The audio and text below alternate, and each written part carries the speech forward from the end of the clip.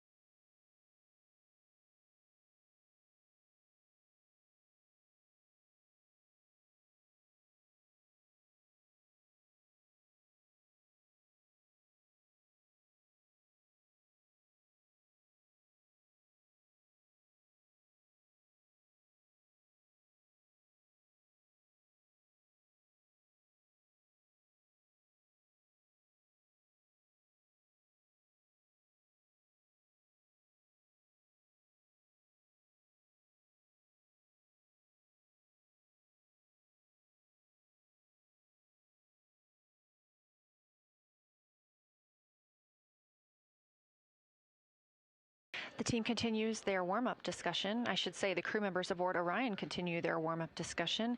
However, they are about to be prompted to move on to discussion number 2, which is near side and far side.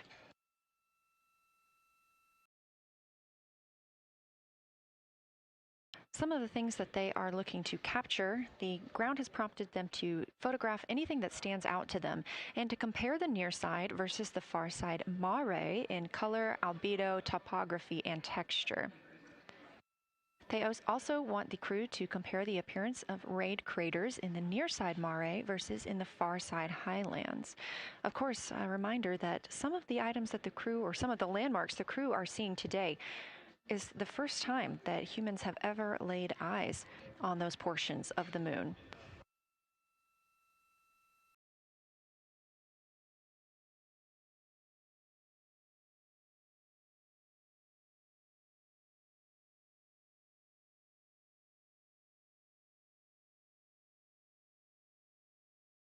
In the targeting package, there are a few reminders of the crew.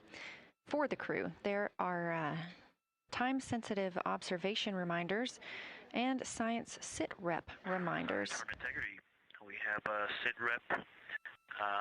The targets that are being discussed right now, it's the far side, near side comparison, and hearing some great discussion of browns and greens in the Aristarchus Plateau and how those disappear as you go toward the North Pole, and then over to the far side, you lose the color. You've got Jeremy in window 2, Reed in window 1, having a great discussion. Christina's under window, I'm sorry, Reed is in window 3. Christina's under window 1, documenting the discussion. And we've got the lights completely off in the cabin. There are some LEDs that we cannot put out that do provide some light scatter. But we have all of the internal lights off. And are letting our eyes adjust as best we can. The window 4 view, you only get about a third of the moon. Tycho is going to go over the horizon soon, and you can see Aristarchus, and then you start to lose the view as you go to the west in Oceanus and Procellarum. So far, the team is on the plan, and the long lens is being put to good use, and recordings are being made, and internal documentation of the configuration and the observations is ongoing. Science, do you have any questions for us at this time?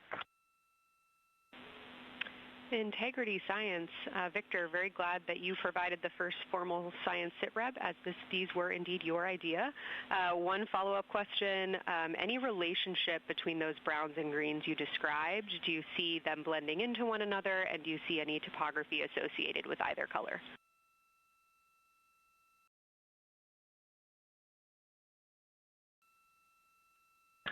I don't want to bother the window team. I just heard that, overheard that, and so I'm sorry I don't have that detail yet. I will eavesdrop and see if I can pick that up. I will try to answer that at some point. I also heard a comparison of the albedo in Aristarchus, that crater, the very high albedo spot. You can see it on the near side. There is a feature called, I believe, Burgess alpha, that is equally or maybe higher albedo.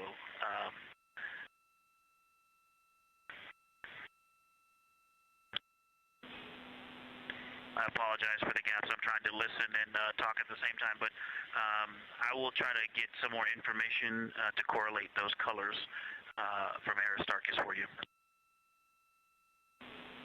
Understood, Victor, and good call to not bug the window team. Really like the brightness comparisons to Burgess A.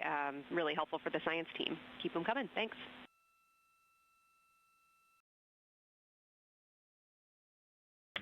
I also heard a discussion about the albedo of Grimaldi being a 10, and how many of us, when we were a little further away, saw that as the darkest albedo, and that the bigger Mare off to the to the east was still dark, but maybe a 7-8. We still think that, but you are seeing color variation, albedo variation inside of Grimaldi as well, and that even on the west side there's still a very dark part of it. But it is still the darkest. It is just not as uniform as it looked when we were farther away. We're starting to differentiate the striations of albedo inside of Grimaldi. Copy all, Victor, and you read our mind. Superlatives like darkest, biggest are really, really helpful for us, so keep those coming.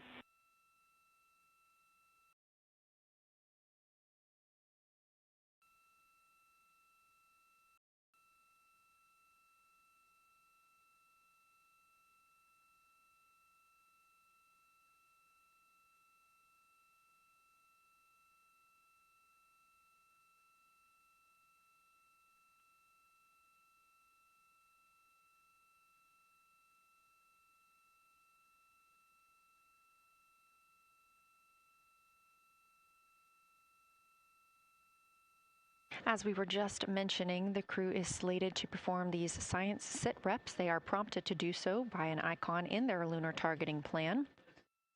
That one coming down from NASA astronaut and pilot of Artemis II, Victor Glover.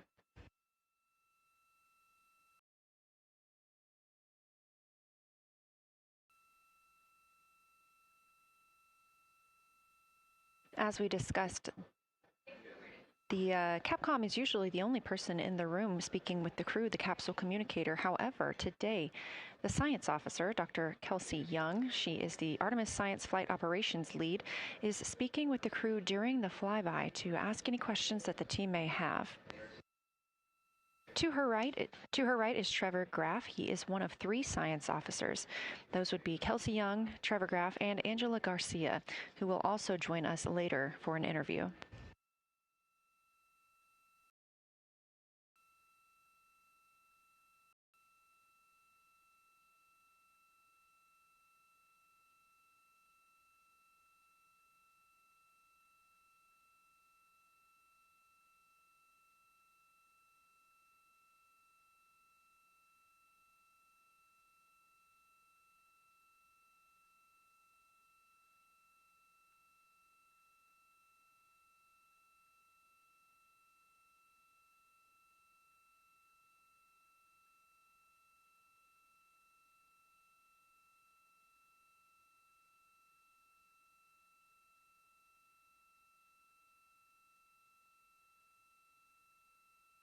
And Houston Integrity was able to, Science Integrity was able to get a view out of window 1, which is a beautiful view. I can see the entire moon that they're looking at. We left the T-shirt up there, so I was kind of peeking through the opening in the makeshift shroud there. And once I was able to get two eyes on it, what jumped out at me was Vavilov. It's just peeking out of the Terminator. It's clear of the Terminator now, but it just really jumps out because it's still got the low light, the low sun angle. And so where the, Vavilov has that impact over the top of another crater, where the two craters intersect on the eastern edge. So on the side closest to Oriental, where the two crater rings intersect, the shadow there is the highest peak in the interior of Vavilov, and so you can see that terrain is, there's some real variation in the terrain there, that there's a nice peak where those peaks intersect, where those rings intersect, and we'll get a picture of that. Love the description, Victor, especially the comparison and relationships you just described about topography. And if it's easier for your observations, do feel free to remove the T-shirt shroud from window 1.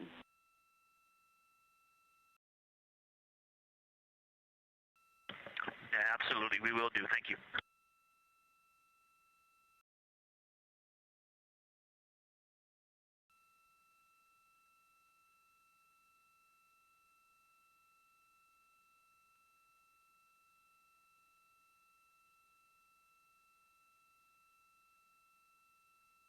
Those calls coming from NASA astronaut Victor Glover. As we discussed, the crew is working in pairs at the windows. Right now, taking photos are Commander Reed Wiseman and Mission Specialist Jeremy Hansen. Serving as their support team are pilot Victor Glover and Mission Specialist Christina Cook. You're hearing those calls from Victor Glover as he is on that support team, and he is tasked with providing the science sit reps, while the two crew photographing and making annotations of the moon are in windows 2 and 3. Windows 1 and 4 are available for the support crew to fly up to, obviously look at the moon themselves, and provide these science situational reports. The view on your screen is part of the lunar targeting package, and it's something that the crew can reference as they are flying by, but this is an animation.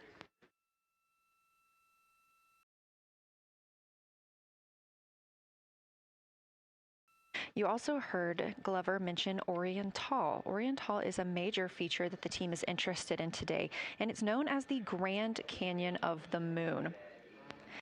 Until this mission, the Oriental Basin had never been seen in sunlight by human eyes. Oriental Basin and its surrounding ejecta could fit within a straight line distance from NASA's Johnson Space Center, where we are at today, to Kennedy Space Center.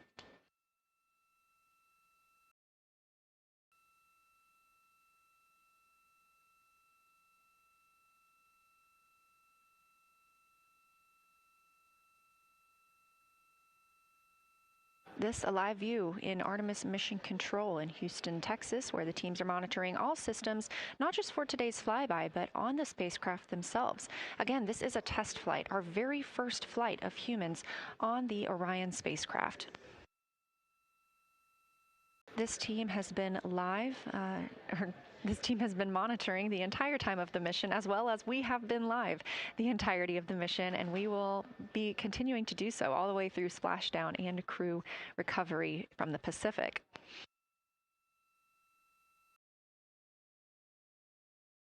This is a visualization from ARROW, the Artemis Real-Time Orbit website that you can also access at any time by visiting nasa.gov/track-Artemis, showing us that we are now under 10,000 miles from the moon, 9,948 to be specific, and continuing to count down.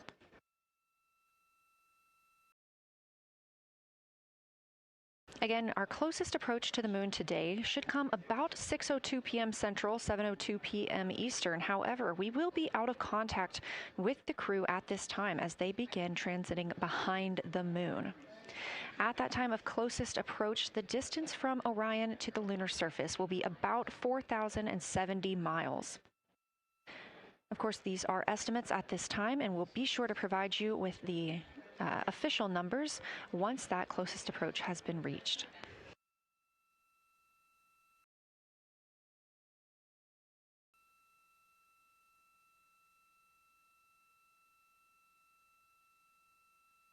This shot live inside the Orion spacecraft, where our 4 crew members are continuing with their lunar flyby activities.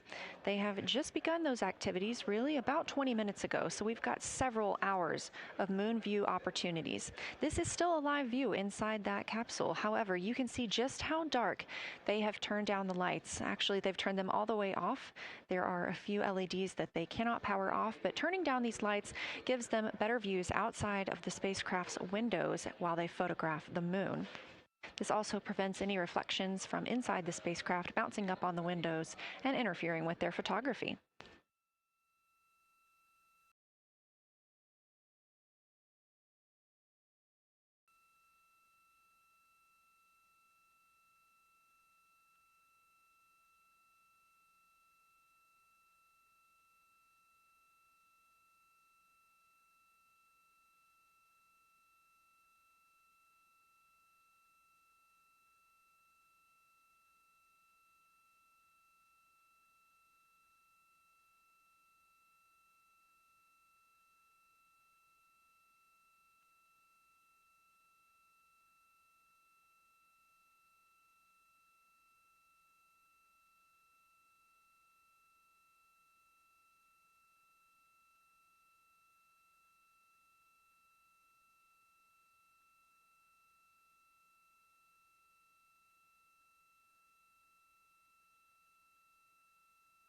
As we were previously discussing, the crew members are serving on teams, the first team being Commander Reed Wiseman and Mission Specialist Jeremy Hansen at the windows photographing what they see. We heard reports earlier that they could see both the moon and the Earth in the same view, and we are looking forward to seeing the moon and the Earth in the same view as well. That Earth set coming up in just a few hours. While Wiseman and Hansen are at the windows photographing, Glover and Cook are serving as support crew. They are able to assist with cameras. They are also providing those situation reports, letting us know how the team is working inside the spacecraft, what they're seeing, and how they're feeling about it. Those first blocks of teams will last about an hour, and the crew members are approaching the halfway point into their first observation block. A reminder, we have 5 of those blocks today. So they're approaching this halfway point, during which the crew at the window will switch roles. One will begin taking pictures, and the other will be making annotations on their PCD, that's portable computing device. Both of those crew members at the windows are recording audio of what they see. They are putting on headsets and recording audio into their portable computing devices. Obviously, we are not hearing this right now. This is going to be sent down to the science team, and they will be able to analyze that at a later time. What we are hearing, though, and will continue to hear, are those science sit reps a few times every block. Once this block is complete, about 40 minutes from now, we will have the teams switch. That means pilot Victor Glover and science integrity, looking out of window 1. I think I may have misreported earlier saying that it was Tycho going over the horizon. That was Copernicus I was referring to. Apologies. It was Copernicus is what is farthest bounding to the east, and that is now like on the horizon or just past it. And Korolev is now a few degrees from going over the horizon. And then, next it'll be Aristarchus Plateau. And so on the west, we are getting a much better view of the Terminator. It looks like we have about 80% illumination of the moon. And Vavilov and 1 Vavilov diameter to the west is where the Terminator is right now. And so other features are starting to peek out there. The center of the illuminated part of the moon is, to the lower part is Oriental. And just around Oriental, a lot of light structure is starting to show up. A lot of high albedo, similar to the feature, I cannot remember, Burgess Alpha and Aristarchus type high albedo in the ring. So when you look at the interior ring and the external ring, it's almost as if the edges are starting to dry up and turn white. If it was something that was wet and got dry. The edges would be the part to dry first. You just kind of outline all the topography in the interior of that wall is like it was dusted with chalk or started to dry, or maybe dusted with snow. If this was the Earth, I would say there was snow dumped on some of the ridges on the interior of the rings of Oriental. Also, an interesting part of the discussion that I heard between Reed and Jeremy is that from Glushko to Grimaldi, there are two dark features there that look like commas, but in the wrong direction. But there's also a lot of interestingness, just a lot of geometry and squiggles and dots and lines that are starting to stand out as more small features come into view. And there also is a lot of variation in albedo. In some of those, the two dark features, for example, have on the southern edge of the larger one, the one that's further to the south, there's a very dark, the one albedo, like the southern and western part of Grimaldi. And the one to the north, closer to Glushko, is also that same dark albedo. And then around them there are some very high albedo spots just to the north of the southern one, and just to the west of the smaller one to the north. Very high albedo, almost approaching the 10, a 9 or a 10, like Aristarchus. And lots of little bright spots are just starting to pop up in this view. To the north, as you look up at the North Pole, there is a very distinct crater with a lot of a very defined central peak that is also 3 in albedo, and all of that area past it, going to the horizon, gets lighter and lighter, and is very, very high albedo. And I will go look and find the name of that feature if I can look that up. And then to the south, really getting some interesting geography and topography in the South Pole Aitken Basin. And the view of the South Pole is quite amazing. We've got some Terminator there, as well as the limb view, and there is a very distinct crater right at the South Pole. And I'm going to go look up, I don't believe that is Aiken, but I'm going to go look up the name of that one because it's also giving a lot of good topography due to the shadows that I'm seeing. But that's, I was trying to bound the view that I'm seeing for you and got distracted by all of these interesting albedo variations that are popping up in the interior. But that's the view that we see. Just a Vavilov diameter to the west beyond is where the Terminator is. Just beyond, I think Copernicus is the easternmost feature that we can see. A very nice ringed, very nice structure crater to the north with a great high albedo central uplift to the north, and the south is dotted by a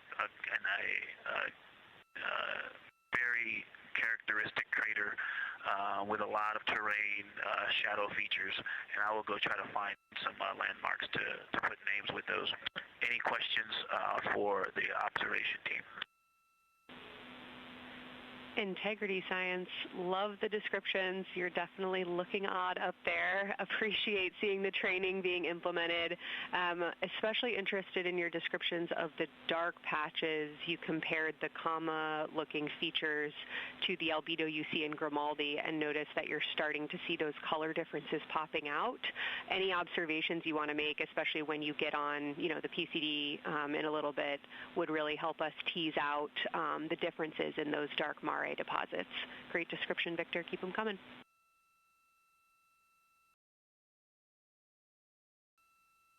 Absolutely will do, and I know you've got descriptions on both of the window observers right now as well. Keep them coming.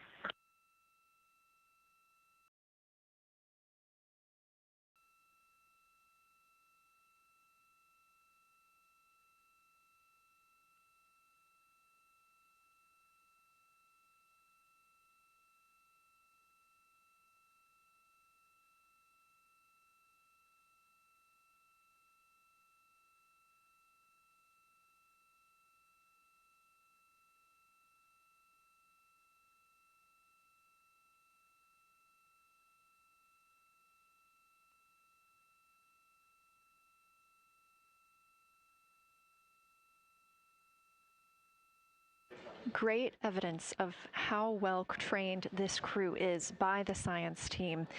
NASA astronaut and pilot of the Artemis II mission, Victor Glover, calling down a situation report, noting several different features on the moon and such descriptions, even saying that it looks like snow on some of the peaks. Obviously, we do not expect that to be snow, but referencing that as some of the lighting on how it looks to the Artemis II crew from their current position.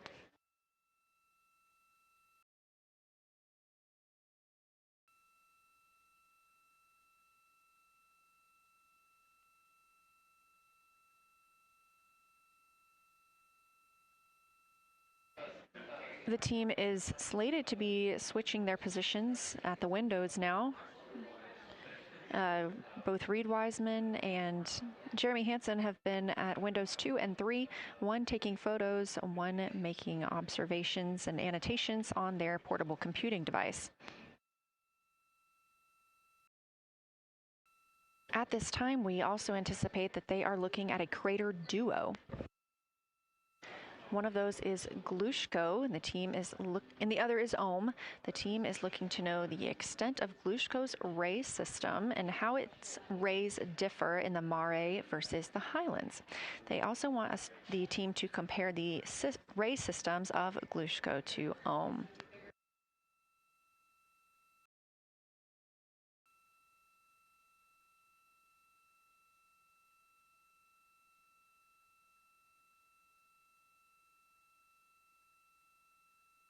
Ohm is considered a young crater. And if you've ever seen a photo of the Richat structure, it's also known as the Eye of the Sahara. It's 40 kilometers in diameter, and that could fit within Ohm's interior.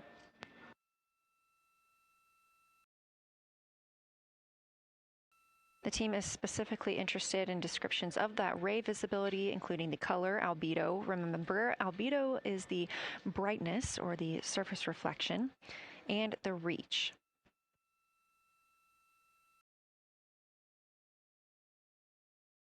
Again, I am using the same lunar targeting package that the crew is referencing on board right now. This helps keep them on time as well as prompt them for when they need to make a call down to the science team and report what they're saying. It also gives them reminders of when they need to swap positions at the windows. Additionally, I'm using the Artemis II Lunar Science Passport developed by Amber Turner and the Artemis II Lunar Science team. Now, this passport did not fly with the crew, but they used it extensively as a study guide here on Earth. So a lot of the descriptions and comparisons you hear today are developed directly by the science team.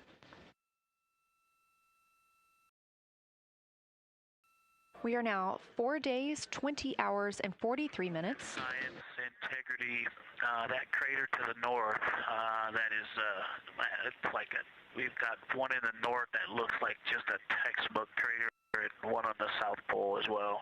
The one on the north, I think, is Pythagoras. And what I wanted to highlight about that is it is either a very distinct central uplift or just a very defined area of high albedo. If a majority of the crater, especially the floor of the crater, is, say, an albedo of 5, this center, and only a tenth of the diameter of Pythagoras is an albedo of 2, maybe 3, but it is very bright and it stands out. And then between that crater and the actual what is the horizon from here, there seems to be another crater right on the horizon, and right on the edge of that is another patch of that albedo. It seems to be between the two craters. It's hard to tell from this grazing angle, but there is another spot just further north beyond Pythagoras. Between the two, I can draw a picture of this one and show you where that very high albedo, again another 2 albedo surrounded by 5 and most of the area bounding it.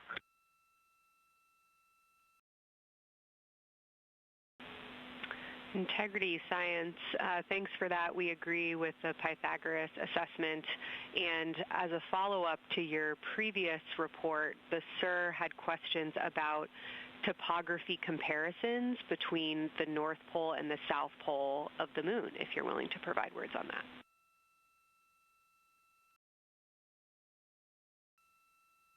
Topography comparisons, absolutely. And if you have any idea what, if you draw a line between Pythagoras and the western edge of the outer defined ring of Oriental, it intersects a beautiful textbook crater on the south. I would love to know the name of that. The topography differences, now the South Pole has a little bit of a benefit that it has more of the terminator, and I can see a little more shadowing there, but there's a nice crater right at the South Pole, so that's the main thing defining the topography there. Seems to be quite a bit of elevation change. I can see some very jagged shadows, a 90-degree just to the west of that crater at the South Pole. I can see a very distinct change in the shadow directions, indicating, I don't know, a very high wall or a very deep canyon just to the west of that. And in the north, it seems to be that from sort of the edge of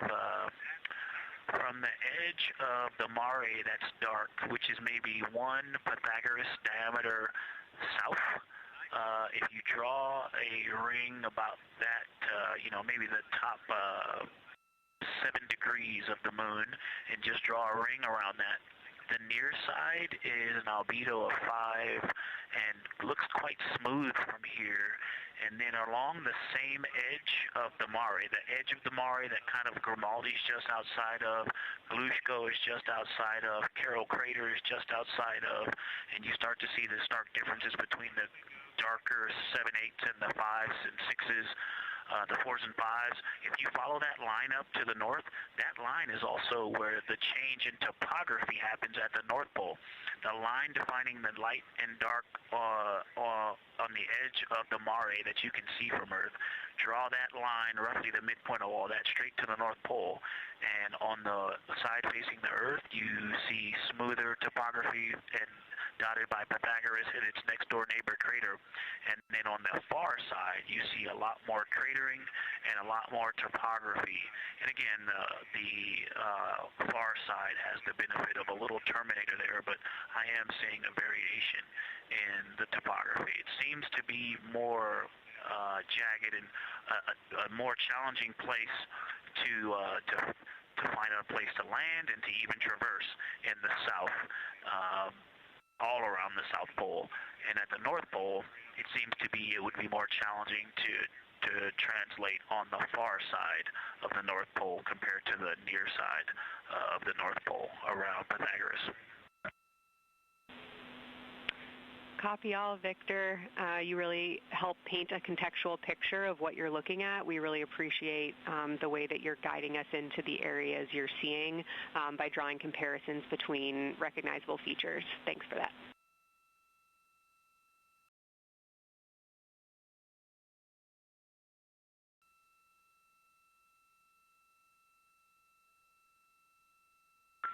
And Kelsey, another little science sit rep moment, something I just heard from the window team is the more I look at the moon, the browner and browner it looks. I thought that was an interesting observation. The two observers have been on timeline, no hardware issues. They did start to talk a little bit about another feature that you'll hear more about on the recordings that they call the handprint. That was at the end of their Glushko and before they moved into their current target. They thought that was worth chatting a little bit more about. And they're preparing to switch after this. Houston copies and concurs.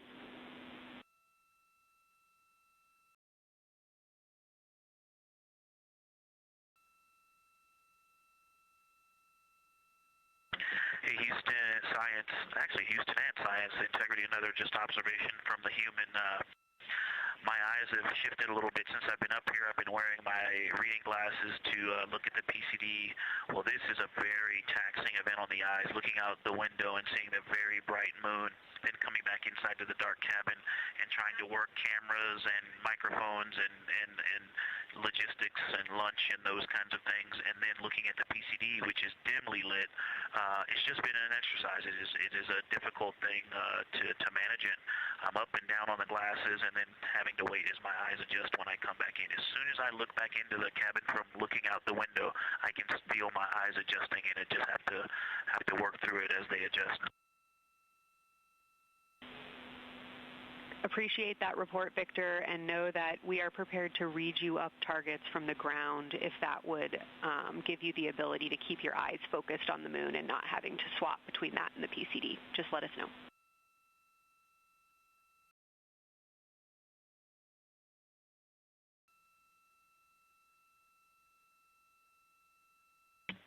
Yeah, we appreciate that, science, and we will also do that for the window teams, and we'll back each other up that way as well. But we appreciate that. We may take you up on that. Thanks.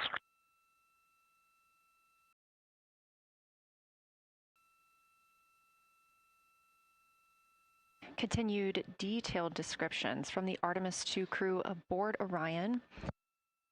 Again, this is a test flight, the first time we've flown humans aboard this spacecraft. So every detail, even that it's difficult to look outside the window and then back at the PCD, that portable computing device, every single detail is appreciated as we prepare for future missions. Glover also mentioned that he is now wearing his glasses now that he's in space and that his eyes have shifted a bit.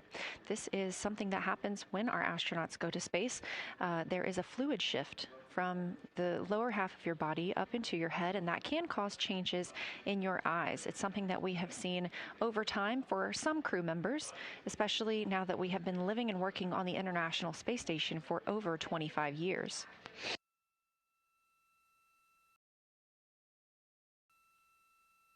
Again, it's clear that these Artemis II astronauts have undergone extensive lunar science training, including classroom instruction, fieldwork, and high-fidelity simulations. Training expeditions even took place in analog environments like the Icelandic Highlands and the Kemasassen impact crater in Labrador, where crews practiced identifying and describing geologic features under varying conditions.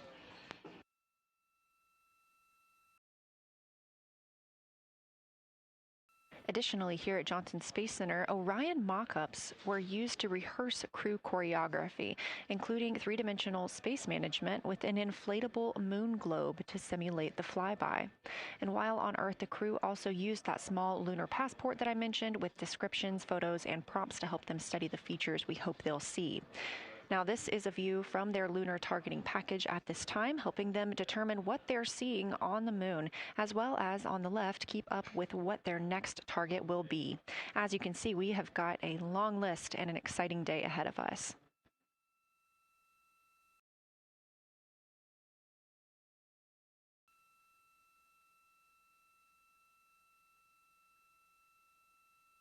It's now been 4 days, 20 hours, and 53 minutes since Orion launched atop the Space Launch System rocket from Kennedy Space Center in Florida with our 4 crew members aboard.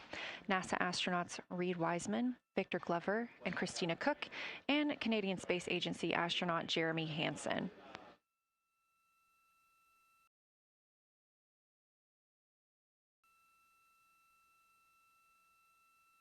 The Artemis II crew passed a major milestone today when they passed the Apollo 13 distance record at 12:57 p.m. Central, 1:57 p.m. Eastern.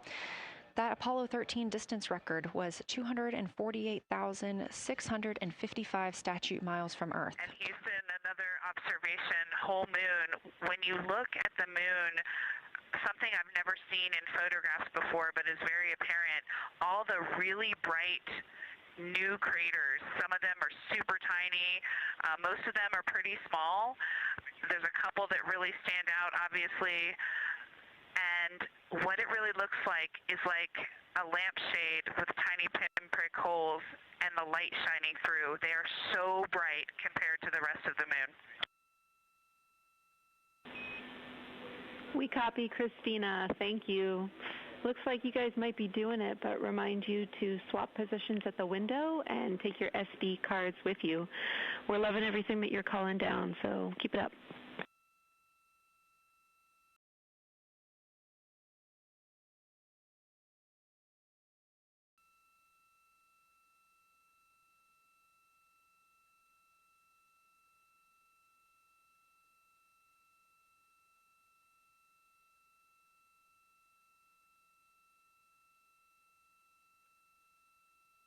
Again, Orion previously surpassed that the Apollo 13 greatest distance from Earth by humans. That was 248,655 statute miles from Earth, and Orion now 250,294 miles away from our home planet.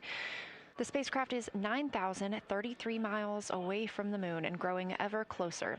At its closest approach, it'll be about 4,070 miles away, and we will make sure we confirm what that distance ends up being. This is an approximation and an estimate ahead of that moment. We're anticipating them to make that closest approach at 6:02 p.m. Central, 7:02 Eastern, when they are in a loss of signal, transiting behind the moon. They will be the first humans in over 50 years to fly behind the moon and lose contact with Earth. We will regain that contact about 40 minutes later as they reconnect to the Deep Space Network, emerging from behind the moon, and we will look forward to seeing an Earthrise.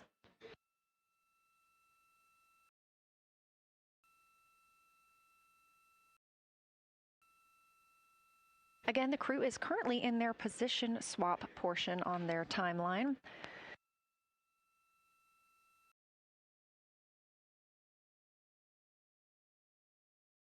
This allows crew members the opportunity and the experience of all roles necessary during today's flyby.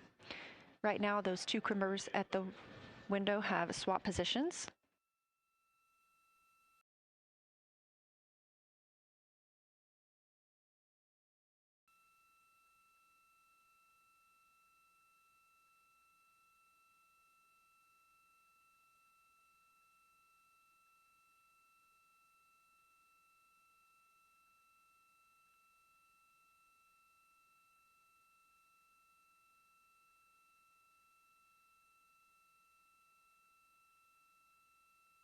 Again, the crew at the windows swapping positions. Right now, that crew is Commander Reed Wiseman and Mission Specialist Jeremy Hansen, while Victor Glover and Christina Cook serve as their support flyby crew members. That's why you are hearing Victor and Christina during those science situation reports. Those voices will change in about 30 minutes when they take a turn taking photos and making annotations while at the window.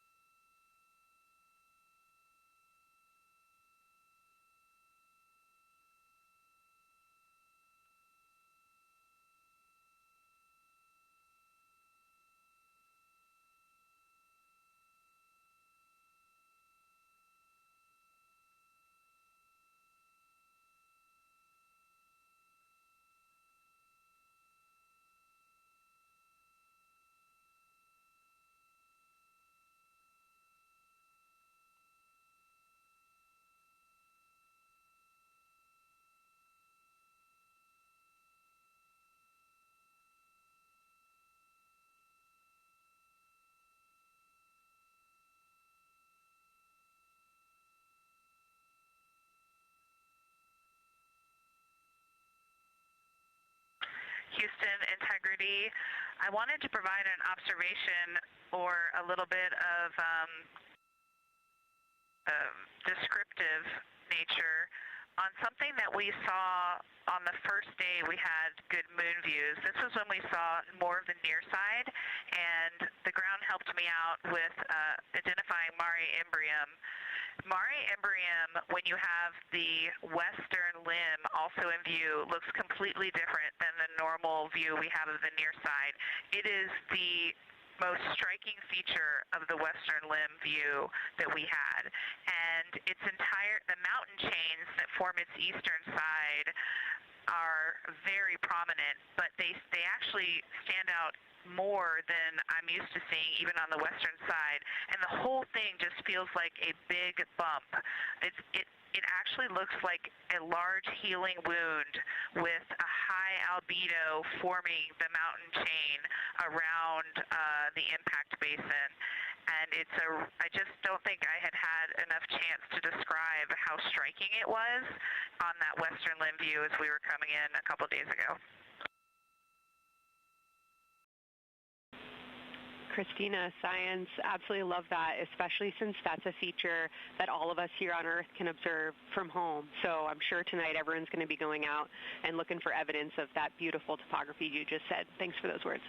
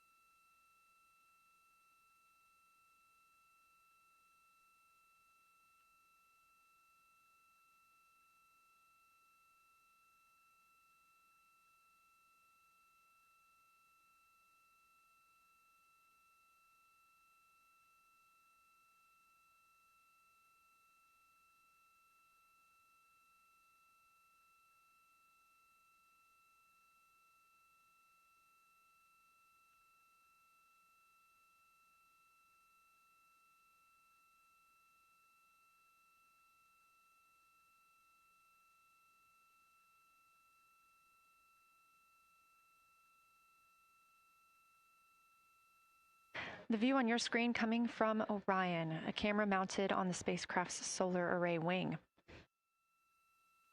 Toward the right of your screen, the near side is the hemisphere we see from Earth. That is identifiable by those dark splotches, which are ancient lava flows. Science integrity. A question and a comment. Question is it possible that we're seeing a Schrodinger basin from this vantage point in the Terminator at the South Pole? And the comment is the rays coming out of are less distinct. We are not seeing the bright rays coming out of it, but the sort of 9 o'clock wedge that is formed by the change in albedo from the interior portion that is to the northeast to the surrounding lighter mare that's 270 degrees to the west. That 90 is very distinct and interior. You got some great descriptions from the two at the window about the colors in there, but in that darker part, in that wedge, you've got some really interesting color, even though the rays, the distinct difference in the albedo almost look like rays, but it's not the rays coming out. It's the just change in that albedo. Integrity science, that is very intriguing, those color rays coming out of rather than sort of albedo. And as answer to your question, we do not think you can see Schrodinger. It's in darkness as of now. But thanks for that description, and it sounds like the pair at the window's got great descriptions that we're definitely going to dive into tonight.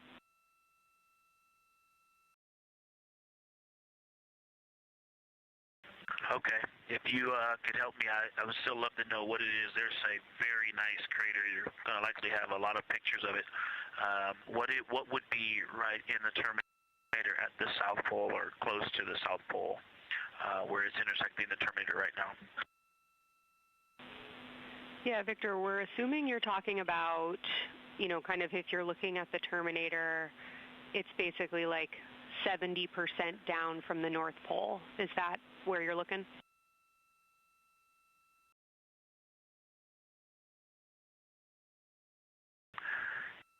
Contact, yes, that is where I'm looking.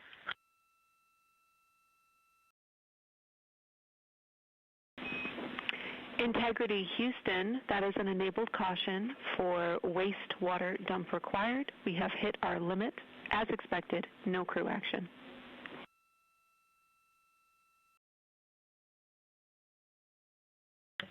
Copy, no crew action.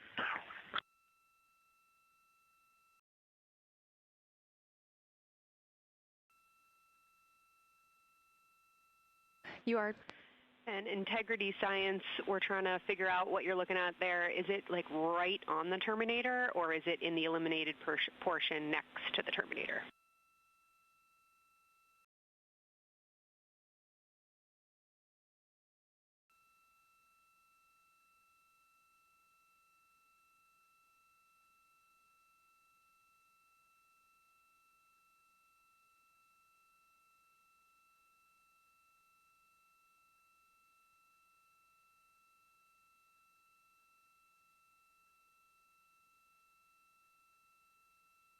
While we wait for a response from the crew, the terminator is that difference between day and night, or brightness and darkness, that you see on the moon.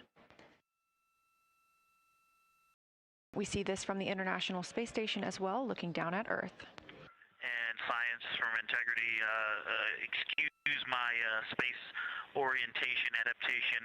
If you draw a line between Glushko through the center of Oriental, and then another line from Glushko through the southern tangent of Oriental, that line would almost perfectly intersect tangentially the crater that I'm talking about, and it is on the terminator.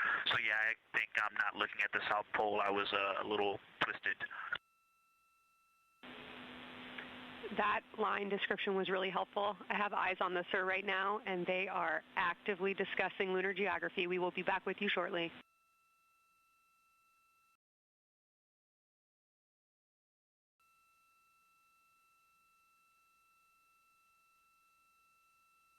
You're hearing a couple of voices today in Mission Control Houston. One of those is Dr. Kelsey Young. Integrity science, we believe that's Zeeman crater.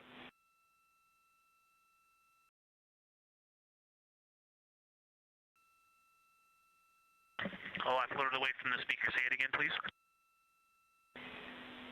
We believe that that is Zeeman crater.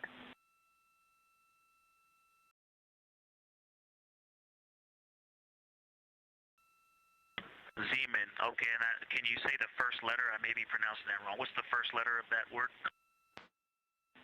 Zulu. It's Z-E-E-M-A-N.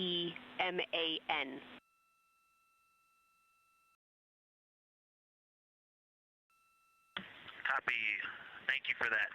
Yes, we've got a great view of that. And when I went back to the window just now, the view has completely changed. Our trajectory is taking us to a new view, and I'm looking more into Babalov. I've got a nice, great view into Babalov. I'm actually away from the window right now, so I'm going to go try to give you some bounding words on the view that we're seeing, but I've got to get back to a window in a minute. Understood, Victor. You're defining new views of the moon in more ways than one.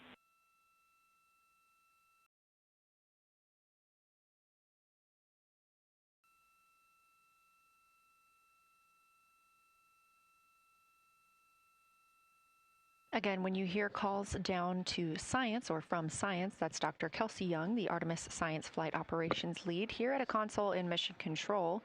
You also hear communications with the crew from Canadian Space Agency astronaut Jenny Gibbons. She is the Capcom for today. She is a backup Artemis II crew member. Those calls from pilot Victor Glover asking about a feature he was seeing, specifically a crater on the moon. Meanwhile, the team here in the science evaluation room was actively working together to determine which feature he was describing.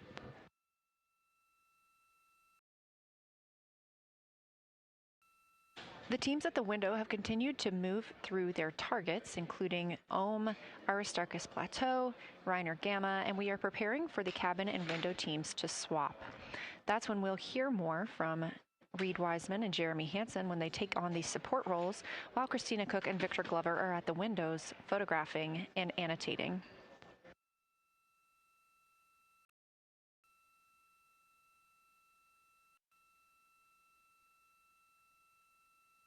as we briefly mentioned, if you look towards the right side of the moon, essentially,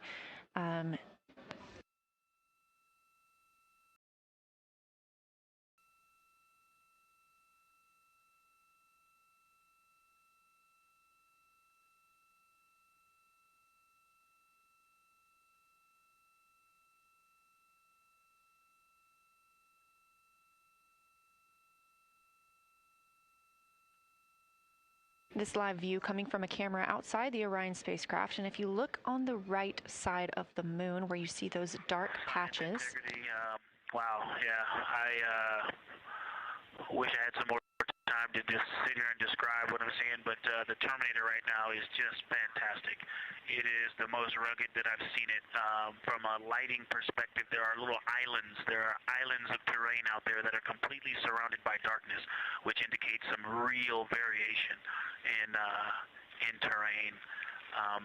Up to the north, there is a very nice double crater. It looks like a snowman sitting there.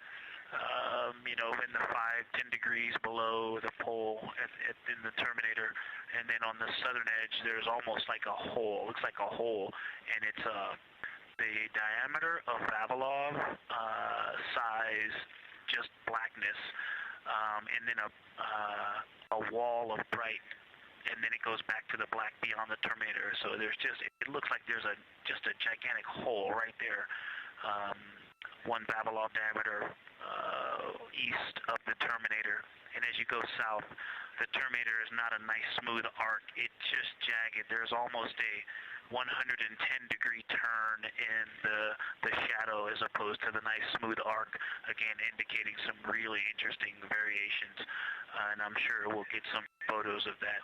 And then one of the craters further to the south of Vavilov, maybe halfway down to the South Pole, is not only looks like just a deep hole, and then there's like 2 island rays pointing off to the west and north that indicate very high ridges and very deep canyons coming up out of that crater. So again, just some really interesting visual illusions going on with the shadows there. Like I said, they look to be islands out beyond the Terminator, because some of the things, maybe even a Vavilov diameter into the Terminator are catching sunlight on the peaks up to the north and to the south. It's very, very interesting to see.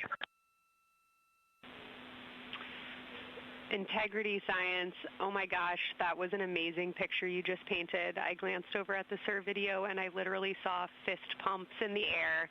Those types of observations are things that humans are uniquely able to contribute, and you just really brought us along with you, so thanks for that.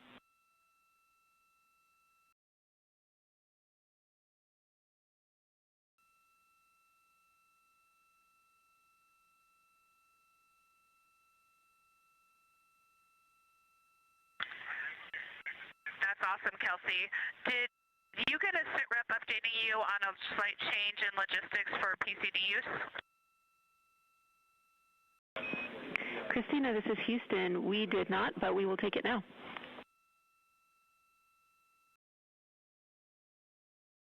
We slightly changed the PCD plan for the window observers. The 2 window observers kept their PCD.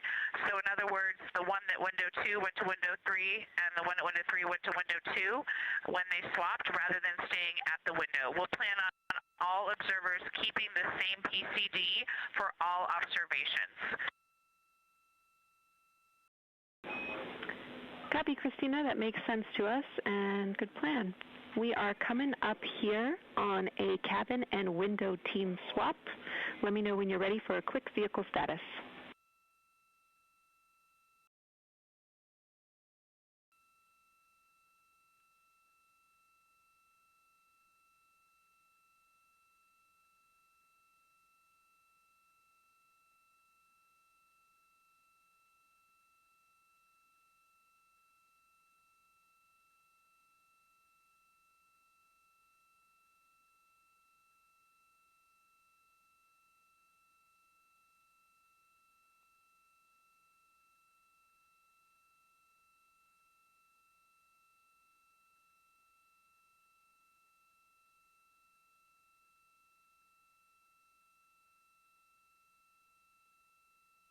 As you heard, science. Houston, go for the vehicle system update.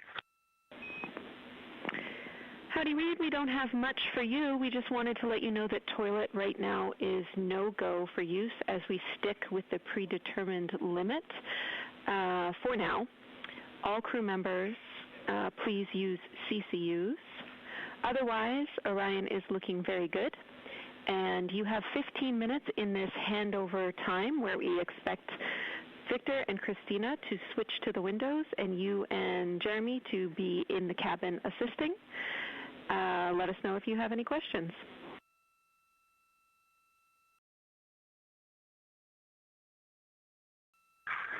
No questions at all, and they're in the swap right now. The first thing I'll tell you, I floated up to the docking hatch window and just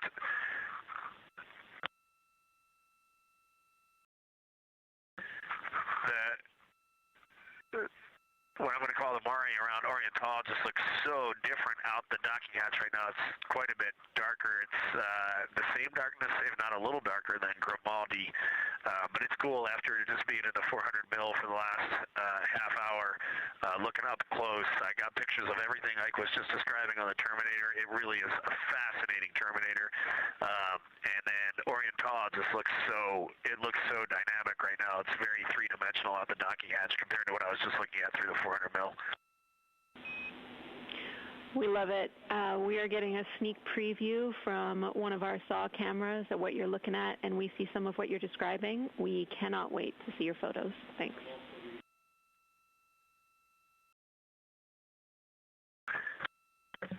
Yeah, Jenny, I wish you had some longer lenses on the solar array so you could see the whole moon, but man, it is, or the up-close moon, not the whole moon, but it is just fascinating here. It's so cool.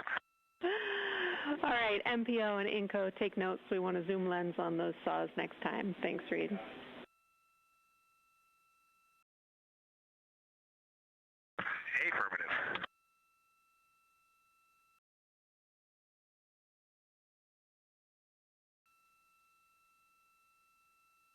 As the crew gets ready to switch positions from the window crew going back to the support crew and the support crew flying up to the windows. This view inside the room, Capcom Jenny Gibbons speaking with the crew, Canadian Space Agency astronaut.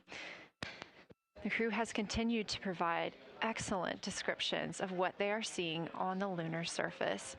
In this picture, or in this live view actually, from Orion and a camera mounted on its solar array wing, if you look at the dark portion on the right side of the screen, those are visible from Earth. That's considered the near side.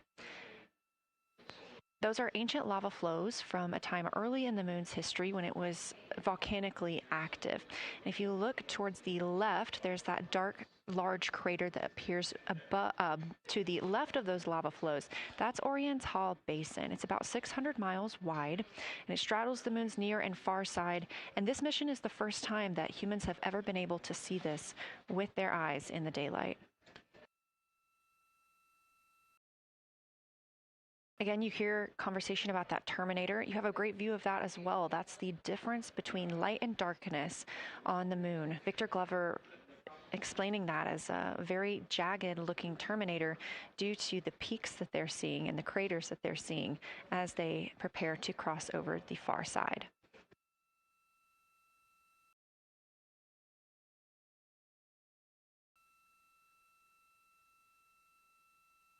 You also heard science officer, the Dr. Kelsey Young, Artemis Science Flight Operations lead, sharing with Victor Glover that his responses are truly something that only human eyes can discern or provide. So we've previously discussed how having humans observing the moon on this mission is being combined with lunar robotic data to help us maximize what we know about the moon. So part of that data comes from the Lunar Reconnaissance Orbiter, or LRO. This orbiter provides the robotic foundation that makes Artemis II lunar science possible. LRO has been orbiting the moon for 17 years, which makes it the longest operated lunar orbiter in history. And it's also the only American spacecraft dedicated specifically to lunar science and exploration. Artemis II lunar observations are designed to complement data like the detailed surface images from LRO. So while LRO provides those detailed high-resolution maps of the moon's surface, the Artemis II crew adds human observations that focus on regional context and relationships between features, giving scientists a larger geologic picture. Now, this combination of robotic and human observations strengthens lunar science. LRO delivers precise and repeatable measurements over long periods of time, while the Artemis II crew contributes real-time visual descriptions and context that robotic instruments alone cannot provide. The best description I've heard while preparing for this mission is to compare the difference in looking at the moon with your own eyes on Earth and trying to take a picture with a camera. The camera truly never does it justice, and it's much easier to describe and perceive what you're seeing with your own eyes than to take a photo.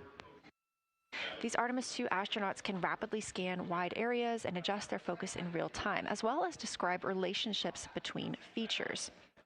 The crew will also observe the same regions multiple times under changing lighting conditions during the flyby and provide perspectives that would take robotic missions years to accumulate. During the Artemis II mission, LRO is also attempting to observe some of the same lunar features that the astronauts are studying. Collecting this data simultaneously highlights how different instruments and human eyes provide complementary information about the moon. This LRO data plays a direct role in preparing for future Artemis missions. Its measurements of topography, surface temperature, composition, radiation, and lighting conditions are used to assess hazards, identify safe landing sites, and locate potential resources such as water ice near the lunar South Pole.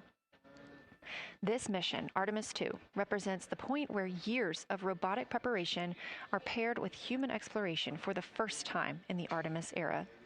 So together, LRO, the Lunar Reconnaissance Orbiter, and Artemis II are demonstrating how NASA moves from mapping the moon robotically to exploring it with humans. We are laying the groundwork for future Artemis missions and sustained lunar operations. A check-in with Orion. We are now 4 days, 21 hours, and 22 minutes into the flight of Artemis II. Our crew aboard the Orion spacecraft. We are now 8,153 miles away from the moon, 250,742 miles away from Earth. The spacecraft is traveling at 1,030 miles per hour.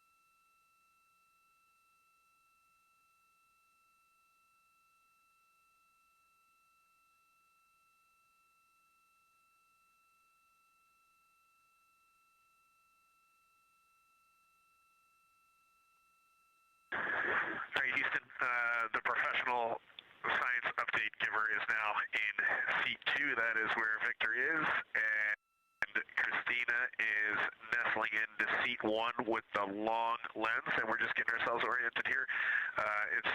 It's a cool view in the cabin. It's actually a cool view to be off the camera now and looking at my crewmates getting up to their observation posts and looking in. It's super fun.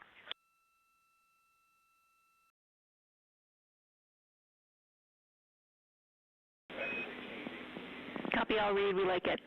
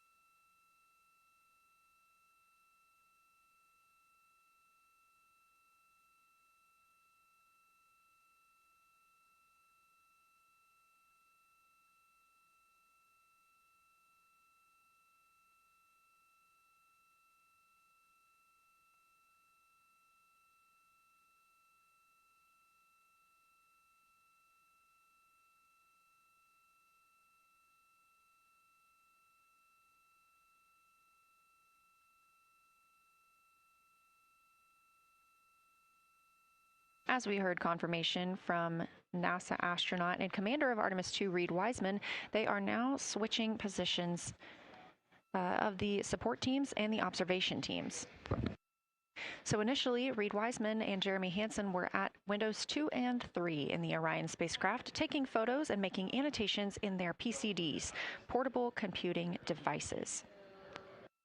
They were also giving audible descriptions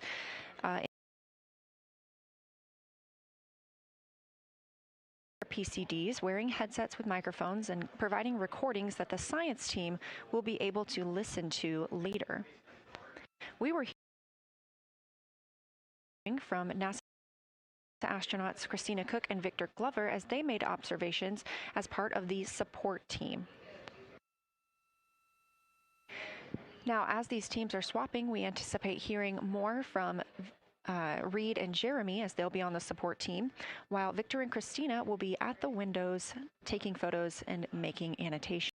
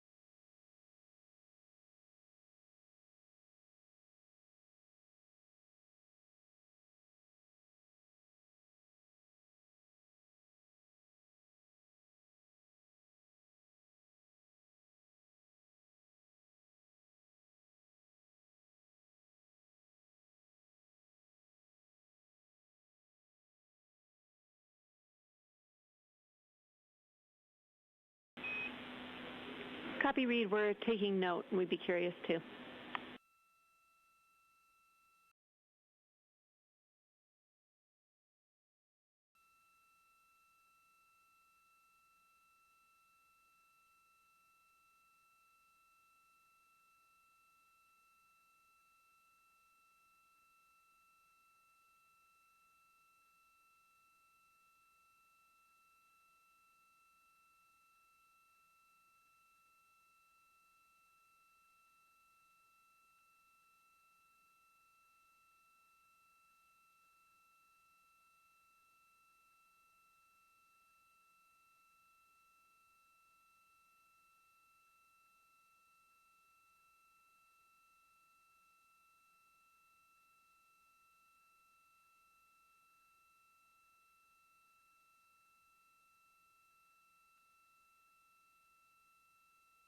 We are live in the Artemis mission control room during the lunar flyby of the Artemis II crew, the first humans to fly by the moon in over 50 years.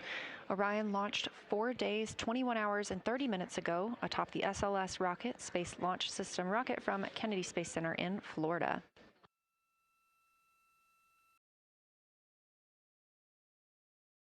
Our 4 crew members inside the spacecraft are transitioning their positions. The cabin and window teams have swapped. Currently at the window, we have Victor Glover and Christina Cook, NASA astronauts, and serving as support, Reed Wiseman and Jeremy Hansen.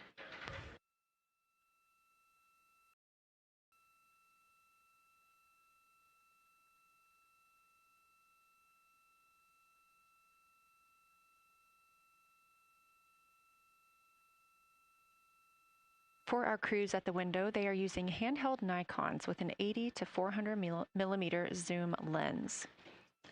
There are also GoPros on each of the solar arrays on Orion, and that's where this view is coming from right now. We have an interior camera of the crew as well, but they have dimmed the cabin lights. They've actually turned off the cabin lights to allow them to better see outside of the spacecraft. This also helps prevent any reflections from lights inside the spacecraft reflecting onto the windows while they are photographing the moon.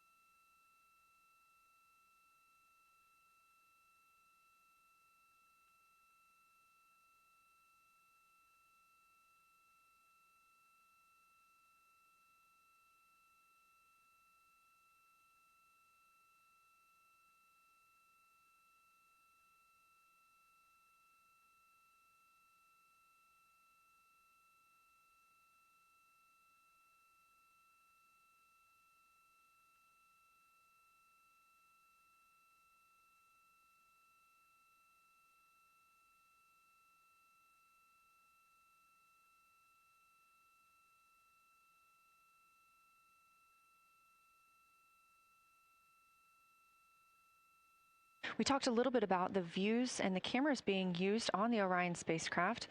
And again, we do have GoPros on the tip of each solar array wing. Now, the bandwidth is a little bit limited because having a crew on board, we do have to downlink a lot more data. That includes their environmental control and life support system. We are not the only data, this view that you see, coming down from the spacecraft, and so we do rely on sharing some of that with the other flight controllers in mission control. This helps the team monitor all systems aboard the spacecraft and ensure the safety of our astronauts.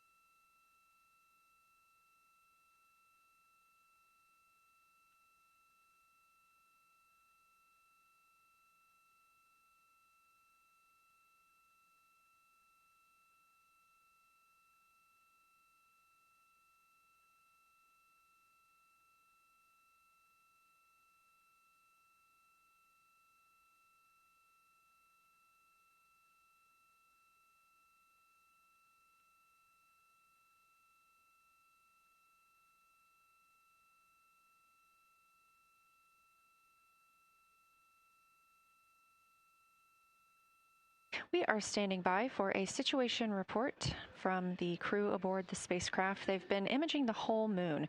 There is now a new crew at the window. That would be Victor Glover and Christina Cook. And so being it's their first time since they have moved up to the window positions, they have a chance to orient themselves and describe and take pictures of any color or albedo variations across the surface. Reminder, albedo is the brightness or reflectiveness. Integrity science for a science sit rep when you're ready.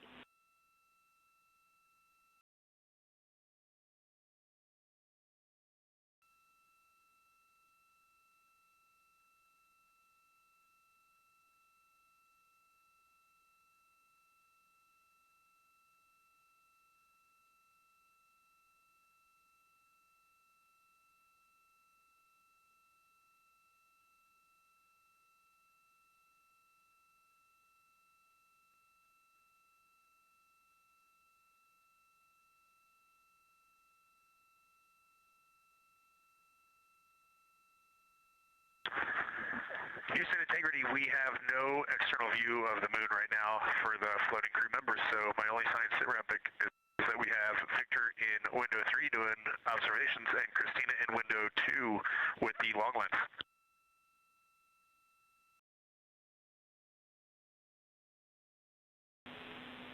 Integrity, we copy. Are the shrouds still on windows 1 and 4? And if so, would you consider trying to get a view through one of those windows?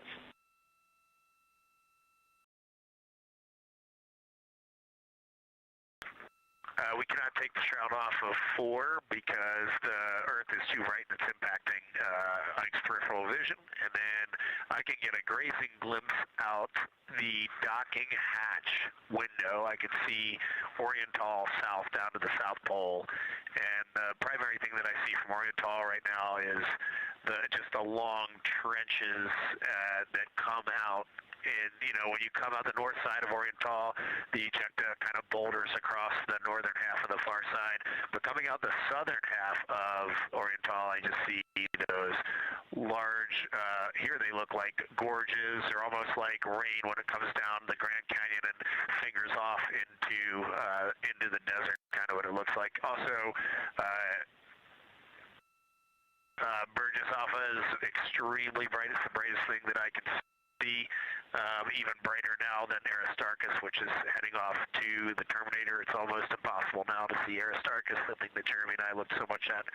I can just barely see the crater rays from Ohm, and I would say for albedo right now, I would go back to Grimati is still extremely dark, especially in that southwest corner, and there are parts of Oriental and the outer ring of Oriental that reach that same level of darkness, especially the rings of Oriental reach the same level of darkness as Grimati. And then south of Grimati, Jeremy and I were noting a few other just really dark areas of cratering, Mare there, and those have that same darker albedo, but Burgess Alpha is the brightest, and Grimati is the darkest. Integrity Science, that was a great description. Thank you, and thanks for the docking window geometry to give us that description. Any comments before you go on the annular ring in Oriental?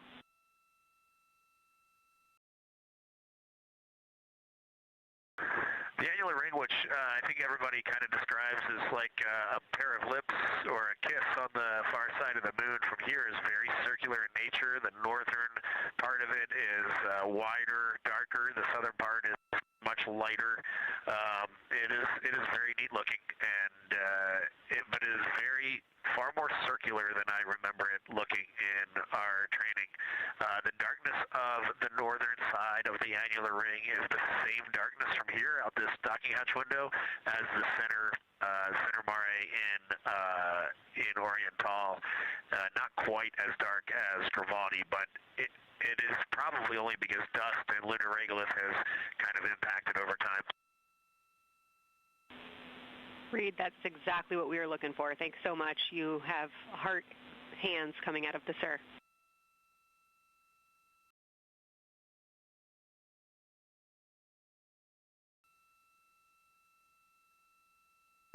Say Kelsey? Just saying that the sir was really excited about that. That annular ring was something we were really eager to hear about, so thanks.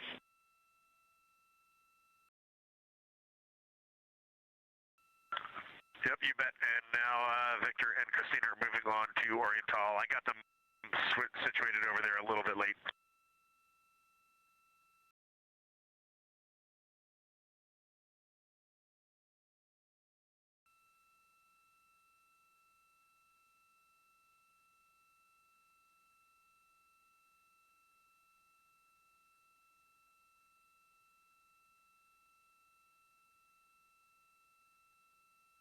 That was NASA astronaut Reed Wiseman, now providing a science sit rep as he is away from the windows most of the time. He is working as the support person along with Jeremy Hansen in the spacecraft, as Victor Glover and Christina Cook are now at windows 2 and 3, able to photograph the moon.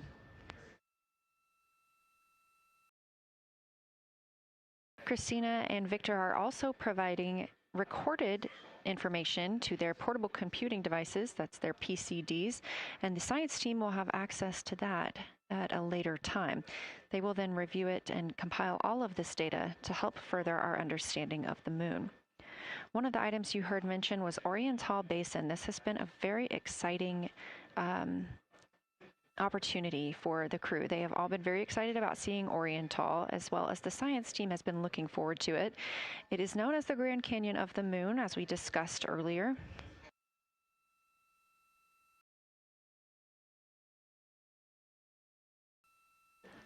From the pictures, the science team is hoping that the crew will take centered images of the entire basin and surrounding craters in a single frame, but also use those 80 to 400 millimeter zoom lenses to create a mosaic entire basin.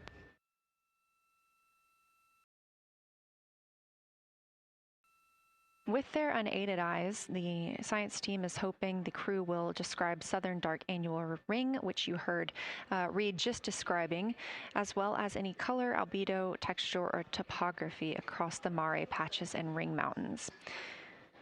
The science team reports that the observations will be used to study the geologic evolution of the youngest lunar basin and to inform formation hypotheses for the annular ring.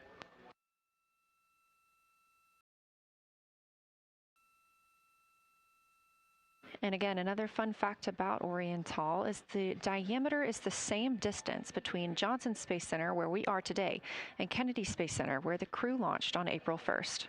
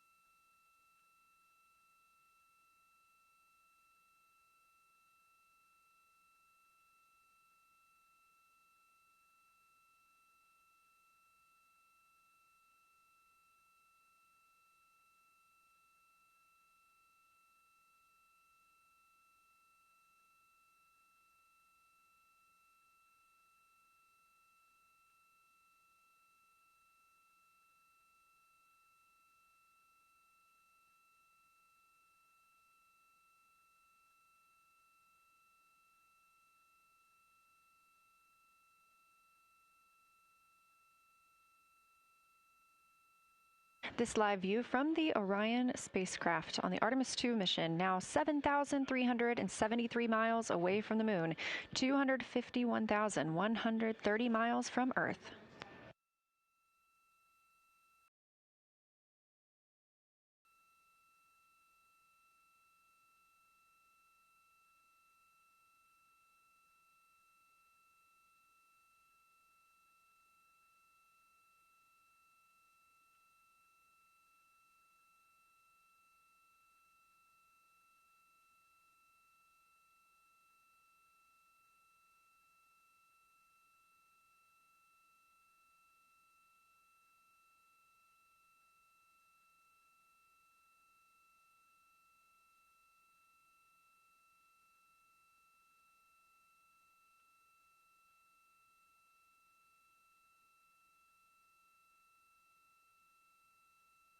Again, the Artemis II crew passed the Apollo 13 record of the humans farthest from the Earth today at 12:57 p.m. Central Time, 1:57 p.m. Eastern Time.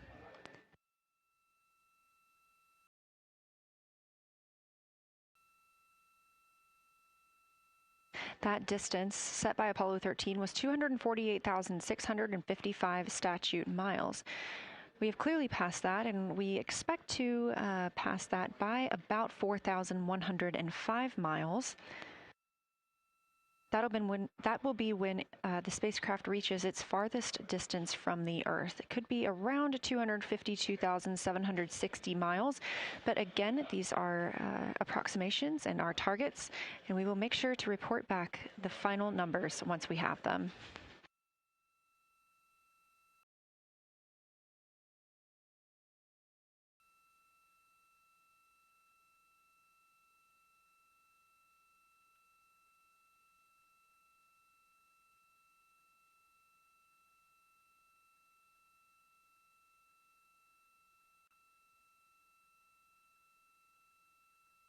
We have some refined times of when we expect to have Earth set of Earth behind the moon while Orion flies behind the moon. That would be about 5:41 p.m. Central, 6:41 Eastern. The spacecraft would make its closest approach to the moon at 6 o'clock Central, 7 Eastern, and that would be about 4,066 miles. And then at 6:02 p.m. Central, and the spacecraft will reach its farthest distance from the Earth. We anticipate that'll be about 252,755 miles, which would be 4,111 miles farther than Apollo 13. We would see Earthrise again at 6:21 p.m. Central Time, and a few minutes later, regain communications with the crew.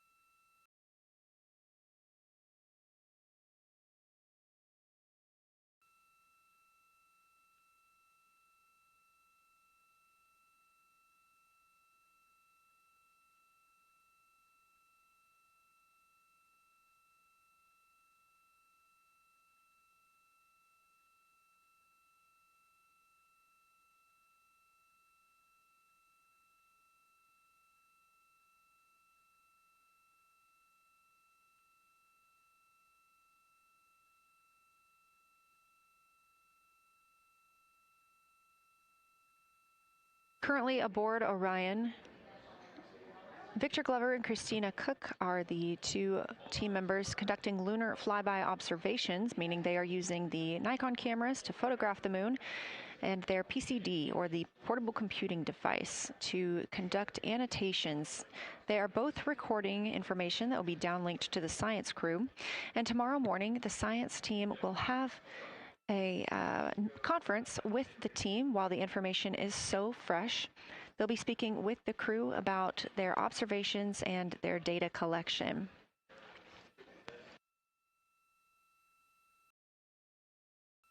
Otherwise, most of tomorrow, flight day 7, is considered an off day.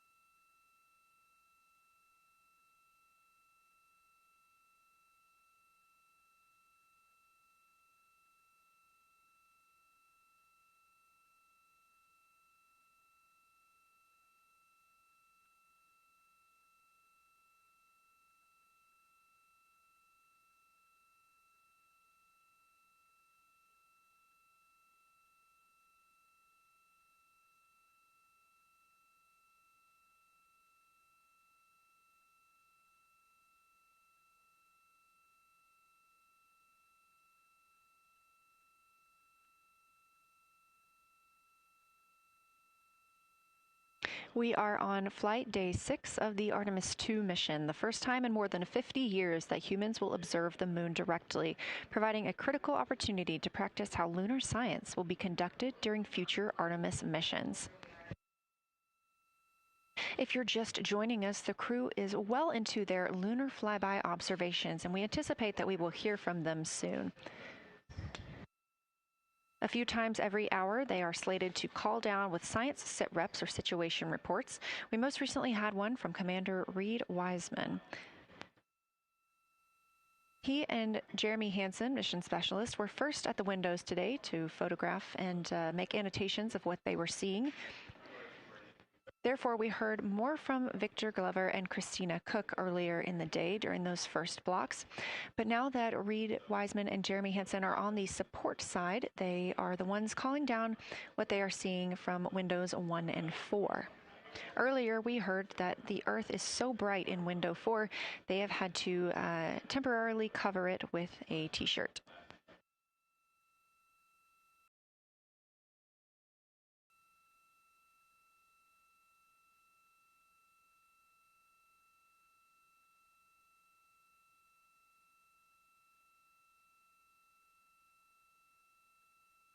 The moon preserves a near-continuous record of solar system history that has been erased on Earth because the moon doesn't have an atmosphere. So things that we experience on Earth, like weather or plate tectonics, don't really apply.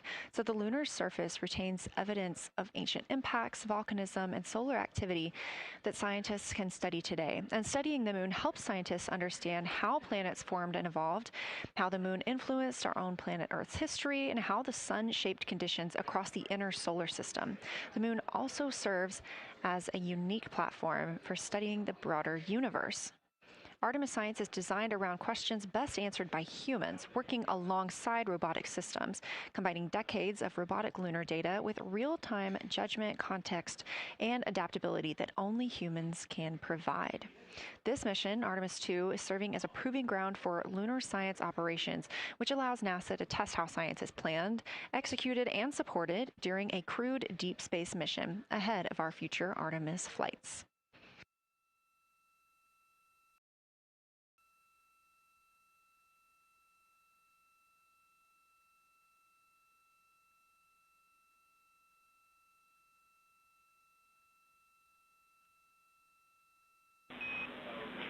Integrity, time for a window team position swap.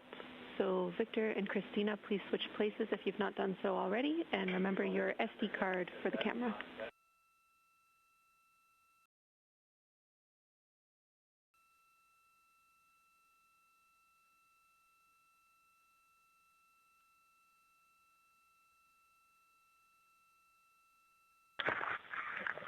We're in the swap right now. They're wrapping up their last comments, and they'll switch over and change cards from the long lens. Copy.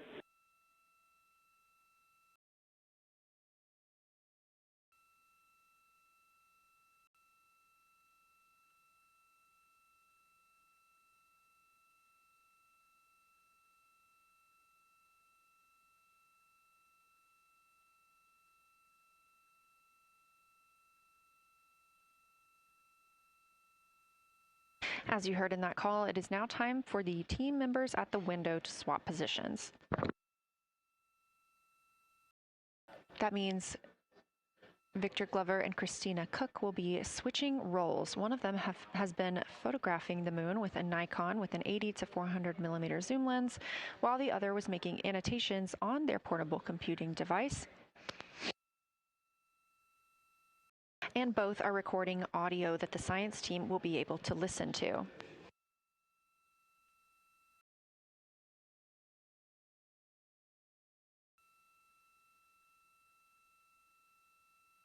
We are now 2 hours and 10 minutes until we expect to lose signal with the spacecraft as they fly behind the moon. And the next target for the crew is considered a crew choice event. They have the option to focus on any regions or patterns or features that interest them. The science team has asked the crew to capture pictures that illustrate their choice, as well as at different zoom levels, and to describe why those certain features or regions caught their eye.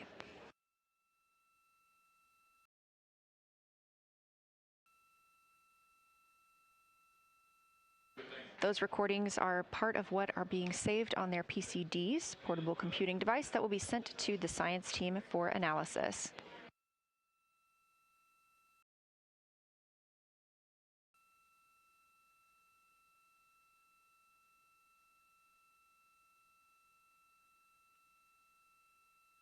The crew has been allotted 8 minutes for this crew choice event, and it's also a time for a scheduled sit rep or situation report. So we expect to hear them calling down what they are seeing soon.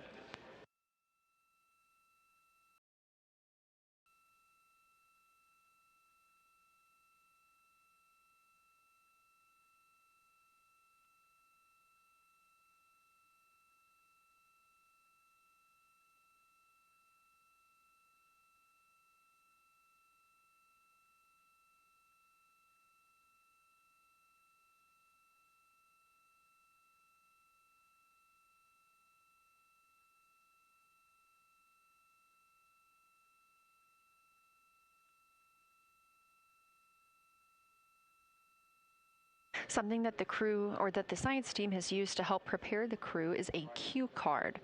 These ask for a feature ID if they happen to know the type or name, and if it is a target. Of course, in this situation, when they have a crew choice, they do not need to, it may or may not be a target. They want to know the location and the observation style. They've also asked for the geometry of what's being captured, the size, shape, boundary, and preservation, as well as the color and shadow. So the color tone, the albedo, that reflection or brightness, and any shadows or illumination. Next, they're interested in structure and texture.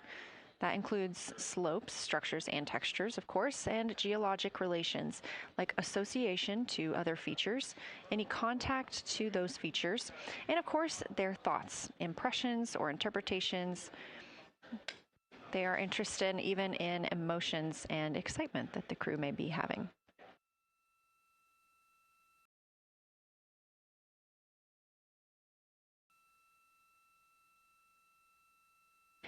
This flyby day has been practiced in many ways, even in sims here in Mission Control Houston. The team also conducted some field work, learning how to look for specific geologic features. They also photographed a large globe, and the science team helped them determine which features they would be targeting and how to look at those.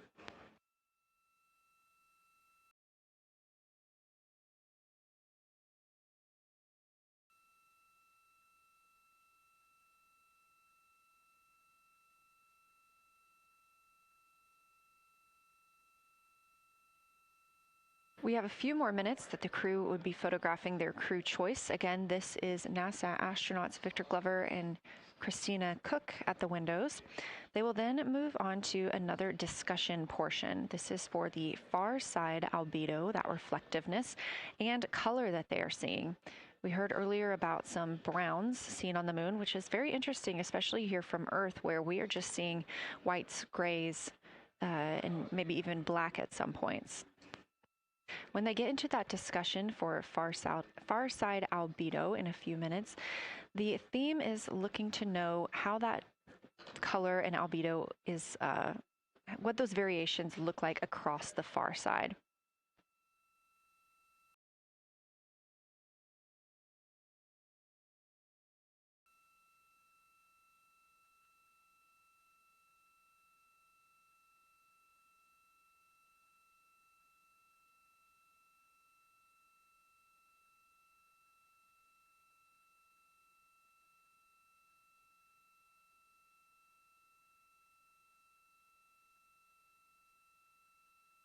On the right side of your screen, the Science Evaluation Room, or SIR, where team members are looking real time at what the crew is seeing. And even earlier, we're... Houston Integrity, you ready for a science sit rep? We'll take it.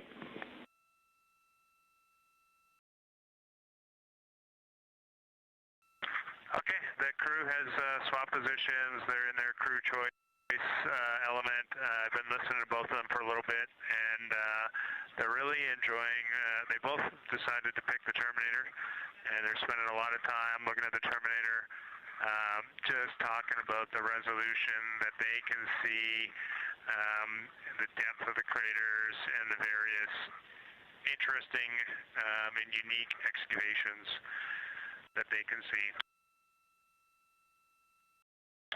So Victor is on the long lens, and Christina is just looking out the window, and I'm sneaking a peek in T-shirt window. It looks like, I don't have the best angle here, but it looks like Aristarchus is on the limb of the moon now. It's amazing how quickly it changes as we speed around the far side of the moon, stuff that's leaving our field of view, and now we have a lot of the dark side of the moon that, you know, it's missing for us right now, but it would be in view if it was lit at all. Jeremy, Science, thanks for that sit rep. Do have a question. A few times we've heard you and the other crew describe change during the course of your flyby. Would be interested in future descriptions of more verbosity about how it's changing. Thanks for the great sit rep.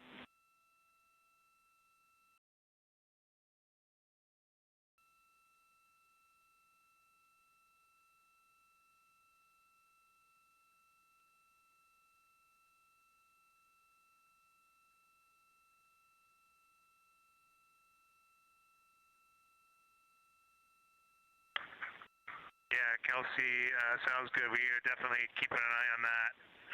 My eyes have just not readjusted. The moon is so bright when you come back to the window. I was just in the interior of the cabin. I've come back to T-shirt window, and it's just overwhelming brightness, and my viewing angle is a bit challenging, so I won't be able to give you great observations from this window. But I will talk about something that I was talking a lot about in my recordings earlier, which was we've been talking about some shades, and so we have obviously the dark and the light gray, and then we've talked about naming some colors, a brownish hue and a greenish hue. And I'll tell you, like right now, Aristarchus, the plateau is hard for me to see from this window, but that had greenish hues to me and was very unique. I didn't see anything like that anywhere else on this side of the moon. And then I see a lot of these, what I would call brownish hue areas. There's a number of them.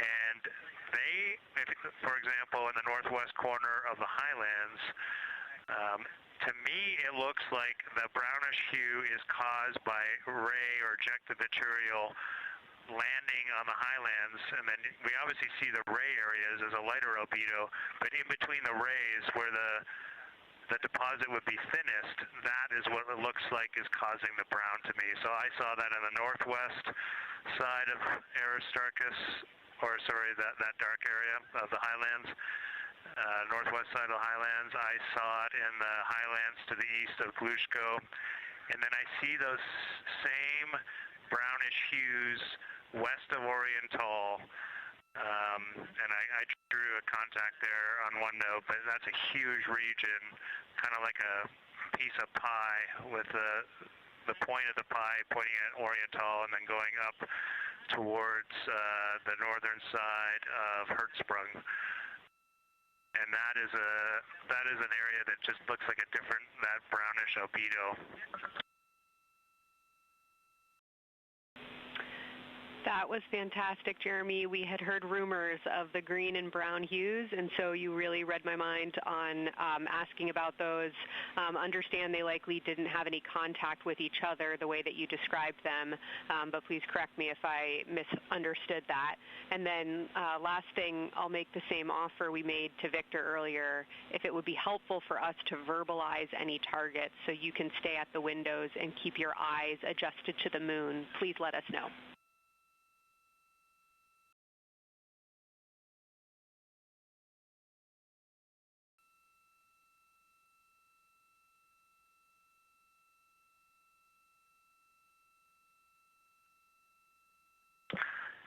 If you got something you want us to look at, Kelsey, you can send it on up.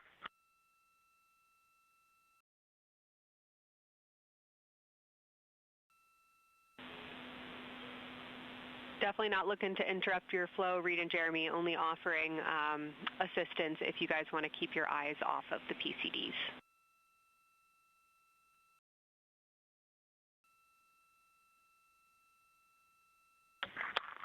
what you're saying. Okay.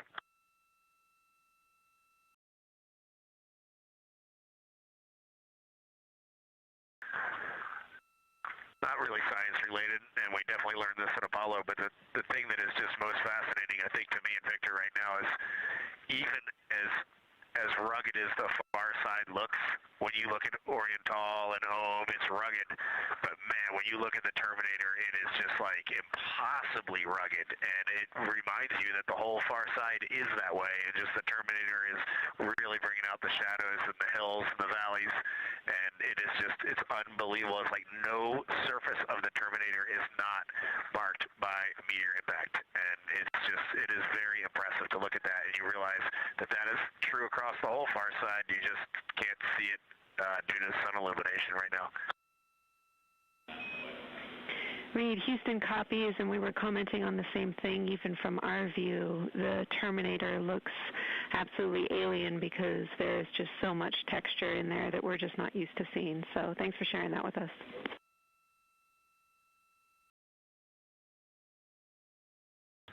There's also, I don't know the name of it, coming out the south-southwest of Oriental, right on the southern Terminator, is just a massive crater.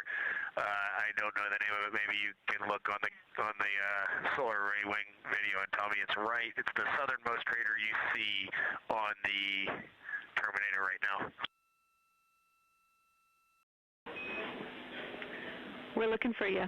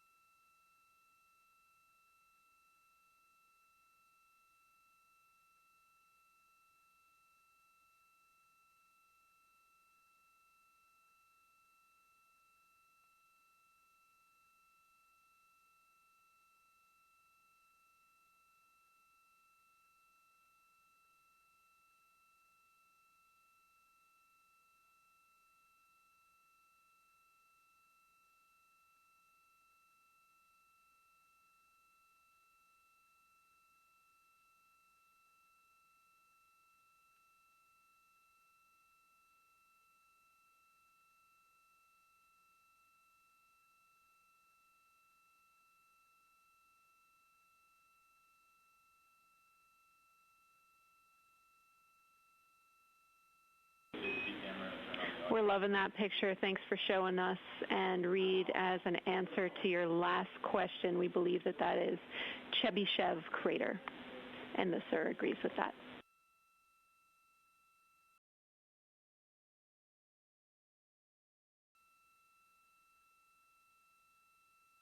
Okay, that picture I was just showing you is an 8X iPhone out the docking hatch for the high grazing angle. It's just amazing. We love it. Thank you.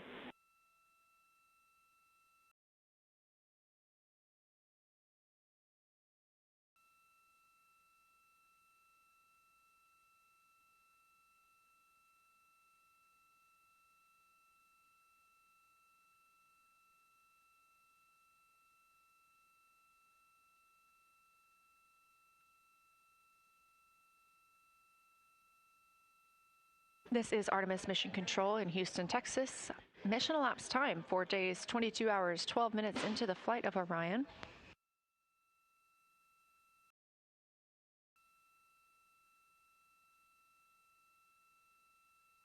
This is Lunar Flyby Day for the crew aboard the spacecraft. Reed Wiseman, Victor Glover, Christina Cook, and Jeremy Hansen are now the farthest people to have ever traveled from Earth.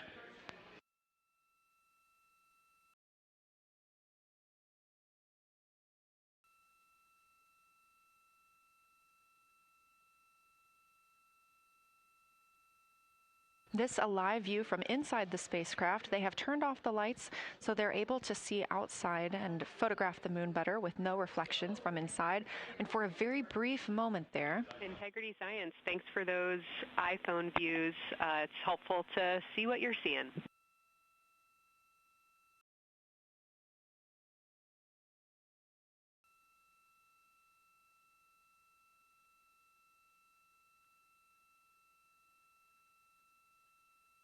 We very briefly saw NASA astronaut Reed Wiseman showing a picture he took on his phone of the moon. We do expect to get all of the photos that the crew is taking today, and we cannot wait to share some of those with you. But pretty cool in the meantime, just to see one quick shot from what the crew is seeing. And this view from outside the spacecraft on Orion's solar array wing.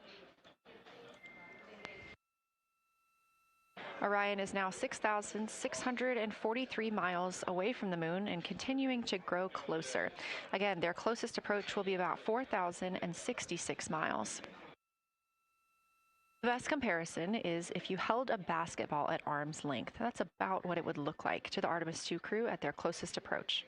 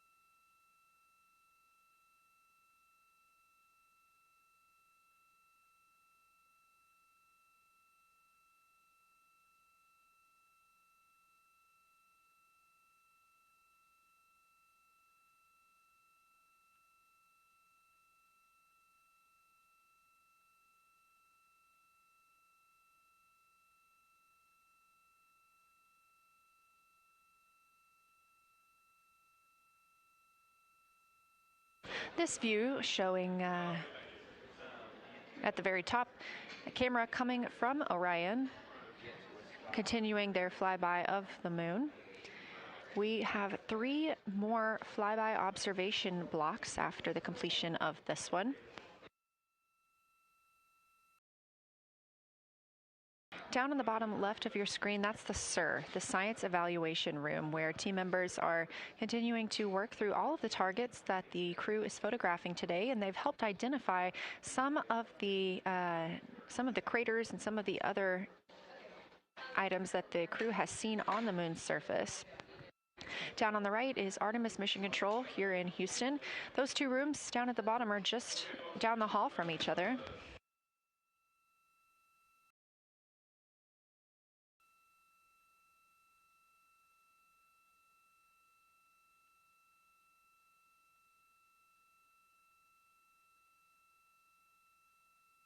And we are just a few minutes away from the next cabin and window team swap. That means Victor and Christina, who have been at the windows, will fly to the cabin, the background essentially, and be their support crew for Reed and Jeremy. Reed and Jeremy will move back up to the windows.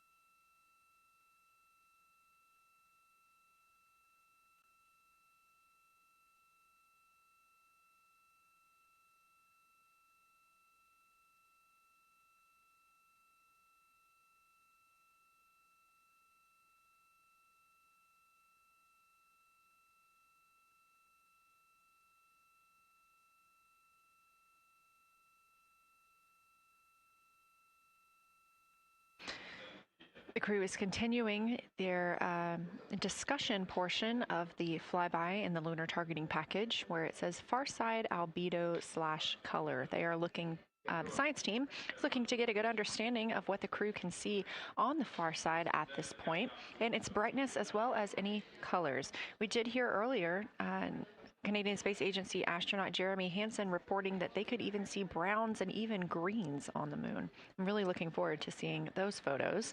And in just a couple of minutes, the teams will swap from the cabin to the window.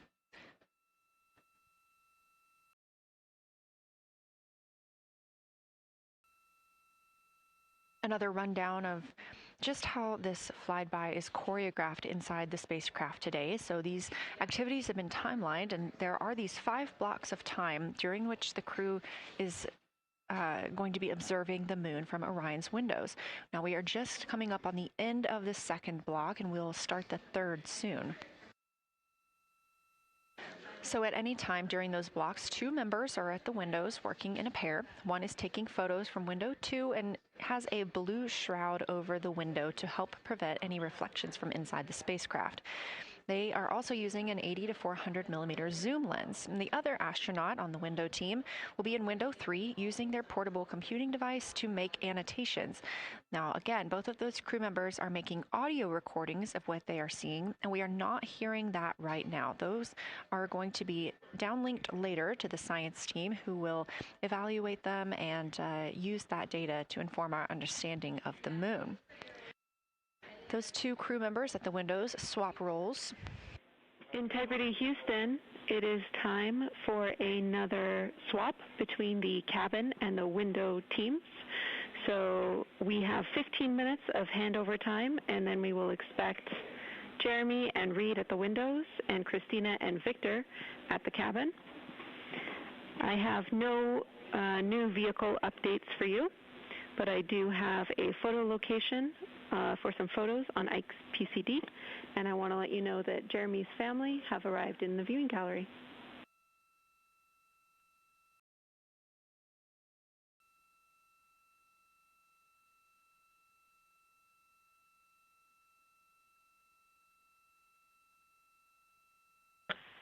Okay, Jenny, we copied most of that. The only thing we're missing is what you meant about the photo location on Victor's PCD. And hello to my family. I think that must be Catherine and Devin that are there. And I'm glad they made it into the viewing room. And we copy it's time for crew swap. The A team's coming out of the windows and the B team's going in. Okay, copy. All I meant to pass for Victor's PCD is that there are some late load photos that were requested that are now in his favorite photos folder. And you're exactly right. We have Catherine and Devin here.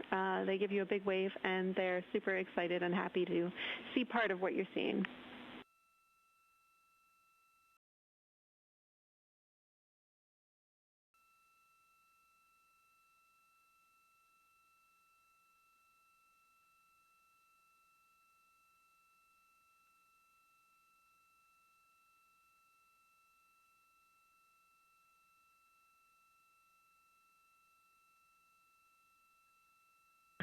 Okay, copy, Jenny. We're not sure what we're looking for in the PCD, but we're going to poke around, and we may be calling you back about that one. All right, that's no problem, and it's unrelated to flyby.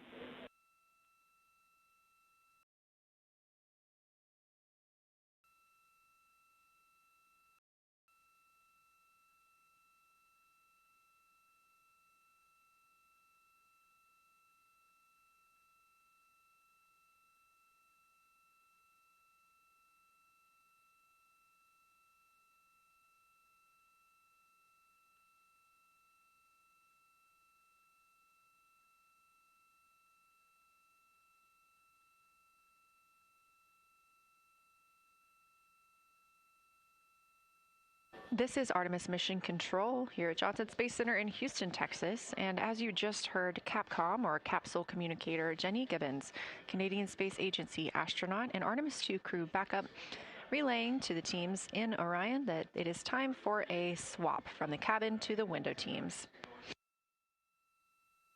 We're now at the tail end of the second lunar flyby observation block. Again, we have 5 of these today. Most recently, Victor Glover and Christina Cook were at the windows photographing and making annotations, while Reed Wiseman and Jeremy Hansen were in the cabin providing support, whether that is SD card help, but also science sit reps calling down any situation reports for what they are seeing on the moon or anything about the vehicle status. With that call to make a swap, Reed and Jeremy will be back at the windows, making observations for what they see at the moon and taking photos.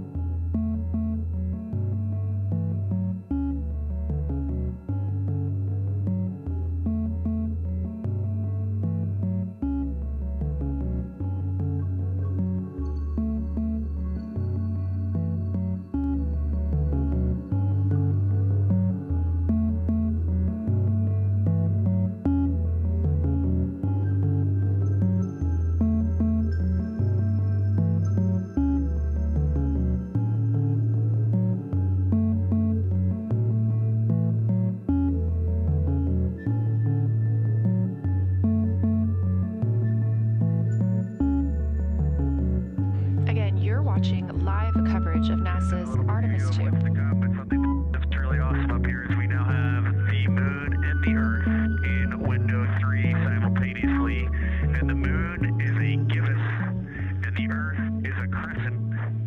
And I'm guessing in about 45 minutes we'll have 2 identical crescents as we change our position in the universe.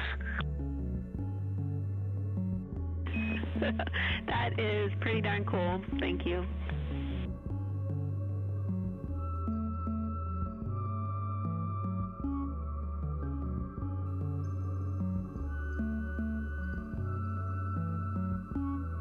That's the Artemis II crew, the first astronauts to fly by the moon in more than 50 years, reporting that when they look out of window 3, one window, they're able to see both the Earth and the moon at the same time now.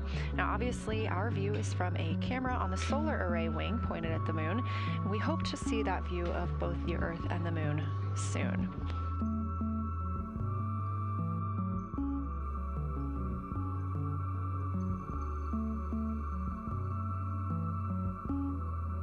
Some upcoming times for what you can expect. In about an hour and 40 minutes, we will have Earth set. And during that time, we will have a view of Earth going behind the moon. Shortly after, just a few minutes later, we will lose signal with the Orion spacecraft. This is tracked as it is going behind the moon and out of reach of the Deep Space Network. At 6 o'clock p.m., the spacecraft will make its closest approach to the moon at a distance of about 4,066 miles. At 6:02 Central, the spacecraft will reach its farthest distance from Earth at about 252,755 miles. Of course, these are approximate, and we will make sure to provide you with the final distances once those are confirmed. At 6:21 p.m., we will have Earthrise from the Orion spacecraft, but we will not have communications with the spacecraft until 6:25 p.m. Central, when we expect to acquire signal with them after they've emerged from behind the moon.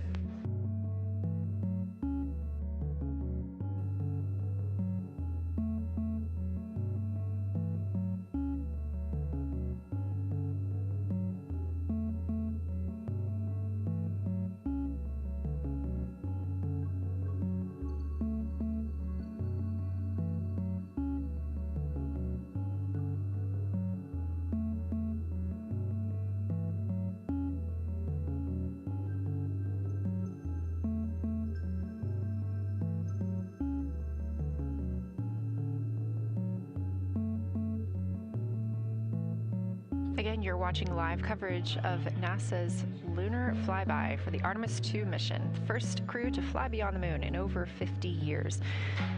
The astronauts inside the spacecraft are switching positions, 2 at the windows and 2 serving in support roles, before they start their third timelined flyby observation for today.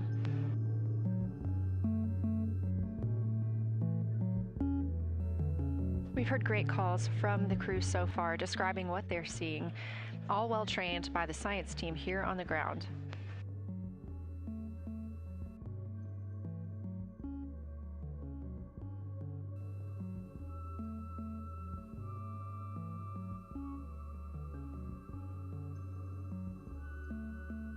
Another major milestone for the crew today will be to experience a solar eclipse from their capsule.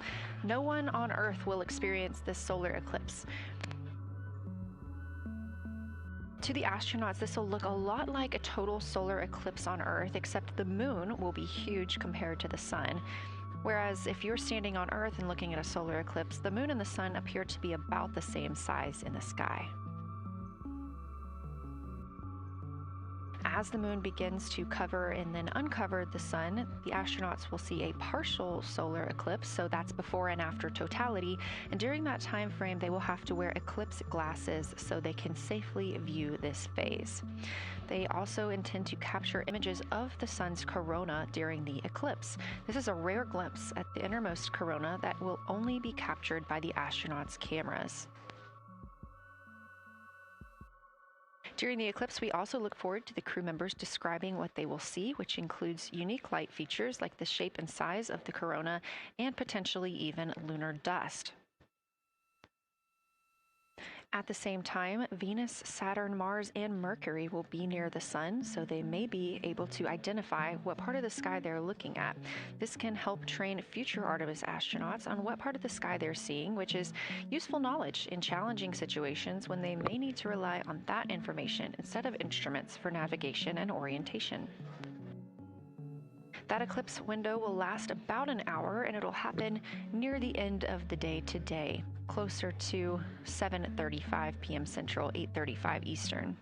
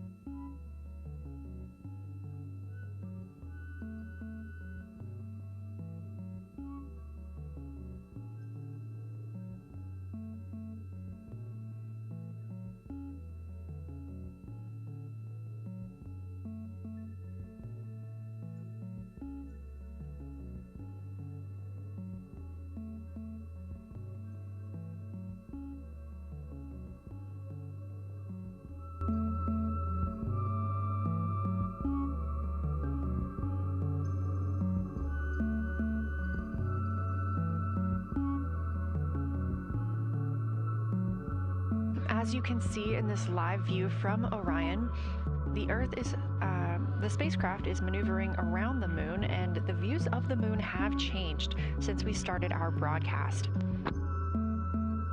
The near side is now very far to the right side of your screen. This is the side that we can see from Earth. That darkened portion are ancient lava flows.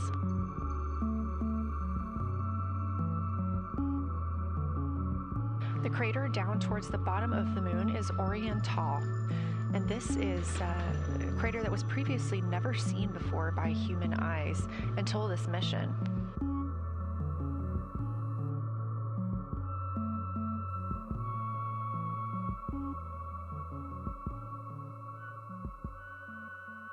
Everything to the left of Oriental is considered the far side. and this is what we typically do not see from Earth.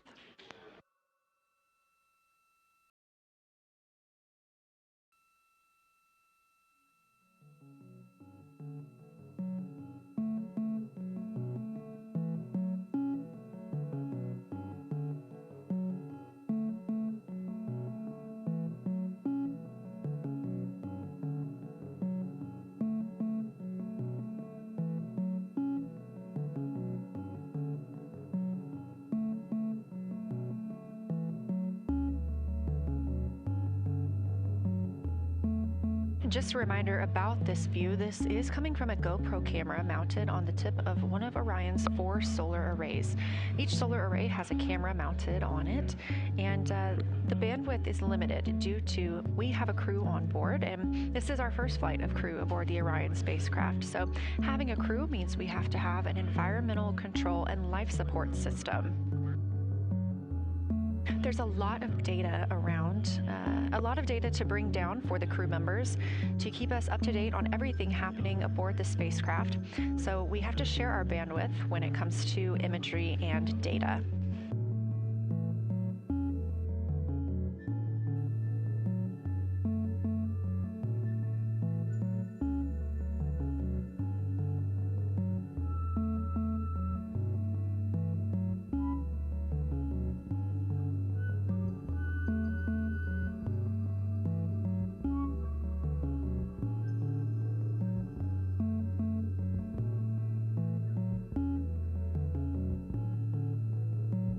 Inside the Orion spacecraft, the astronauts have completed their cabin and window team swap, meaning we have moved into the next block of lunar flyby observations. Jeremy Hansen and Reed Wiseman are now back at the windows, taking photos and making annotations. About halfway through this block, they will switch positions at the windows and will be prompted by the ground to do so.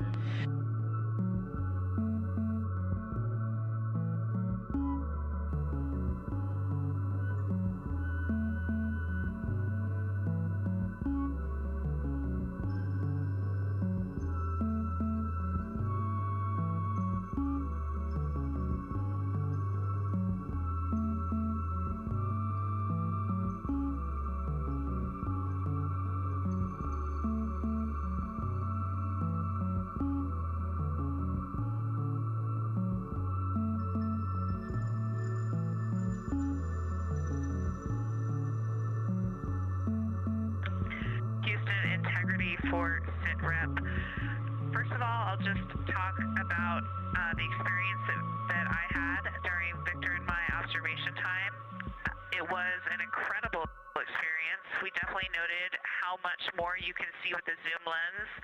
Even though we have a great visible eye image, there's just a lot of texture that just pops right out at you when you can zoom in. So almost just using it like a telescope, the camera lens.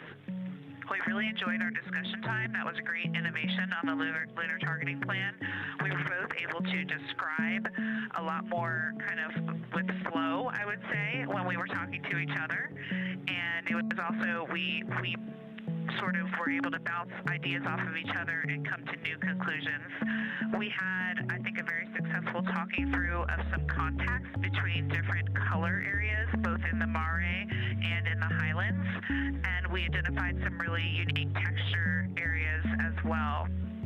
At one point, towards the end of the images of my time in window 3, I just had an overwhelming sense of being moved by looking at the moon. It lasted just a second or two, and I actually couldn't even make it happen again.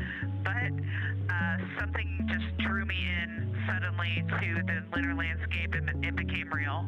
And the truth is, the moon really is its own body in the universe. It's not just a poster in the sky that goes by.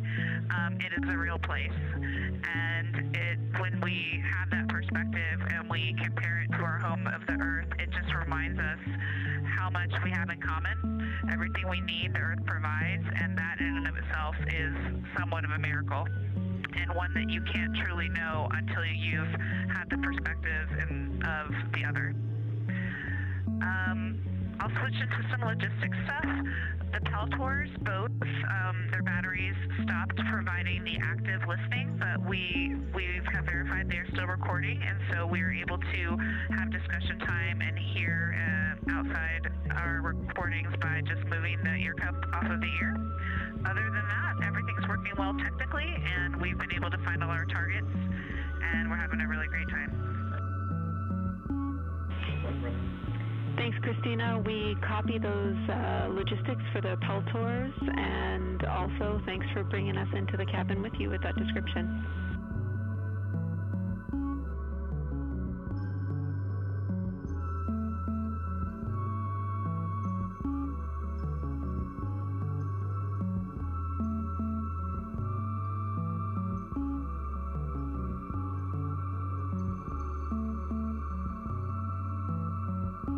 Time, NASA astronaut Christina Cook, a mission specialist for Artemis II, calling down a science sit rep, a situation report. Good news, reporting that she and her teammates have been able to capture all targets that were listed.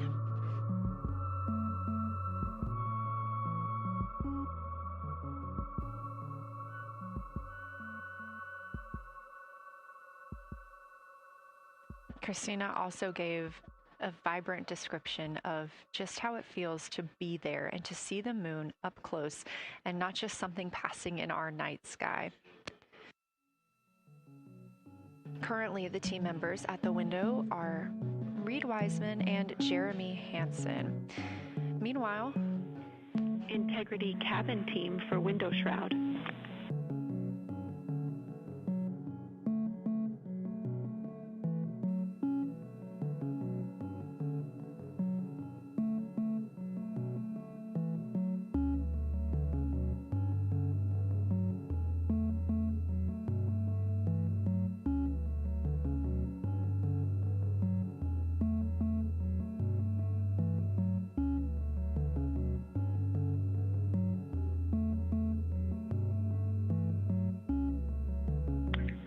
Go ahead, Jenny.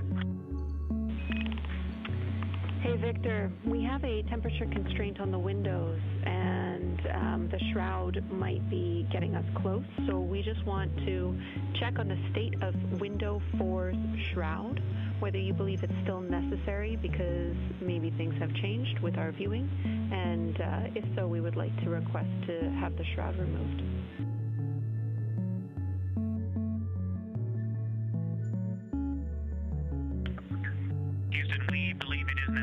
We pulled it off just in the corner. It is very bright. It definitely would affect our night vision and maybe comfort. But is there a time? Can you tell us when we would have to take it off by?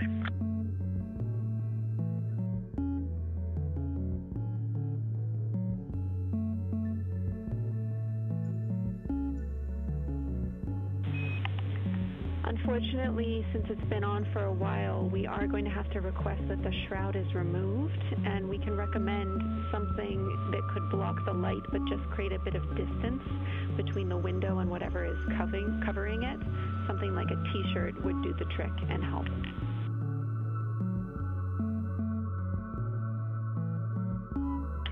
Okay, we're removing the shroud, and we'll make it work. Thanks.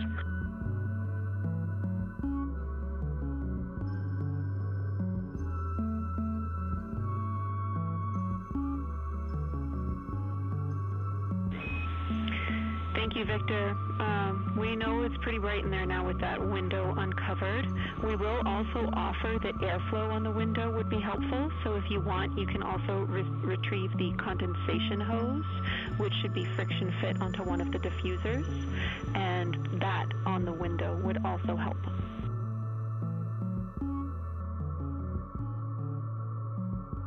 We can easily point a diffuser at the window, so we're going to start with that. And it's pointing at the window now.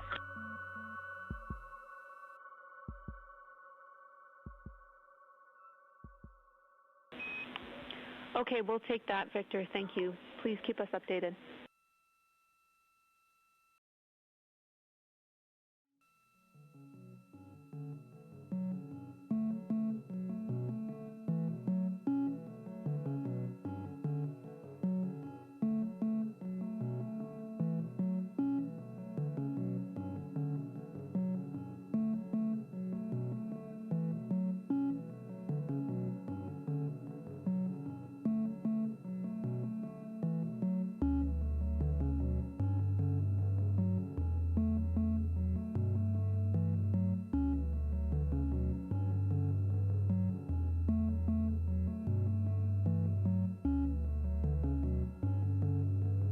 That call from Capcom Jenny Gibbons, CSA astronaut and Artemis II crew backup, to the crew aboard Orion, letting them know that they will need to remove the window shroud they had placed on window 4.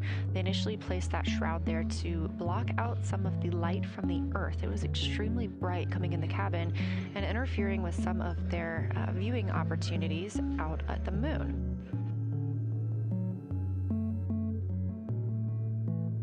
This was a request from ground teams to ensure that they are protecting other systems, and the crew has been offered the opportunity to use something else to cover the window.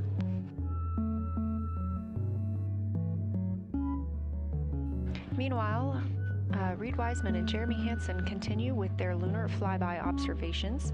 They have just looked at Glushko Crater. That's about when we heard that call down from Christina Cook with that description of everything she had been seeing during her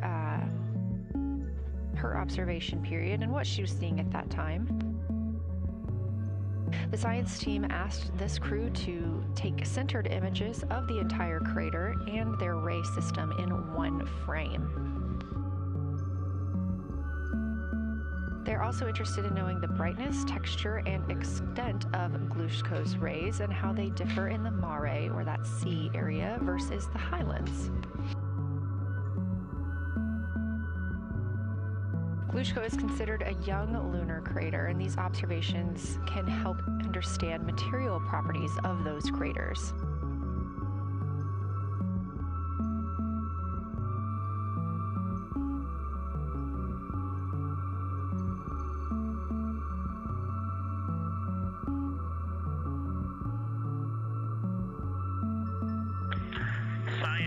Integrity. First, I wanted to start off with connecting with what Christina said, that it was very moving to look out the window. I had the unfortunate sequence to start looking out the window and then moved to the long lens, and it was hard to speak looking through the zoom because I went straight where Christina went, and I was walking around down there on the surface, climbing and off-roading on that amazing terrain. I also want to underscore something that she said. As we continue to explore, when we actually do go down there to the surface, I know for safety reasons that we would never send someone alone, but I just want to really emphasize how important the discussion time was. When we started to talk, we not only got better science discussion, we got better human connection, and so doing this as a pair, we just learn and grow together, and that's just super important, so thank you for adding that to this plan. Reed just passed me a note that the Oriental Basin annular ring has a similar albedo to the center, but a different color. It has more brownish tones in it, and he said it's very distinct now that he's been staring at it. Victor, thank you. You got a cheer from science there, and we all just went on that moonwalk with you, so highlighting how important it is to talk about these things. I also want to let you know that we have Deanna Glover with us in the viewing gallery. She's all smiles.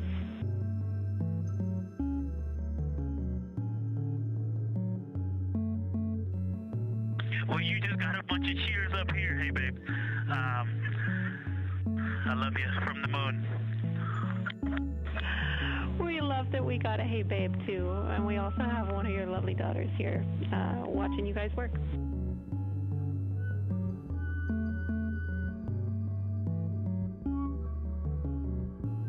Thank you guys for doing that and for supporting them through this. And to all of you too, this is Maya, Joya, and Corinne. I love you. And Deanna, I love you. I'm glad you get to be there.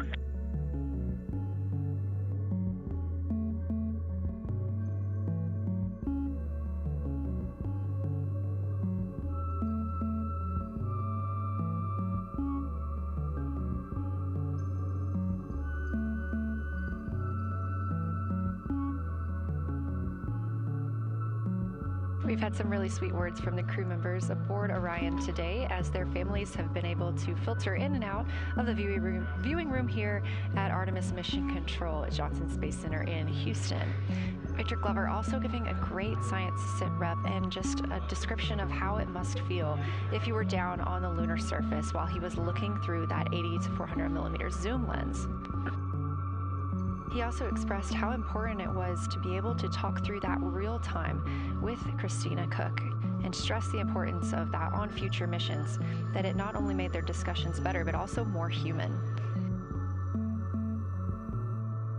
Glover and Cook are in the support roles right now, not taking photos or making annotations at the windows, but they are also encouraged to have their midday meal at this time. For lunch today, those two crew members have options of beef ravioli, salmon, butternut squash, sweet and savory kale, pickled beets, cherry blueberry cobbler, tuna noodle casserole, tomatoes and artichokes, broccoli, and chocolate peanut butter bar.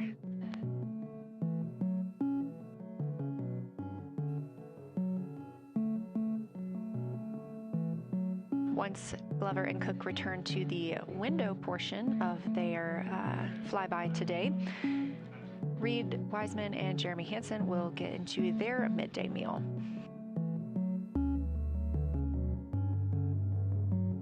Again, this is the third of 5 scheduled blocks for our lunar viewing today, and if you were watching at the start of the broadcast, you can definitely tell the difference in the distance from the moon. We are now 5,518 miles away from the lunar surface, and again, expecting the crew to get about 4,066 miles away. They are currently 252,050 miles away from Earth, and every mile is a new record, having surpassed the Apollo 13 milestone for furthest distance earlier today.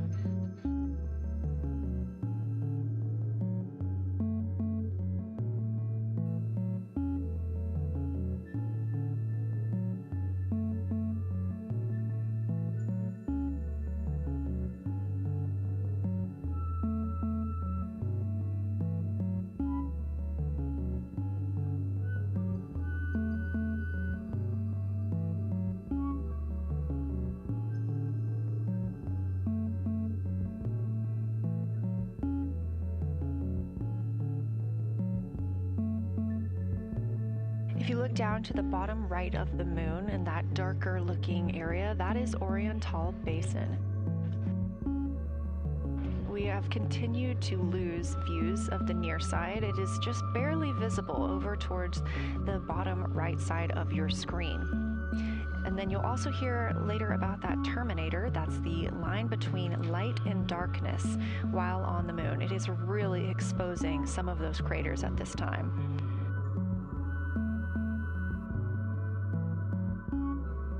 A couple of the other features in view right now are Hertzsprung Basin and Vavilov Crater. Hertzsprung Basin is nearer to the center of the moon, closer to that terminator line right now, and Vavilov Crater is just on the outskirts of it, closer again to the terminator.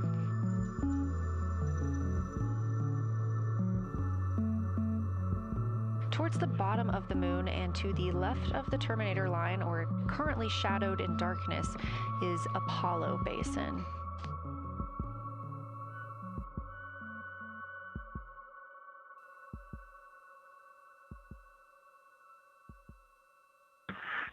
Science from integrity. Let me find out how far we are from the moon right now. But our view is about a third of the moon is in eclipse. That beautiful terminator is out there calling to me. We're 4,691 miles from the moon. And what looked like in the terminator, about a third of the way up from the southernmost part of the terminator, looked like a dinosaur print. If one was running to the northwest, now is clearly a crater with a bunch of craters around it. And that terminator, I can only see about half of it. I'm looking through the docking hatch window right now because we have the Z9 in window 1. But that terminator has moved. I guess I've been using Vavilov the whole time, so it's gone 2 more Vavilov craters to the west. And so a few more features are starting to peek out into the sunlight there with that low sun angle, and so you still have ridges valleys showing up very clearly, a very jagged terminator, and a few islands of light out there with some high elevation shining in the sunlight in that darkness. And on the eastern side of the moon,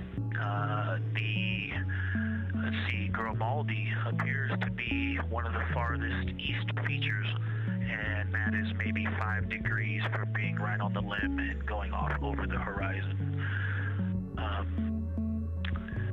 It is interesting, just looking at Oriental, that my first impression of it is all of the dark areas appear lighter, which I think makes sense because it is now facing, well, it's still relatively the same to the sun, but my angle to it is different.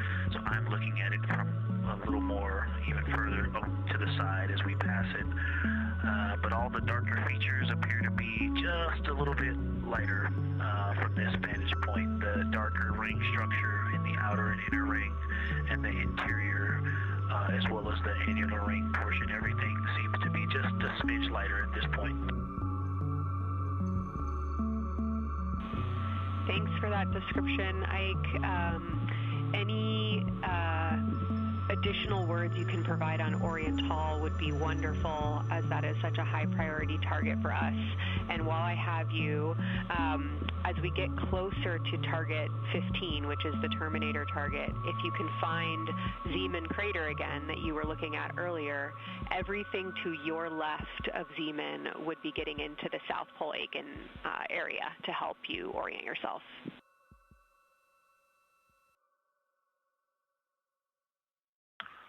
Zeeman is a great waypoint out there. I definitely see it.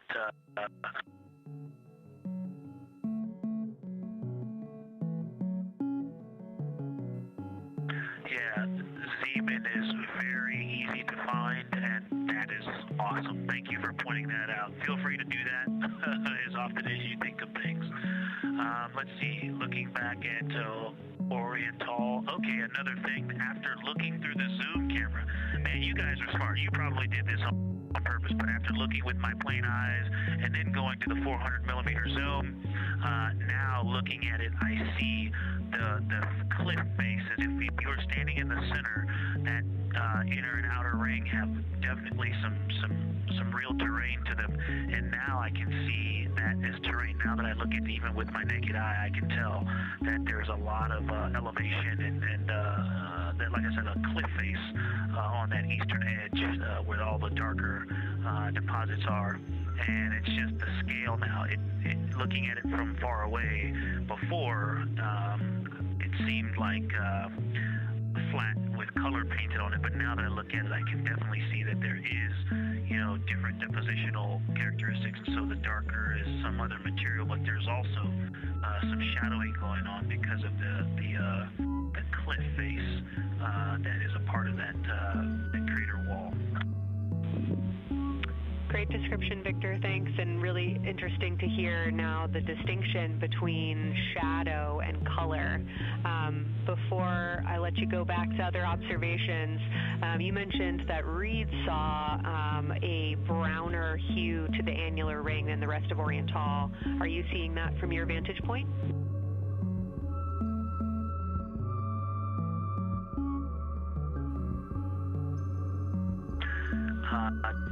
The way that I'm looking at Oriental, again, I'm still in the docking hatch window. There's like a thermocouple right here in the center of the window, and it is the orange Kapton tape color, and so it is unfortunately it's like trying to look at stars, next to a metropolis. I think it's drowning out any color that I can pick up from the moon. I am not able to see that color, but I have not looked at it through one of the forward face, from one of the windows 1 through 4. I think when I get away from this Kapton tape strip that I would be able to see the variation that Reed's talking about. That is great feedback operationally. Thanks, Victor. I'll leave you to it.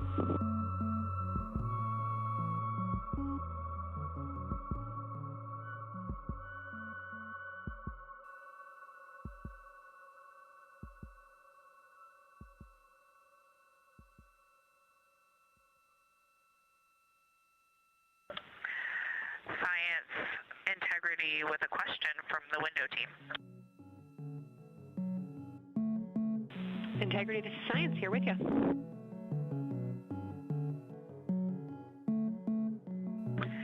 Yes, they have a question to help inform a theory that they're sort of tossing back and forth. What is older, the Mare seas of the near side or Oriental?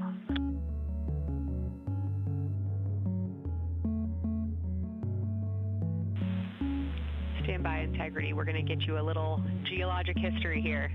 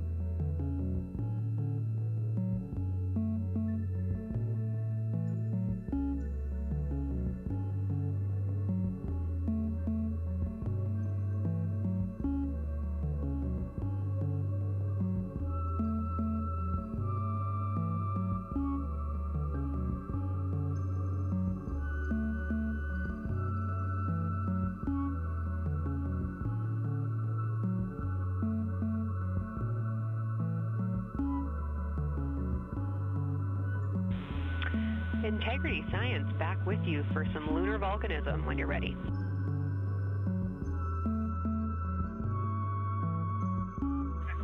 Go ahead. You're making our day down here getting to talk about lunar volcanoes. Oriental, as far as Mare go, is younger than almost all of the Mare on the near side. The exception are features like Aristarchus, which really pop out to you guys and really pop out to us here on Earth. That is younger, but other than that, Oriental is pretty young as far as Mare go.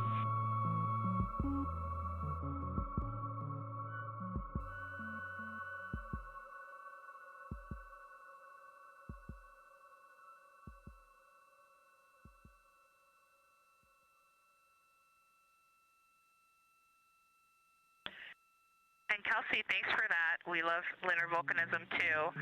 How about when the actual crater was formed?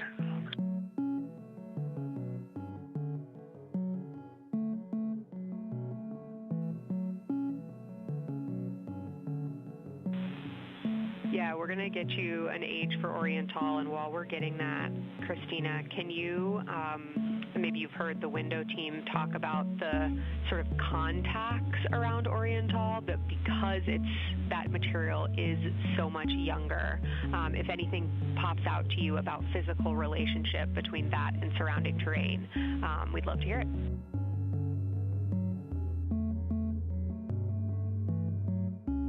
Yeah, definitely. They are discussing a contact relationship that could explain some of the color that they're seeing in certain areas. And so it was really about the ejecta of the creation of the basin and understanding the superposition of its ejecta and Mare on the near side or other features. So thank you. We'll take the insight when you have it.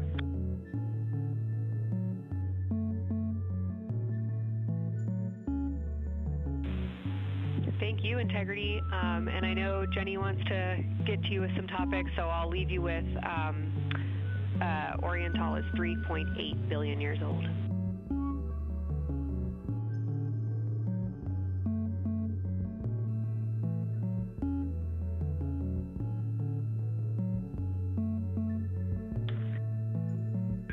Copy that. So that's on the older side. The actual basin is very old.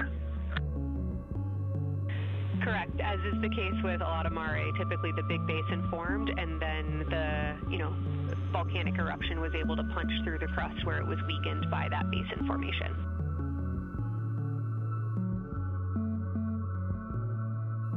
Perfect. Tracking. Thank you.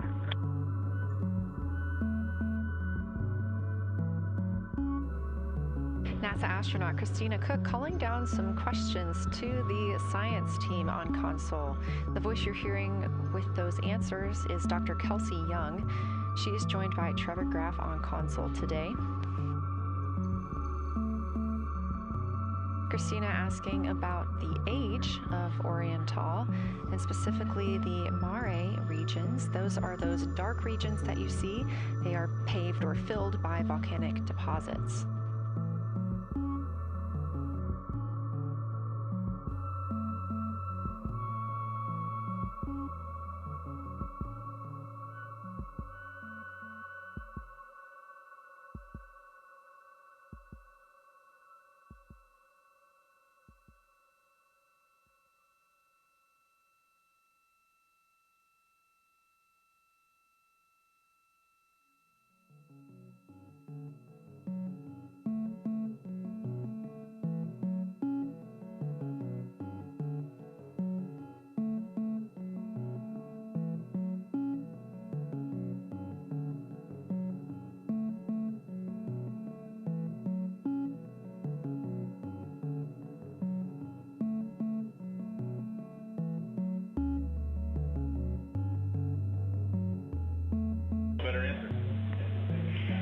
Integrity, it's about time for a position swap at the window.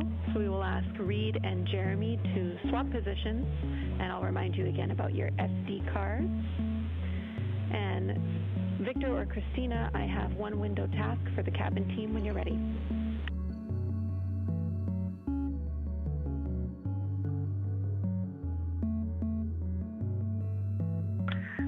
They are swapping, and I'm ready. All right, Tina, we found a way that we can reinstall the shroud on the window. We understand it's pretty darn bright compared to everything that you're looking at. So in order to reinstall it, we will ask that you retrieve the condensation hose and you install it on a friction fit on the cabin air outlet port. That's right by one of your diffusers. You're going to point that little condensation hose such that the air is flowing over the window pane. Let me know when you're ready for the stowage location.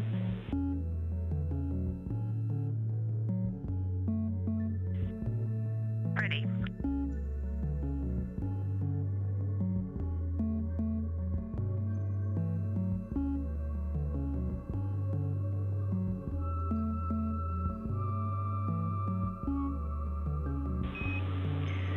Christina, the hose is in locker A1.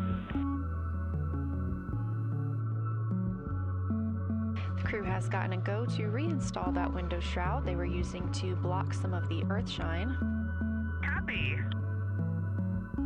This view coming from inside the Orion spacecraft as the crew members are swapping windows, specifically Reed Wiseman and Jeremy Hansen. They've been our crew members at the windows taking photos, making annotations, and making recordings that'll be downlinked later to the science team for review. The science team will have a conference tomorrow morning with the crew to get any fresh perspectives or things that they learned during the flyby.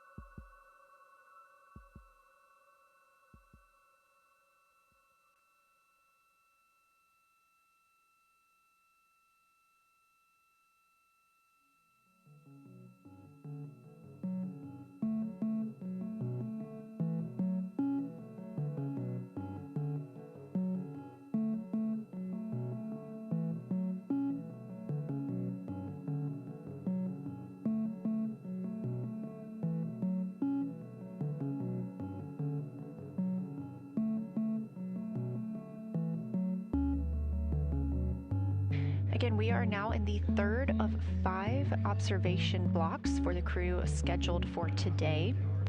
During this flyby, Orion is passing around between 4,000 and 6,000 miles from the moon and providing the crew with a full view of the lunar surface.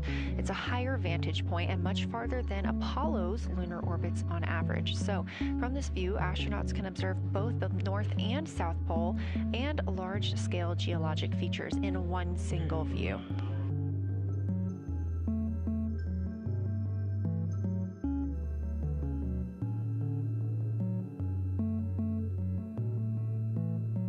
We are now just under an hour until Orion passes behind the moon, and we lose communication with the crew.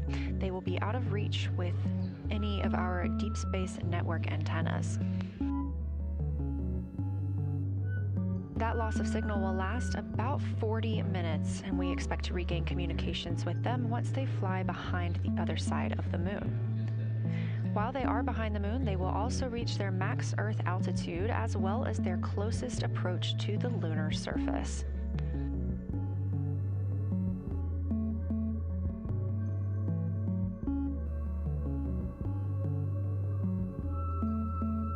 The view you have right now is a live stream from a camera on Orion's solar arrays.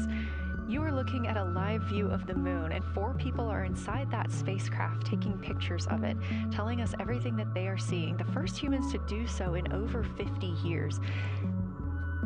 They'll be sending those pictures down for all of us to enjoy, and of course, especially the science team, who are very excited for what they are learning today.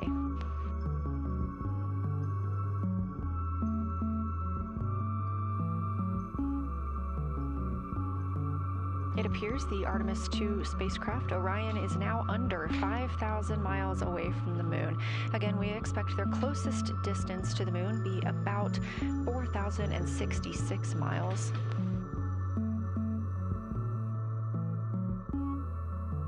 That is an estimate at this point, and we will make sure to share that closest approach distance once we receive it.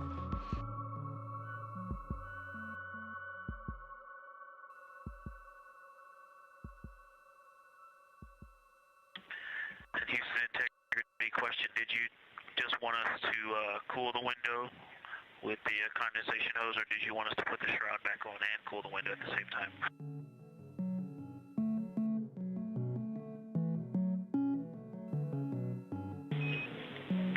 Victor, we definitely want you to cool down the window with the condensation hose. It's crew preference whether you put the shroud back on. The hose will allow you to do that if it helps with your lunar flyby.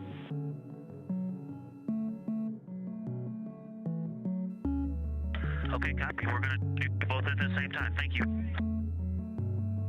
Houston, copy.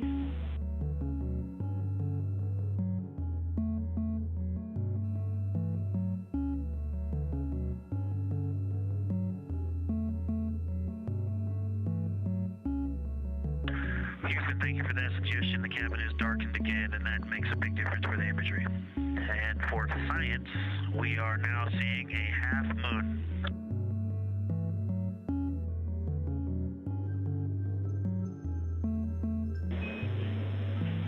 Thank you, Victor. We're happy to hear it, and we see half moon, full moon joy still.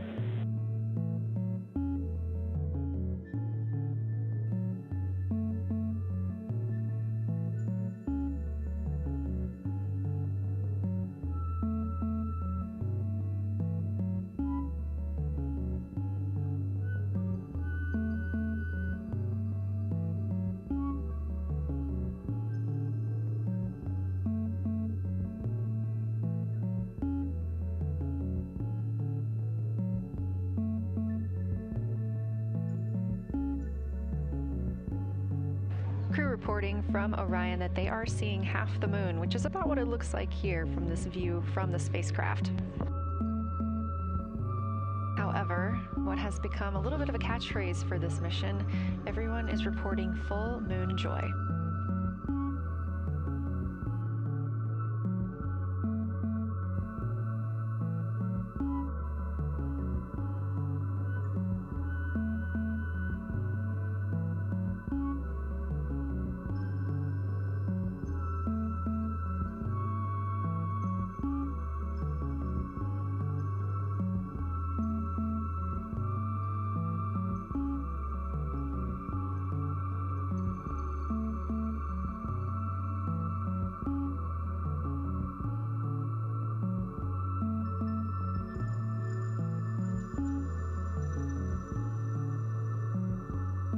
We are keeping up with which targets the crew is tracking through their lunar targeting package. They are just wrapping up their second. Science, integrity, another observation the window team commented on, and Christine and I discussed a bit, is in Hertzsprung. The solid and intact crater is very smooth. If it were a dirt road, it's very hard packed, and then you go outside of it, and that outer crater, that's the one that is older. It is a little rougher and more jagged, and starts to get into more loose-looking terrain. And the smooth interior also causes the craters that are inside of the larger crater, the smaller craters, to have really sharp edges, sharp, distinct edges. And just a general comment on that area, Hertzsprung, that whole area, the average albedo there is darker. That is, I would say, 3. And the average albedo around Oriental and between Oriental and Ohm, excluding the wedge, the darker wedge, is more on the 6-7. And that they also seem to be different texturally. Christina described it earlier around Hertzsprung, and then from Hertzsprung toward toward Oriental, there appears to be a frozen, a rippling pond, but frozen, or like choppy waves when it's windy out, choppy water, and then it freezes instantly. That's the texture. If you walk down there barefoot, it looks like it would be hard on your feet, like lava. After it's cooled, it would be pokey. Except for right there in the center of Hertzsprung, it looks paved, like a paved road, nice and smooth.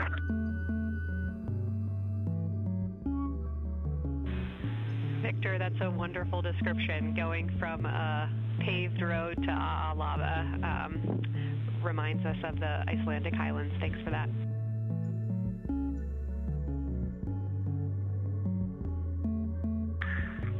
In science, another in the interior of the very intact, the interior of the intact crater at Hertzsprung is albedo variation. I think I heard one of the window crew maybe say color variation, but definitely albedo variation. There's lighter patches and slightly darker patches. It's not swirling, it's just patchy. It just it has spots that are lighter, and I would say a predominantly darker average area. Great descriptions, Victor. Thanks. Not swirly, just patchy is really helpful for us.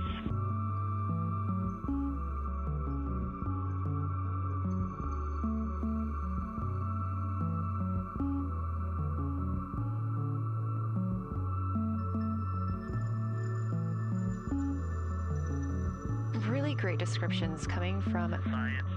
The window team is hitting all the targets. They're on plan and starting the discussion of the Terminator. And boy, I'm loving the Terminator. I think I know it's not purely a moon feature, but what it does to the features of the moon, to the terrain, I've probably spent the most time describing into my recordings and thinking about and looking at the Terminator.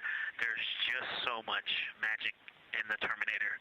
The islands of light, the valleys that would look like black holes. You'd fall straight to the center of the moon if you stepped in some of those. It's just so visually captivating that the Terminator is the most striking thing that I've seen so far. We've been loving your evocative descriptions, Victor. You really are bringing us along with you, and we're following along with visualizations that pale in comparison to your descriptions. Thanks.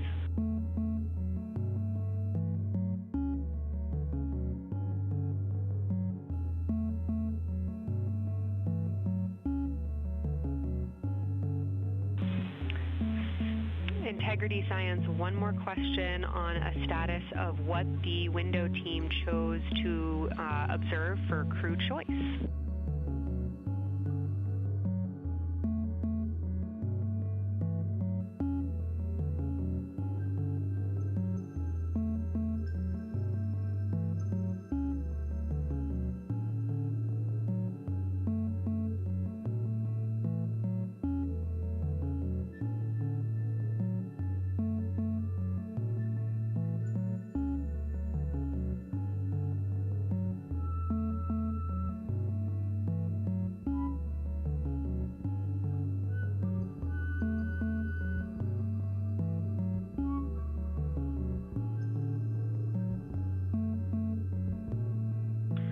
window 2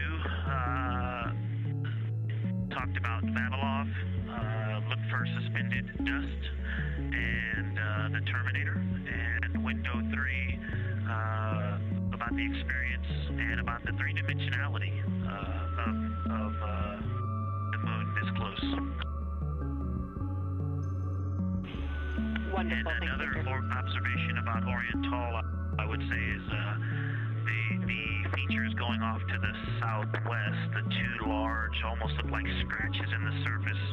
I don't know if they're rays or canyons or collapsed lava tubes, but two distinct features that are almost parallel going off southwest from Oriental Basin. They are the first things that made me notice parallax of our trajectory looking out at Oriental.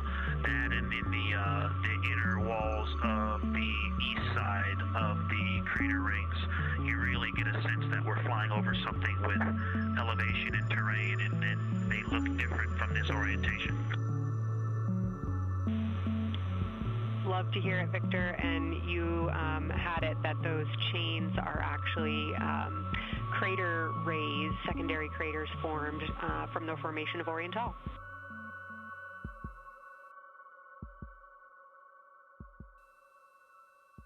Yeah, speaking of crater rays, the crater rays that are going off to the northwest,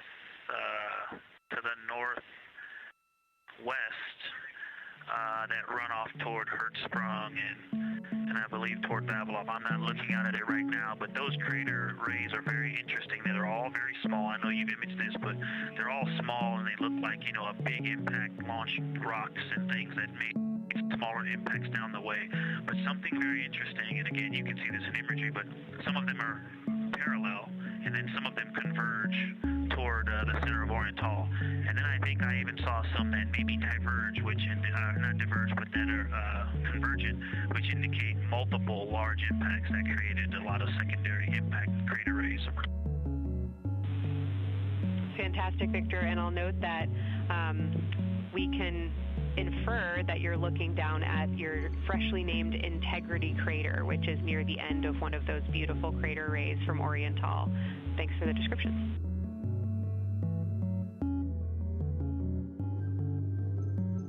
Yeah, you're welcome, and Integrity is easily identifiable with the naked eye from this point.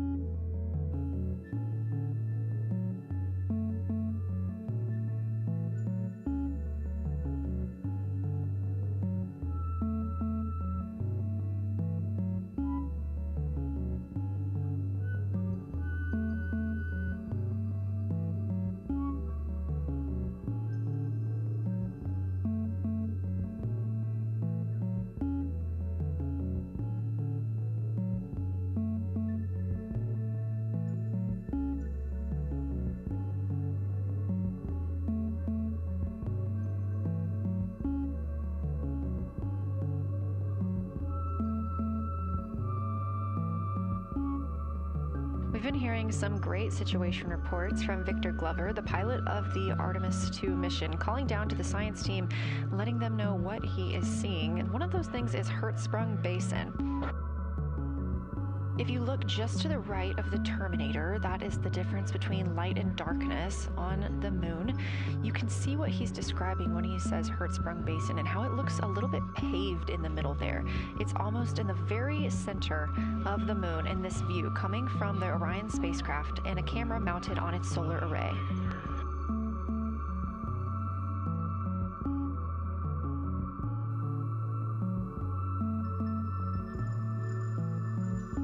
We are now 4 days, 23 hours, and 23 minutes into the flight of Artemis II, and we are standing by for their lunar loss of signal in about 43 minutes. Again, the spacecraft will fly behind the moon, and during that time, we won't have communication with them.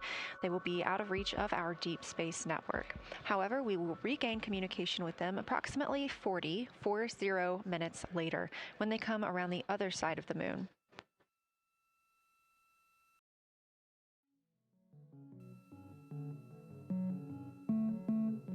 The crew aboard the spacecraft are currently discussing the Terminator, that difference between day and night.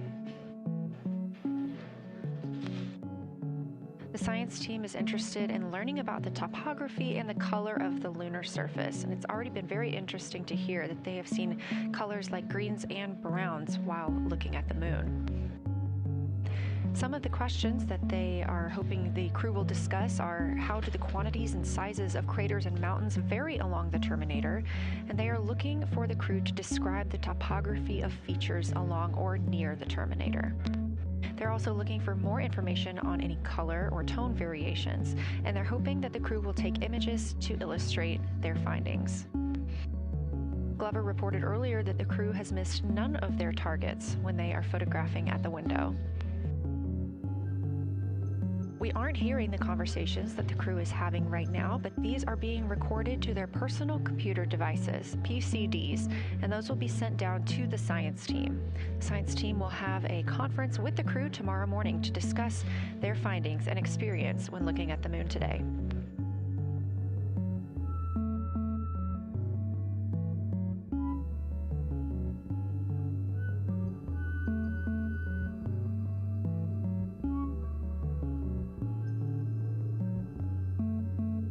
We have a few minutes left while the crew is discussing the terminator, and if you're just joining us, you're looking at a live view of the moon, our moon, from the Orion spacecraft and a camera on its solar array. Inside that spacecraft, 4 astronauts, Reed Wiseman, Victor Glover, Christina Cook, and Jeremy Hansen, the first 4 people to fly around the moon in over 50 years.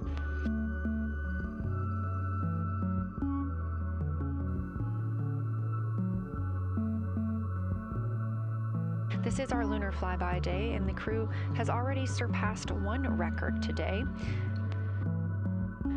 The crew passed the Apollo 13 distance record at 12:57 p.m. Central, 1:57 p.m. Eastern. Canadian Space Agency astronaut Jeremy Hansen calling down that he hopes it's a record soon broken by other explorers.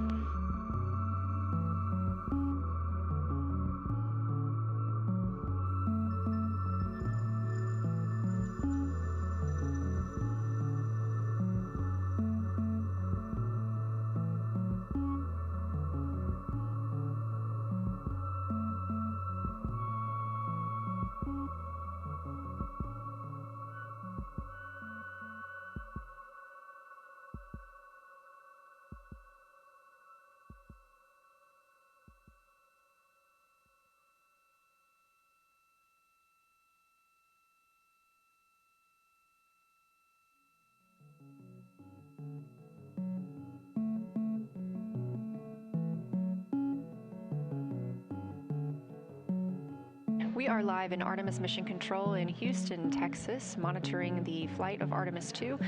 All of the flight controllers here, each monitoring a different system aboard the Orion spacecraft. Integrity Houston, we are ready for our cabin and window teams to swap again. We have a 15-minute handover time here, and I have a couple of items I want to read up to you. They'll require you to write something down on your knee boards, so let me know when you're ready.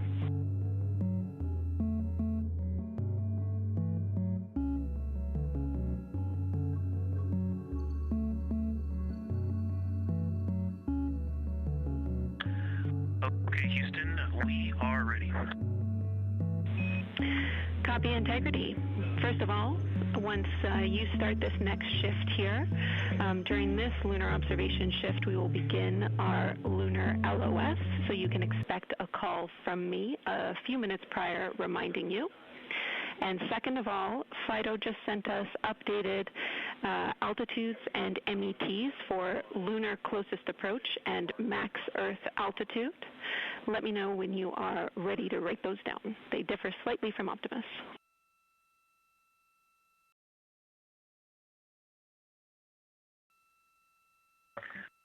Thanks, Jenny. We are ready to copy.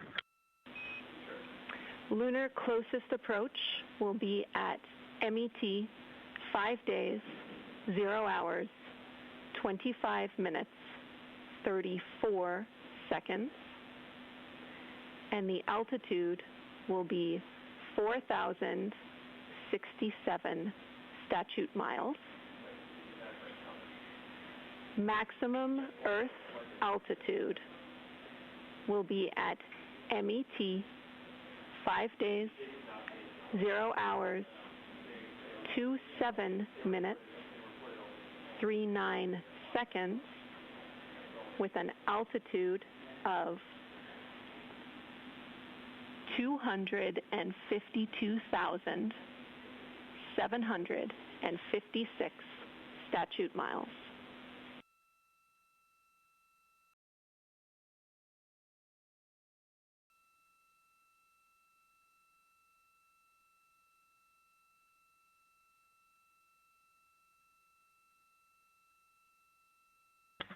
The crew really wants to ask for that in kilometers and in parsecs, but thank you for those.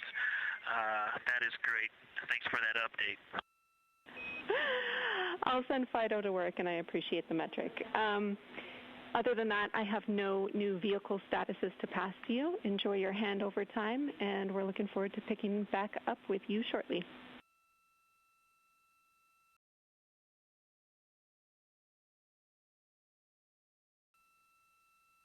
All right, we'll talk to you shortly.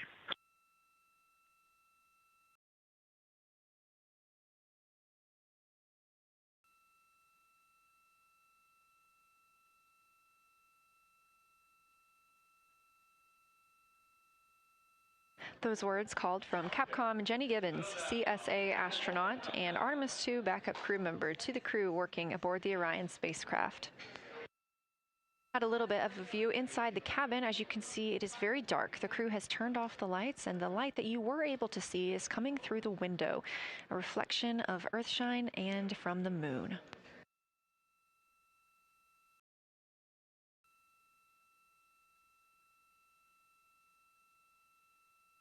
The crew is moving into their next observation block, meaning they are taking time to switch cabin and window teams. We've had Reed Wiseman and Jeremy Hansen at the windows taking pictures and making annotations and recording some audio files that will be downlinked later to the science team. Meanwhile, Victor Glover and Christina Cook were in the background serving as support. They were also timelined to enjoy a little bit of their midday meal. Now that we are swapping positions, the support team becomes Reed Wiseman and Jeremy Hansen. They will be in the background helping with SD card swaps, as well as providing those situational reports to the science team. Victor Glover and Christina Cook will be the astronauts at the window, photographing and speaking into those PCDs, portable computing devices, about what they're seeing on the moon. As you heard Capcom Jenny Gibbons call to the crew, this block is also when we will lose communications with the crew.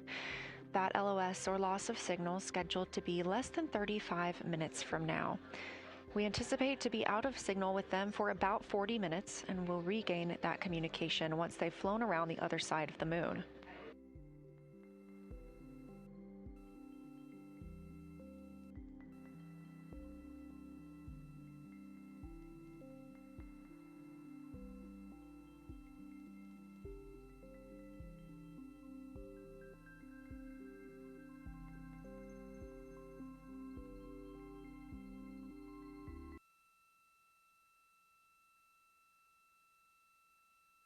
Now, even though the crew will be flying behind the moon, their observation period does not stop. They will still be taking pictures and making annotations of what they are seeing. They'll be looking for the limb of the moon, Earth set, and then Vavilov crater, which we have previously seen. They'll swap positions at the window before moving into a crew choice option. They will get to pick things that are interesting to them on the surface, take pictures, and explain why they find them that way. They'll also be looking for any impact flashes. These are short-lived flashes on the lunar surface caused by impact bombardment.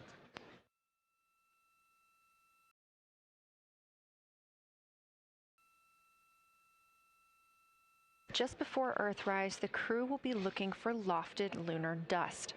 This may be lofted just above the lunar surface, and we could only see it just before Earthrise along the dark western limb. Any Earthshine would illuminate potential lofted dust. But once the crew is all the way around the Earth, the brightness of the Earth will wash out any of that dust they might be able to see. These were based on observations from Apollo missions and orbital spacecraft, and so we're very interested to see if the crew might be able to capture some of that lunar dust today.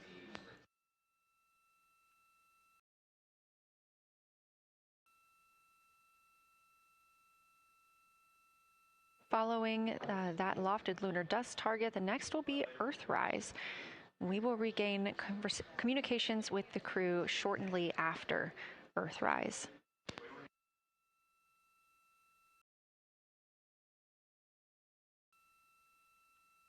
There will be a short observation break period where the moon is not in view.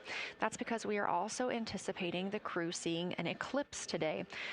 The moon won't be in view because the team here in Mission Control Houston will need to change the attitude of the spacecraft and ensure that its solar arrays are gathering light from the sun heading into that eclipse period.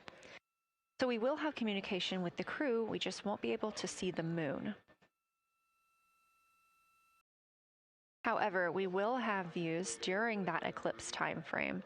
During that time, the science team is looking to know it will only be illuminated by Earthshine at that point. So they want to know what the whole moon looks like overall, but they also want the crew to look into deep space and potentially see if they can spot any planets.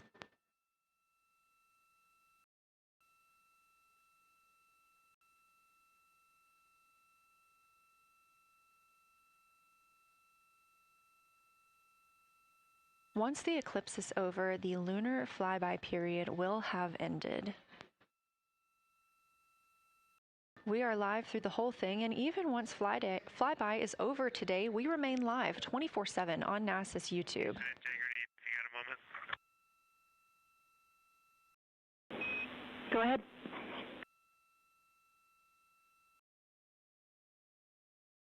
I don't know if Catherine and Devin are still there, but if they are, just wanted to just let them know how much fun we're having out here. It's extraordinary to be on the far side of the moon right now and just see it hanging out there and looking back at the Earth. And Ashley and Kaylin, I know you're back in Canada, but if you happen to be watching too, just wanted to say hi to all you guys. Love you guys, and we'll be heading back your way shortly. Thanks, Jeremy. I hear they are watching, and your family is still here. So thanks for passing that along.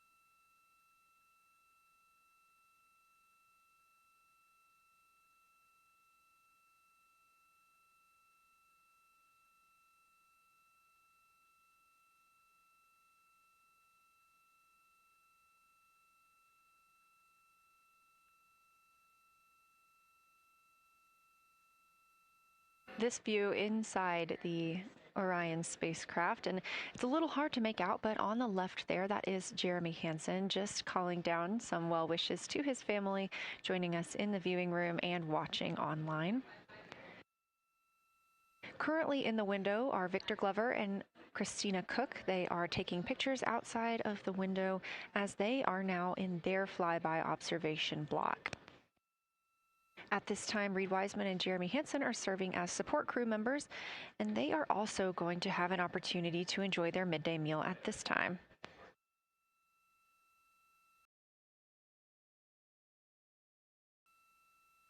On the lunch menu today for Reed Wiseman and Jeremy Hansen, we have vegetarian chili, salmon croquettes, chicken with peanut sauce, sweet and savory kale, pickled beets, chocolate pudding, barbecued beef brisket, spaghetti and meat sauce, Italian vegetables, butternut squash, candy-coated chocolates, and maybe even a little bit of coffee.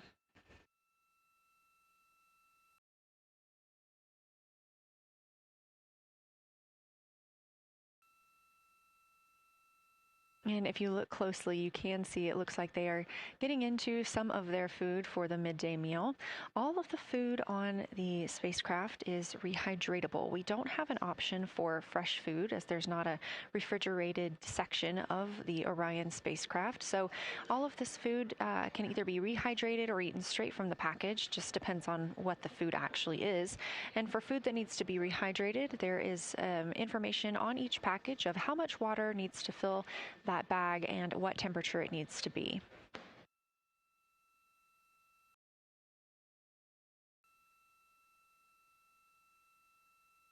We are now 4 days, 23 hours, and 39 minutes, 40 minutes actually, into the flight of Artemis II, the spacecraft now under 4,500 miles from the moon.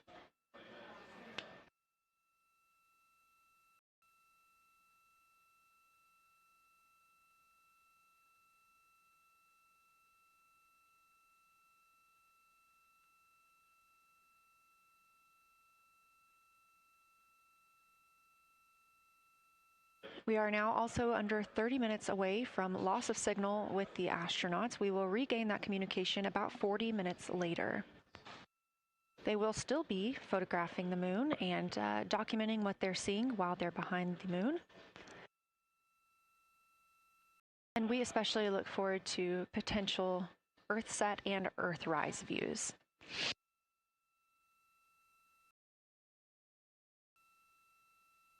As you can see on the left side of your screen, we are streaming this solar array camera view throughout the flyby. And the science team also plans to capture an occasional still photo with the solar array intermittently, perhaps one every 8 to 10 minutes. Still photos represent the highest resolution imagery from those GoPro cameras. So starting 5 minutes before Earthset and loss of signal, the science team will capture a series of photos, one every 30 seconds, to include Earthset all the way through 5 minutes after Earthrise and acquisition of signal. In order to capture these frequent photos, the solar array camera that we were streaming will need to switch to time-lapse photo mode. So during this time, the streaming video quality won't be as sharp as you have it right now, but we want to ensure that the science team captures the data that they need during these time frames. And we really look forward to seeing those higher resolution images once they're available. But with the view you are seeing right now, we are sharing bandwidth on the Orion spacecraft with every system that is keeping the spacecraft powered and the crew alive, especially the environmental control and life support system. As this is the first flight with crew, this is also the first flight of a life support system, keeping the crew healthy and safe on the way to the moon and the way home.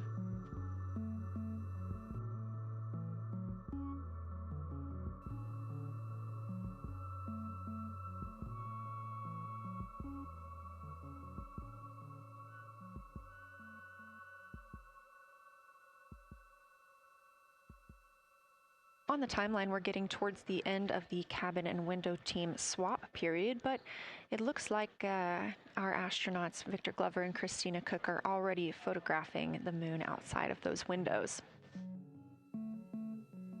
The next target is Ohm Crater, and this is something that they have photographed previously during the flyby. This is a small, complex crater with a prominent ray system, and as referenced earlier, it's the size of the Eye of the Sahara. That Eye of the Sahara is a feature in Mauritania. Seeing this crater more than once throughout the flyby allows the crew to photograph it at different lighting conditions.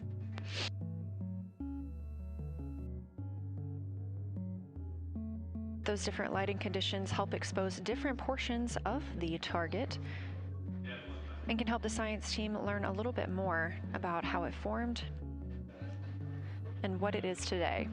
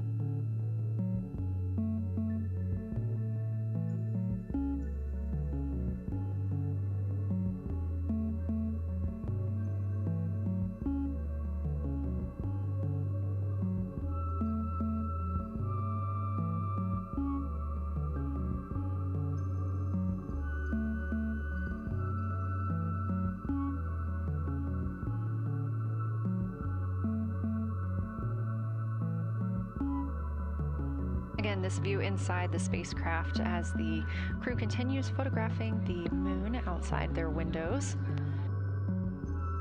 They have turned the lights off to allow them to better get photos of the moon, preventing any reflections from coming in from the spacecraft.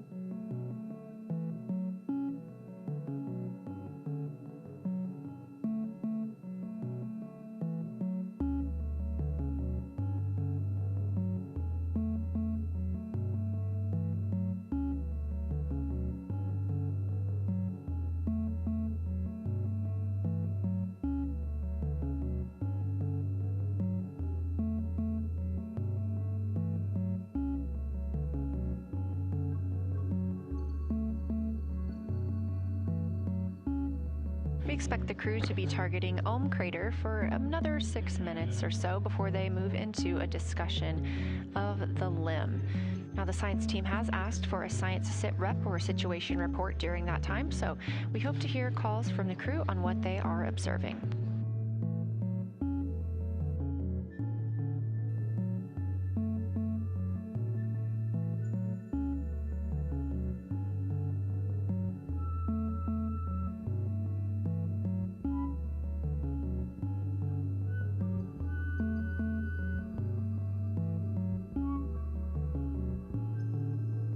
If you've been following along, at the start of the day, we did have much more of the moon visible. And even just an hour or so ago, we could see about half of the moon. We are now continuing to see more of the far side and that darkness where the moon is not reflecting light from the sun.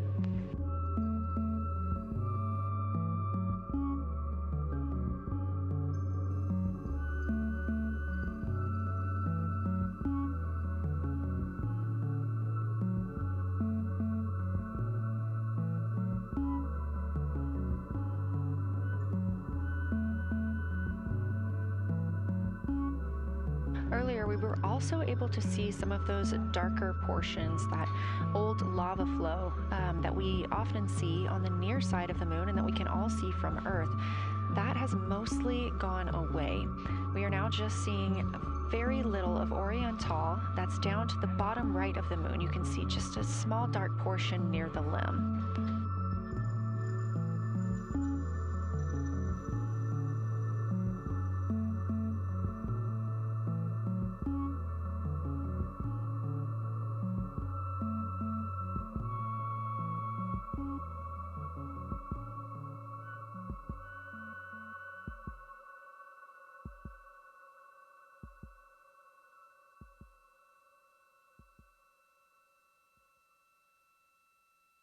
We are now about 18 minutes away from loss of signal with the Orion crew.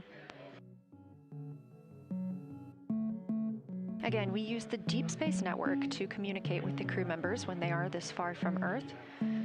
This is the first mission since Apollo when we have had humans on the Deep Space Network.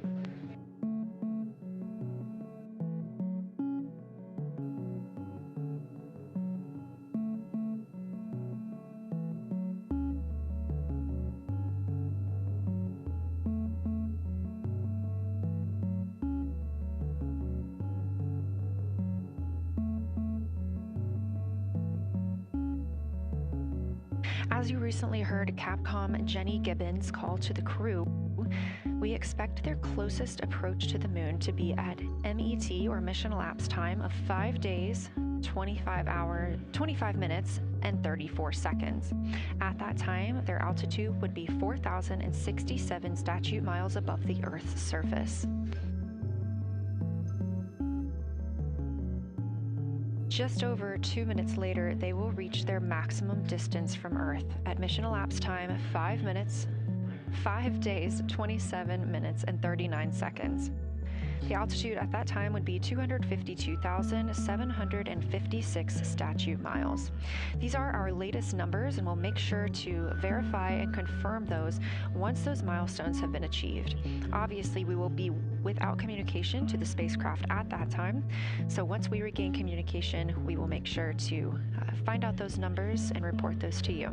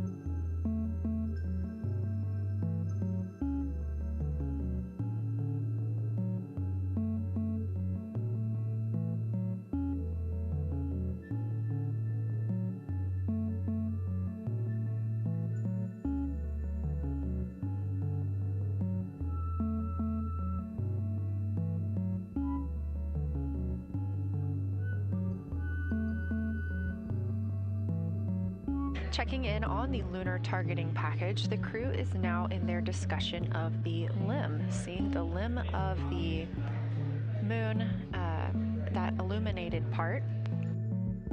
Currently at the windows taking photos and making annotations are Victor Glover and Christina Cook. We are expecting loss of signal in about 13 minutes. We will regain that signal with the crew about 40 minutes later.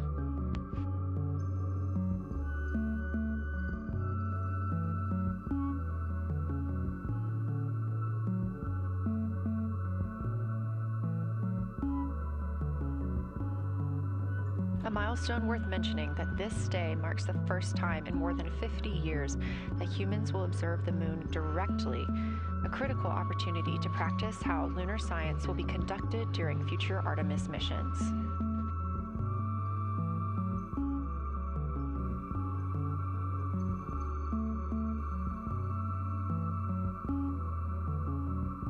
continued to reference the lunar targeting package throughout this broadcast, which is the primary tool guiding the crew observations, and that consists of two key components. The first of those is the Lunar Geography Review, which helped the astronauts study major lunar features in advance. That also helped them learn to orient themselves during the flyby. The Lunar Targeting Plan provides a detailed timeline of observation targets, background science context, and specific instructions for the picture the crew should take, and verbal descriptions of what will be helpful to the science team reviewing those pictures later. That's what we've been tracking real time and what the crew is using right now to keep up with their next milestones.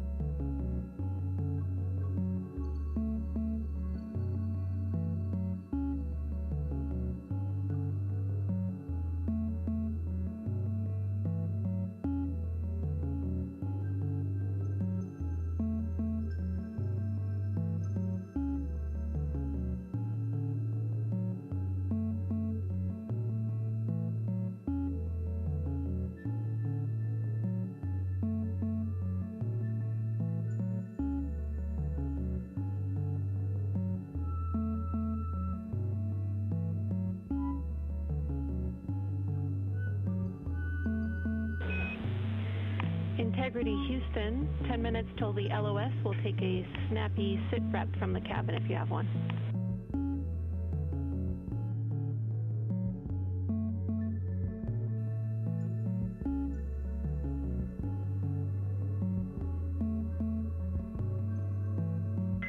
Okay, Jenny, that came, we missed most of that, but just a 10-minute warning, is that what you're saying? 10-minute warning for the LOS, and I'll take a quick sit rep from the cabin, please.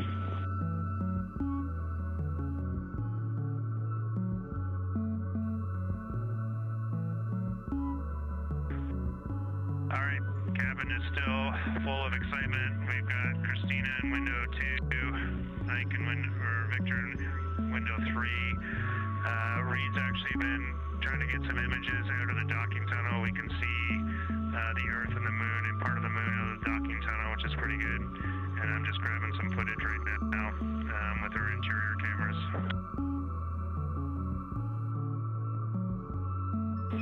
Copy, Jeremy. We'd like to know what camera Reed is using and also the status of window 1. Looks like there might be a shroud removed.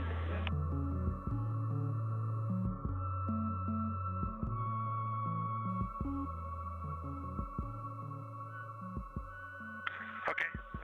Reed was using the Z9, and the T-shirt shroud is still on window 1, but we took the camera out of it, so maybe that's what you're noticing. But when I looked in there, I saw a lot of sunlight reflecting around.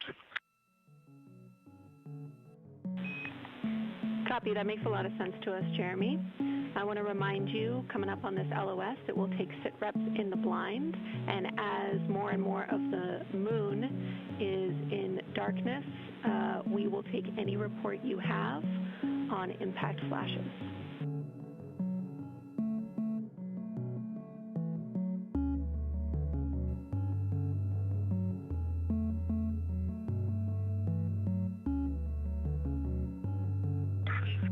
All right, Jenny, you have to say again your last. There's a lot of conversation here, and I was on the other side of the cabin, so I missed all of it. Look out for impact flashes, and we'll take sit reps in the blind.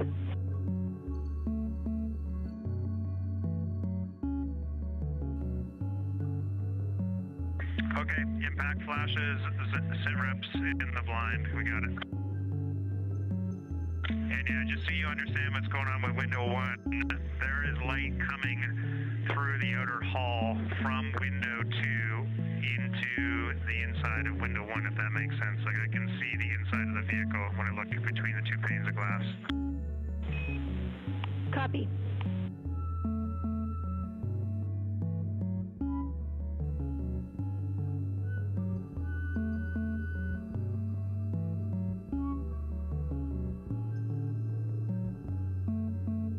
You're getting your first live look at Orion, the moon, and the Earth.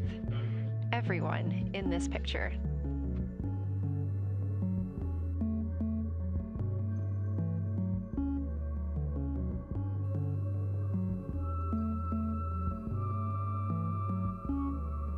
This is a live view from the Orion spacecraft.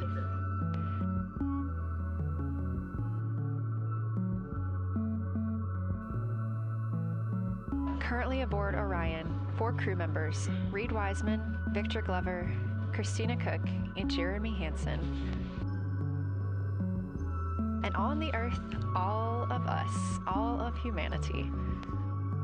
You can see the moon is starting to get a little bit dimmer as the astronauts are going to pass behind it, now 6 minutes and 26 seconds away from that loss of signal. Again, we will be out of communication with them for about 40 minutes until they come around the other side of the moon and we can re-establish contact.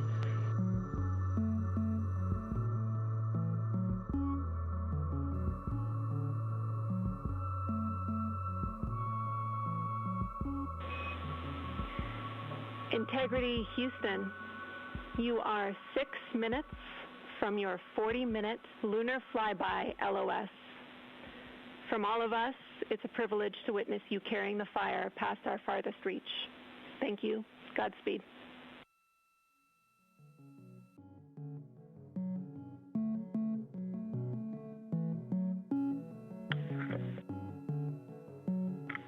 Thank you for that, Jenny. And thank you to all of you for allowing us the immense privilege to be on this journey together. It's quite amazing. And as we go on this journey, thinking about the NASA mission to explore the unknown in air and space, to innovate for the benefit of humanity, and to inspire the world through discovery. And as you've gone along on this journey with us, hopefully we're doing just those things.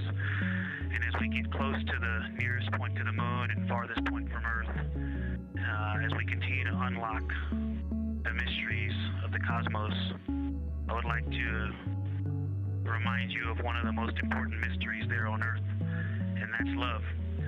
Christ said in response to what was the greatest command, that it was to love God with all that you are. And he also, being a great teacher, said the second is equal to it, and that is to love your neighbor as yourself. And so, as we prepare to go out of radio communication, we're still to feel your love from Earth, and to all of you down there on Earth and around Earth, we love you from the moon.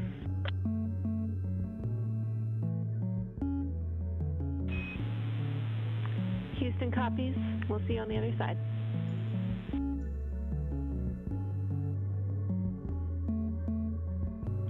We will see you on the other side.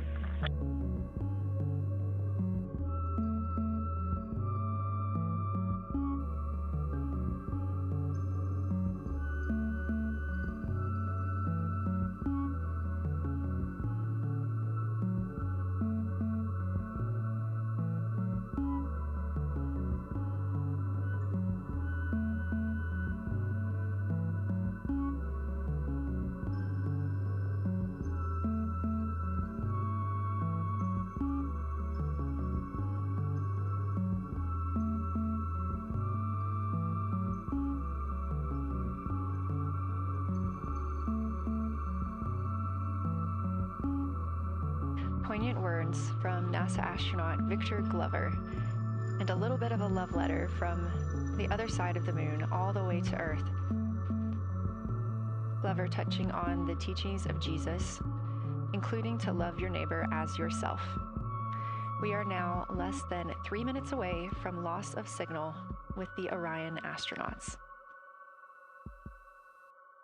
The Artemis II crew will be out of signal for about 40 minutes as they are on the other side of the moon, continuing their work photographing the lunar surface, and they will reemerge, and we will also get this view on the other side.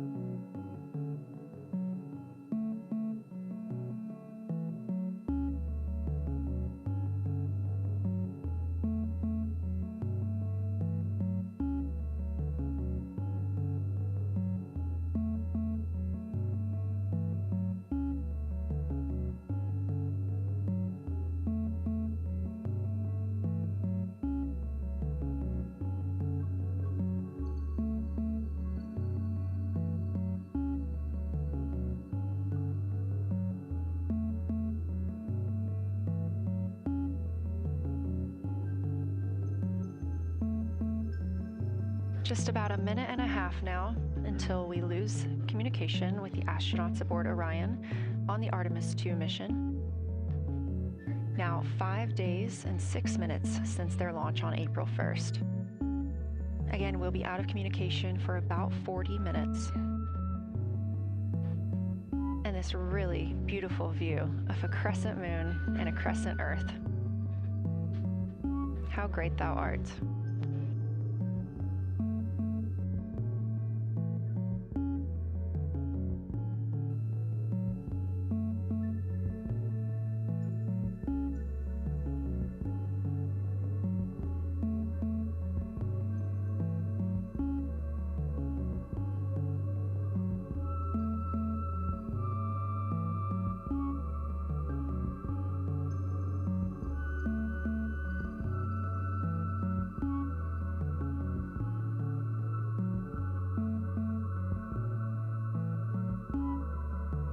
Seconds now until we expect loss of signal.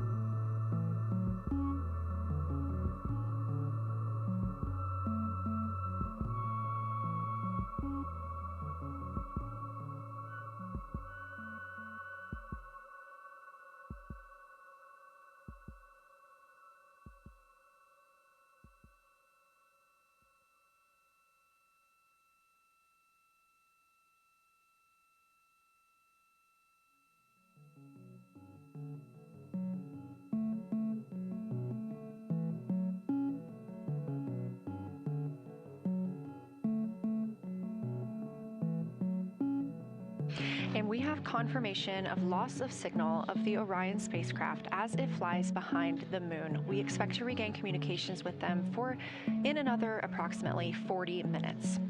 This was expected as their spacecraft is now out of direct line of sight with Earth and behind the moon. And this is a poignant moment as it's the first time in over 50 years that we have humans completely unreachable by anyone else on Earth. No matter how distant or secluded, we could reach anyone living on Earth, but while the crew flies behind the moon, it's simply impossible to make contact with them. This is a live view inside the Science Evaluation Room here at Johnson Space Center and just down the hall from Mission Control.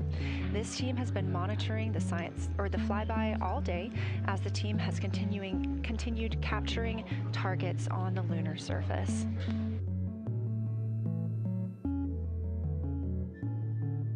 Even got to see this team in action as they were helping the astronauts identify some of the features they were seeing on the moon but not expecting. There will be a couple of milestones during this loss of signal. The first will be when the astronauts make their closest approach of the moon. at MET 5 days, 25 minutes, and 34 seconds, when we expect they'll be 4,067 statute miles above the lunar surface. Their maximum Earth altitude will be reached just 2 minutes later, at 5 days, 27 minutes, and 39 seconds, when their altitude should be approximately 252,756 statute miles. Once those milestones are reached and we have confirmation, we will report the official numbers.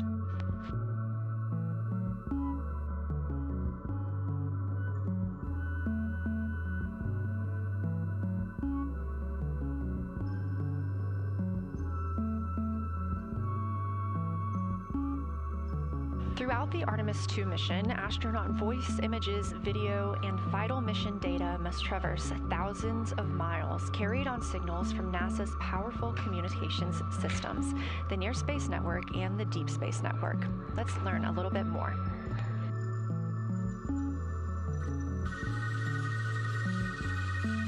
NASA's Artemis II will send 4 astronauts around the moon, preparing humanity for a long-term lunar presence and future journeys to Mars. Enabling communication and navigation for this test flight are NASA's Near Space Network and Deep Space Network.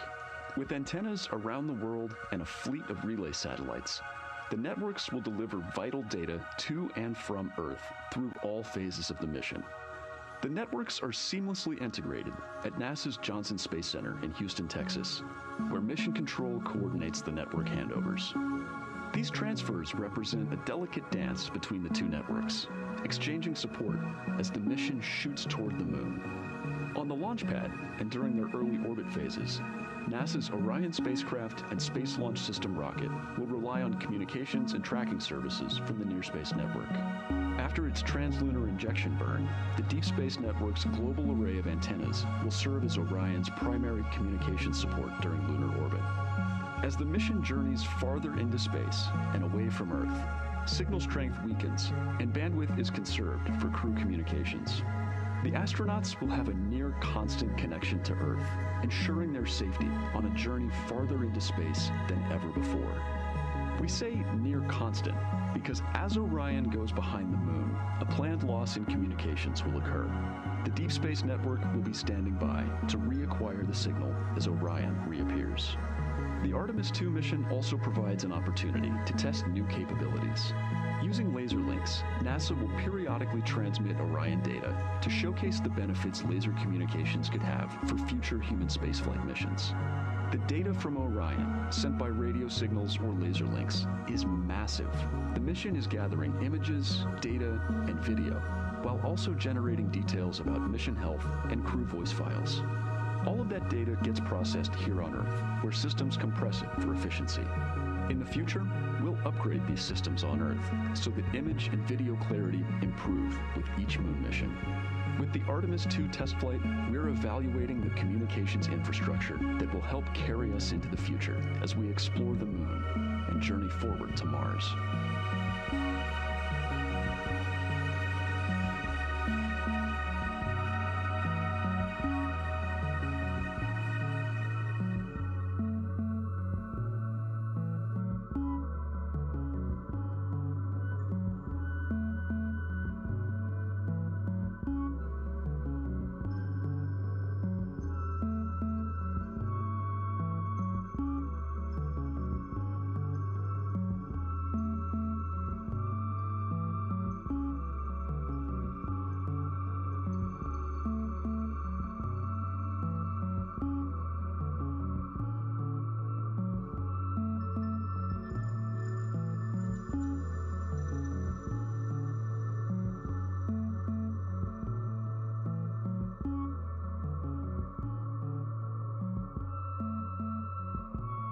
We are now about 33 minutes until we expect to regain communications with the astronauts aboard Orion. And in the meantime, I've got Dr. Kelsey Young, Artemis Science Flight Operations Lead, here with us. Thanks for joining me, Kelsey. Thanks for having me. This is such an exciting day. Oh, no kidding. It has been so cool to hear you communicating directly with the crew. And I know that you have been preparing for this for years, so I am so excited for you and for your team. So just to get into that background a little bit, tell me about your background and what you've been doing on console. My background is as a field geologist. actually, I studied impact cratering in the field for my PhD. So all these descriptions of impact craters have me just absolutely swooning. How I got into this, though, is, during my PhD, I got an internship at NASA and ultimately never left to integrate science into flight operations. So we developed the Science Officer Console, for which this is the first mission we're supporting. We developed the Science Evaluation Room that's right upstairs. And so it's so gratifying to see this operation structure come to fruition, especially on a day like today. I would have to imagine so. And we've got a great view of the Science Evaluation Room right now. Is there anything that has stood out to your team so far? Absolutely. So as you might have heard in some of the press briefings and content that, we've been putting out, color and albedo were really exciting targets for us. We've heard several amazing color descriptions so far. Just to highlight maybe one of them, we heard about greenish and brownish hues near Aristarchus, which is actually a feature that we can see here from the near side. And those greenish hues could actually tell us something about the volcanic evolution of that area. So you can bet that the science team is going to be prioritizing downlinking those images and the crew audio that we didn't hear that went into those recordings to learn a little bit more. Wow, that is fascinating. I was hearing those colors and very interested just from a personal standpoint, because looking at the moon from, 250,000 miles away, we don't see green or brown. So just hearing that, them being so close and getting to see that, fascinating, and I know very exciting for you. So what are you expecting to see in the upcoming portion of the flyby? The upcoming portion is actually going to be really exciting. So right now, as we speak, while folks in the room are kind of taking their stretch breaks and everything, the crew are still hard at work. They still have targets to image and describe during this LOS. But when we come out, the first thing, of course, we're going to hear about is Earthrise. We're really looking forward to hearing about the crew's experience with something that we can connect with and that, Apollo 8 brought us such amazing images from. But then we start to get into describing the Terminator, as well as looking for things like lofted dust, which tell us about the modern lunar environment. Then the vehicle's going to orient away from the moon for an hour and then pivot back for the eclipse observations, which is a whole different set of science observations that we're really looking forward to. It's kind of nice that the crew will get a little break in there, because they have been hitting it hard today with photos and videos and annotations. What are you hoping that the crew sees coming up? Is it that lunar dust?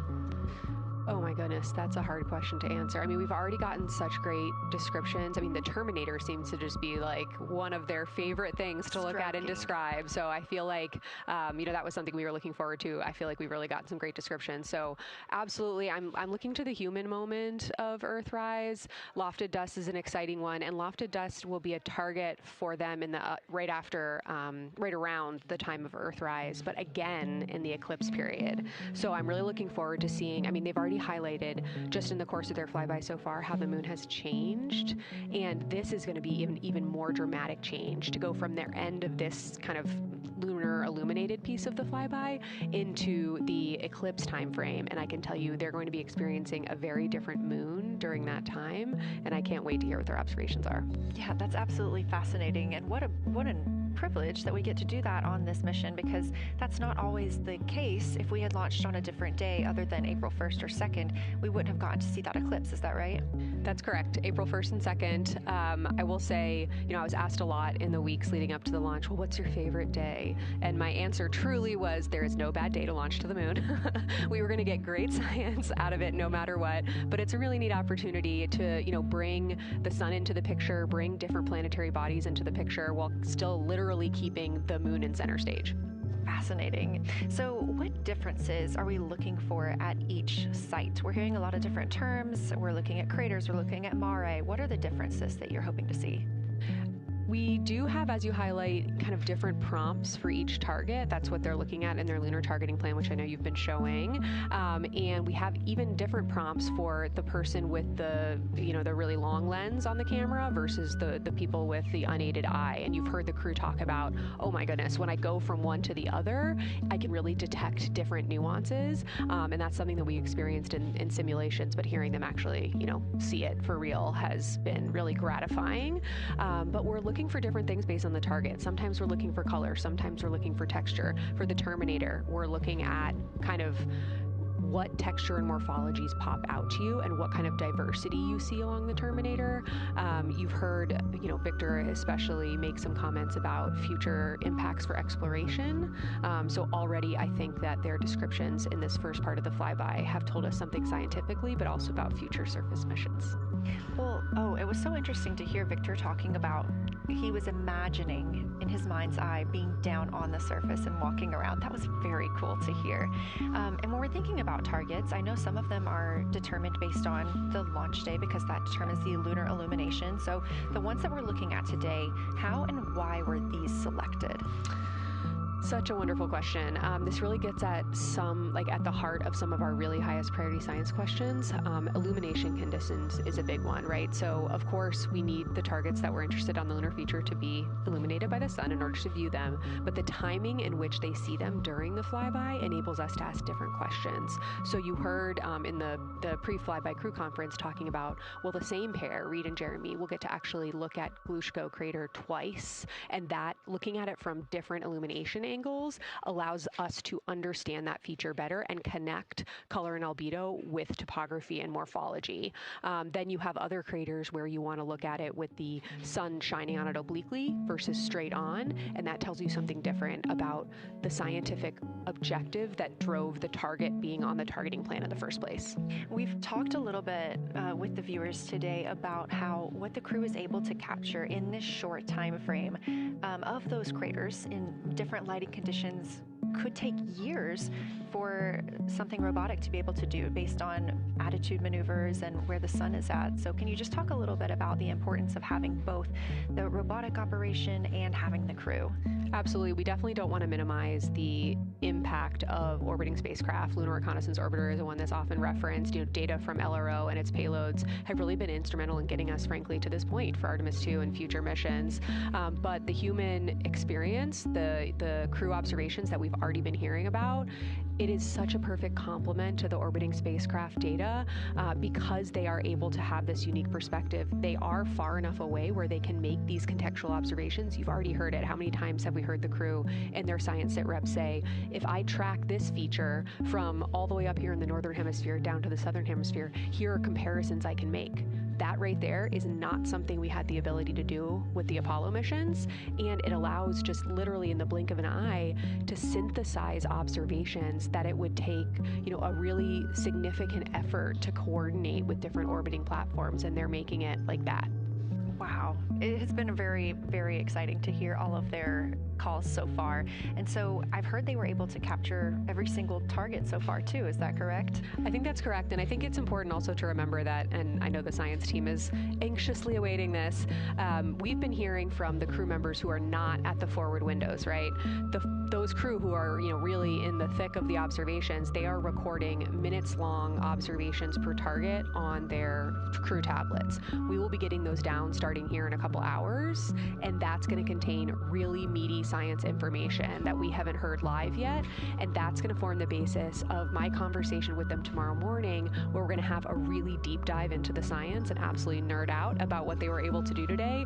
One of the most gratifying things for me today is hearing multiple crew members say, thank you for putting the discussion times in the targeting plan, because when we have had the ability to put multiple brains on a problem, we have elevated each other, and I'm looking forward to them, sleeping on it overnight, and then us actually being able to really truly have an elevated science discourse tomorrow. Well, we're looking forward to it too, and I cannot wait to hear everything that you guys get to learn overnight from some of those audio recordings and just everything that they'll be able to share tomorrow. So Kelsey, I know you are very busy. You've done a great job today, and thank you so much for joining us for this interview.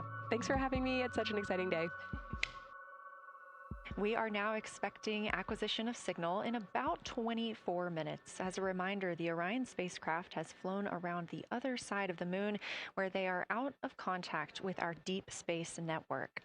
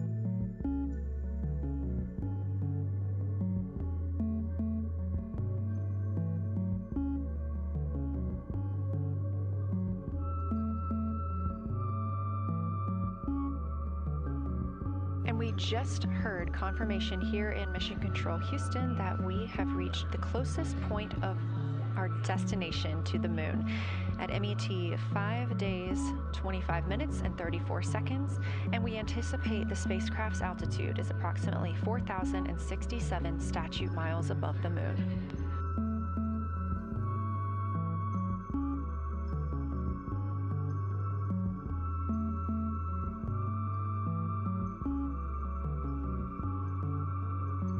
We're continuing to track what the crew is doing while around the other side of the moon. They are continuing to take pictures of the of the moon, the Earth now out of sight. What they're in right now is a crew choice event. The science team has encouraged them to find interesting features on the surface, to take photos of those, and describe why they were interesting. Something else that they'll be looking toward next, just momentarily, will be impact flashes. They've got a few minutes allotted to look at the darkest portions of the moon. They're interested in short-lived flashes on the lunar surface because these would be caused by impact bombardment. After their impact flash targeting, the team is interested in if the crew can see lofted lunar dust. This would only be visible just before Earthrise. Now 20 minutes until we expect to regain communications with integrity and the astronauts for Artemis II.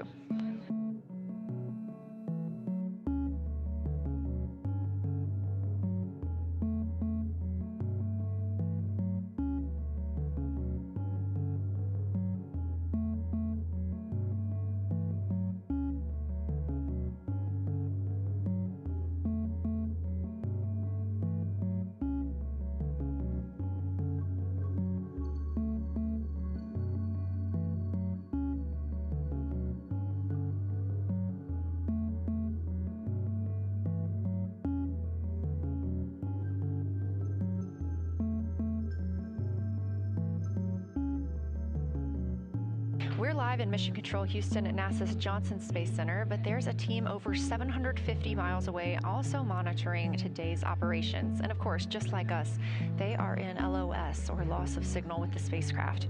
This is LUCA, the Lunar Utilization Control Area, and it's joined by LISA, the Lander Engineering Support Area, which are twin control rooms that will support missions and operations in lunar orbit or on the moon's surface in real time at NASA's Marshall Space Flight Center in Huntsville, Alabama.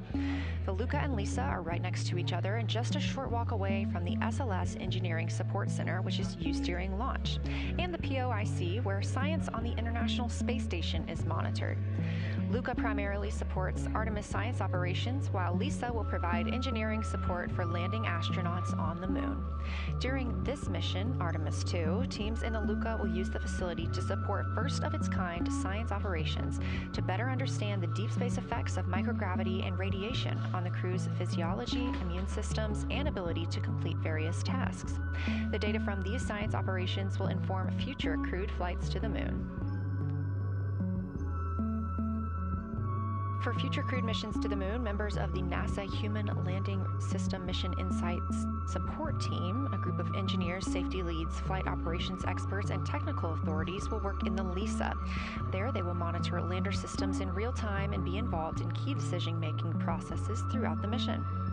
Teams are using the LISA during Artemis II to observe mission operations and using the opportunity to inform and prepare for future crewed landings to the moon's surface.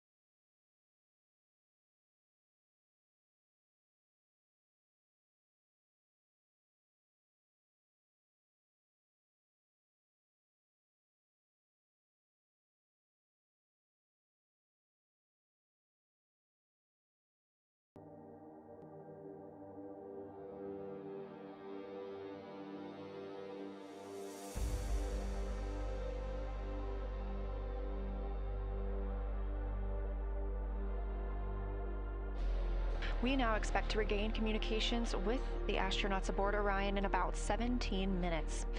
In the meantime, a little overview of how our crew members flying by the lunar far side at an altitude of between 4,000 and 9,000 miles are testing the capabilities of the Orion capsule.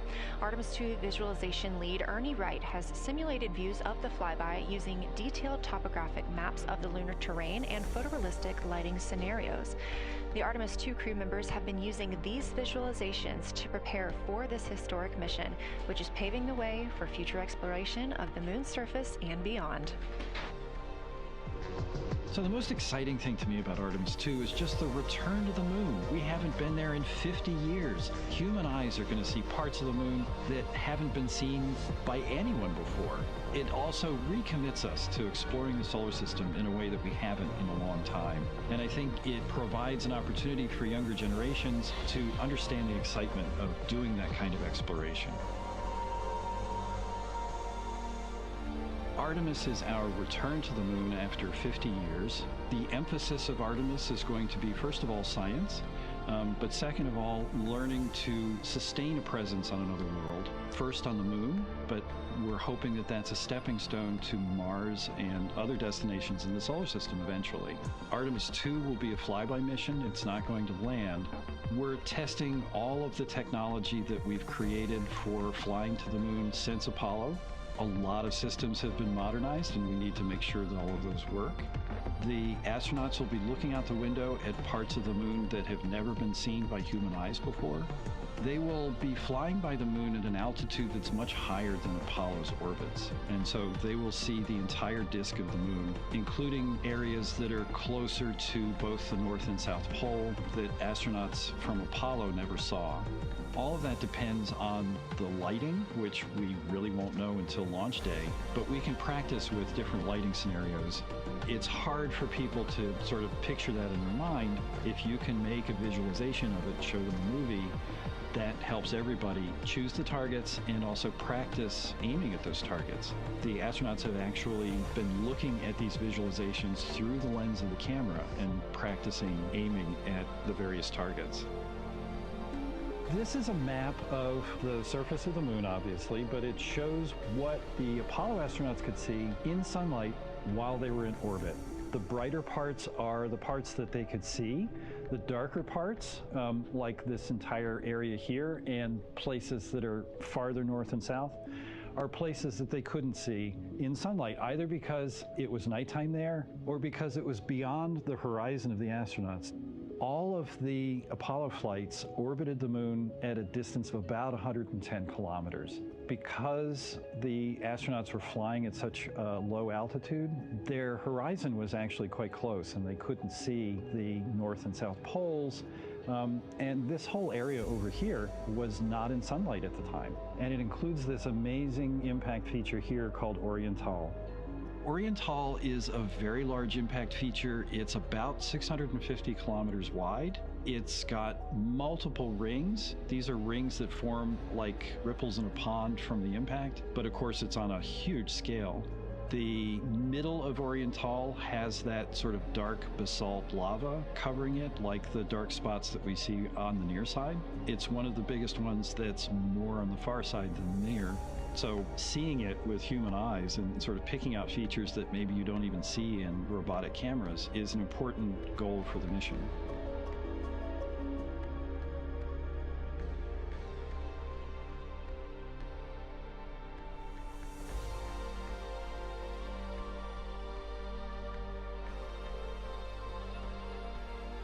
This live view in the Science Evaluation Room, or the SIR, here at Johnson Space Center in Houston, Texas, just down the hall from where we're at in the Artemis Mission Control Room.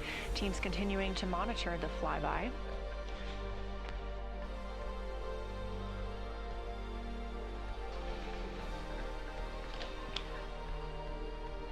The crew continues their observations of the moon, even though they are out of touch with Earth. We expect to hear from them in 12 minutes and 26 seconds. Again, this is approximately 40 minutes loss of signal while they are out of reach of the deep space network.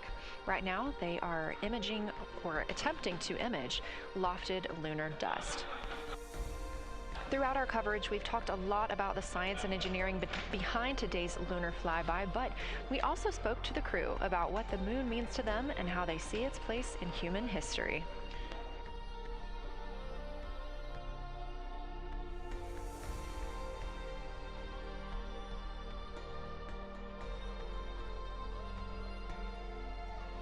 I remember being a little kid lying in bed at night and just looking out at the moon in whatever phase it was in, and I was thinking, man, my friends that live like 20 miles away, they can probably look out and see that same exact moon. And then when I was in the Navy and I would look out at the moon and I'd be halfway around the planet and I would think, man, my brother can see that moon where he is and he's halfway around the planet from where I am. And it's a connection of life on Earth. We can all look up and see that moon. It represents history. It is a witness plate. Everything that's ever happened to the moon is still written on the moon. There's no processes of wind or change in the Earth, geologic processes like we have here that change it. And something that's been telling and can read out the story of its own evolution, there's something beautiful about that. I've also learned from my indigenous mentors that they refer to the moon as grandmother moon. So you've probably heard of Mother Earth. They use grandmother moon because grandmother moon is responsible for the water in their community. The grandmothers, sort of protect the water source, just like the moon moves the water around the planet, affects the tides. It's something that represents something different for each individual culture around the planet. And that's really neat because we all share that same moon in the night sky. We all have seen the same side of the moon in different lighting conditions our whole lives. And so it seems very familiar to us, but it's also kind of unknown. When we get up close, some of the imagery that we'll get to describe and to share with people will be very unique. And that nature, both of those things being true about this one entity that we all know, just is really special. It's just the epitome of a symbol of both something that's in each of our hearts, but that's also represents exploration and reaching.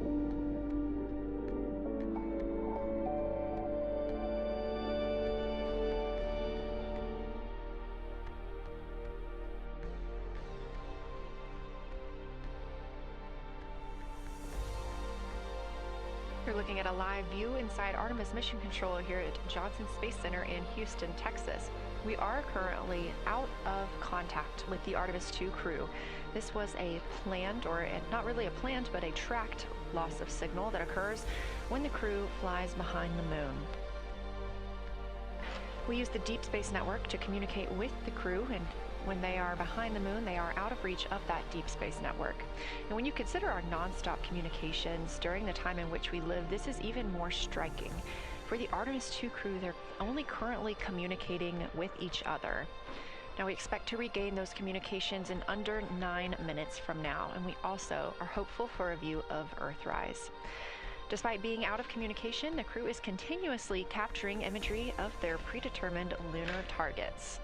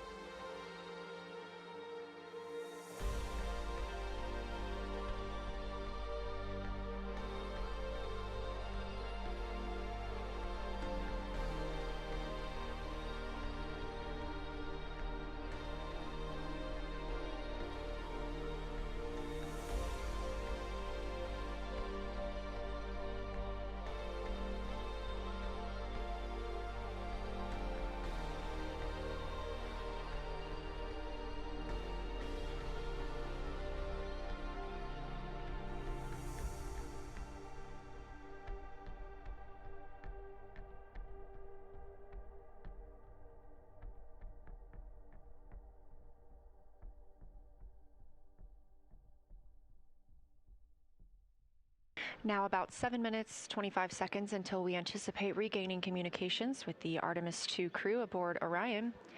In the meantime, Artemis II lunar science deputy lead Marie Henderson is trained these astronauts to capture and document their views of the lunar surface for all of us to enjoy back here on Earth. I cannot wait to hear their voices when they get to the far side of the moon and I can hear them talk about seeing the moon out their window. I try to imagine it now and just I tear up thinking about it. Ooh, now I gotta hold on a second.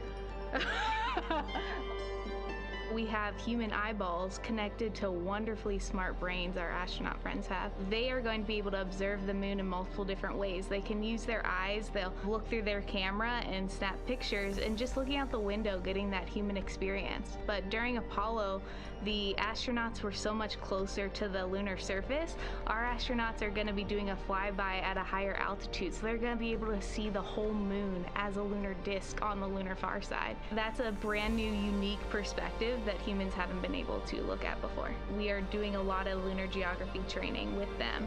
They have study sessions and quizzes they can do that are assigned to them. You know, even if you're an astronaut, you still get homework. We actually get in the mock-up. In that enclosed physical space, we have to think through the hardware that they have, the cameras, the computers, their microphones to make these observations. There's 4 windows up front. Through one of those windows, one of our astronauts will be using a Nikon D5 camera with an 80 to 400 millimeter lens. So something that allows them to zoom in really far and actually take more detailed observations of the surface. It's almost like looking through a pair of binoculars as well. It's just like being a geologist out in the field. They're telling us what they're seeing, looking for colors, textures, different morphologies, and comparing the region that we're having them look at to the regions that are around them.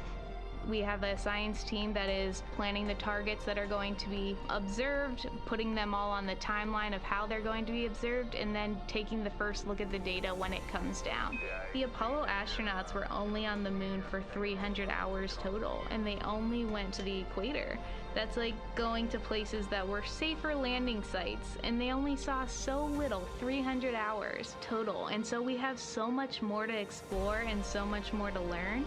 And we are the beginning of the next generation that gets to start being a part of these discoveries.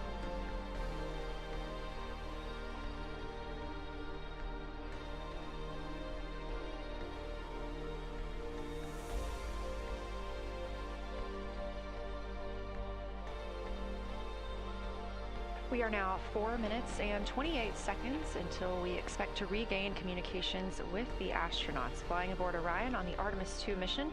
They are now flying behind the moon. While behind the moon at an MET, or mission elapsed time, of 5 days, 25 minutes and 34 seconds, we expect this was the point in which they made their closest approach, 4,067 statute miles above the lunar surface.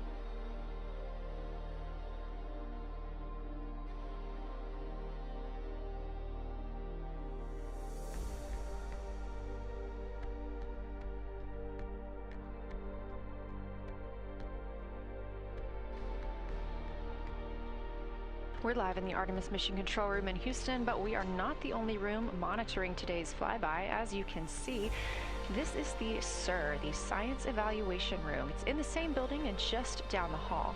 It's a multidisciplinary science team supporting the Artemis II crew in real time, including experts in lunar geology, impact cratering, volcanism, polar science, imaging, and visualization. You can see the SIR here, that's the Science Evaluation Room. It's embedded within Mission Control to provide science input during live operations like what we see today. But additionally, the Science Mission Operations Room is a back room that processes data, evaluates imagery, and supports rapid analysis. We also have our science officer, Kelsey Young, here on console today. She's serving as the primary interface between the science team and the flight controllers, ensuring science priorities are represented during mission execution.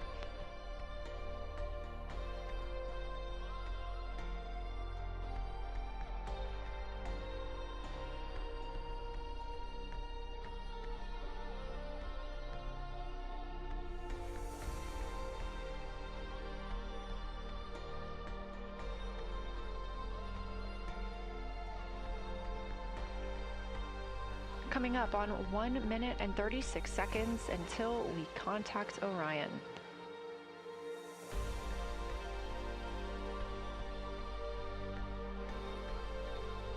Meanwhile, aboard the spacecraft, the crew has continued executing their lunar flyby tasks. As we discussed earlier today, these activities have been precisely timelined, and this is the fourth of 5 blocks of time during which the crew will be observing the moon from Orion's windows. At this time, pilot Victor Glover and mission specialist Christina Cook are observing the moon at windows 2 and 3.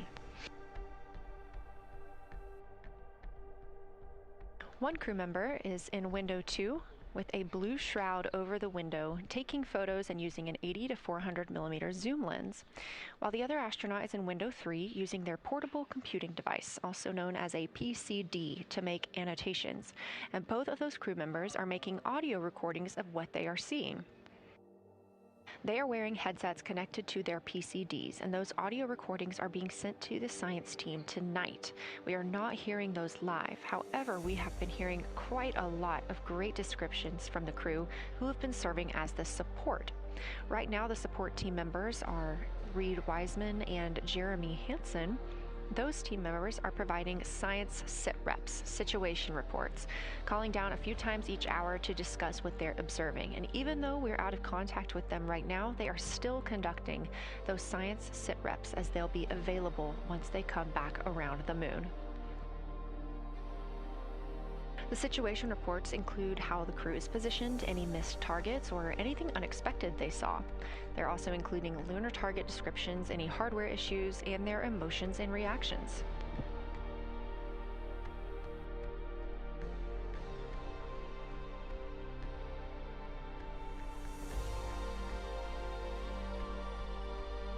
Again, we are standing by to acquire signal from the Orion spacecraft.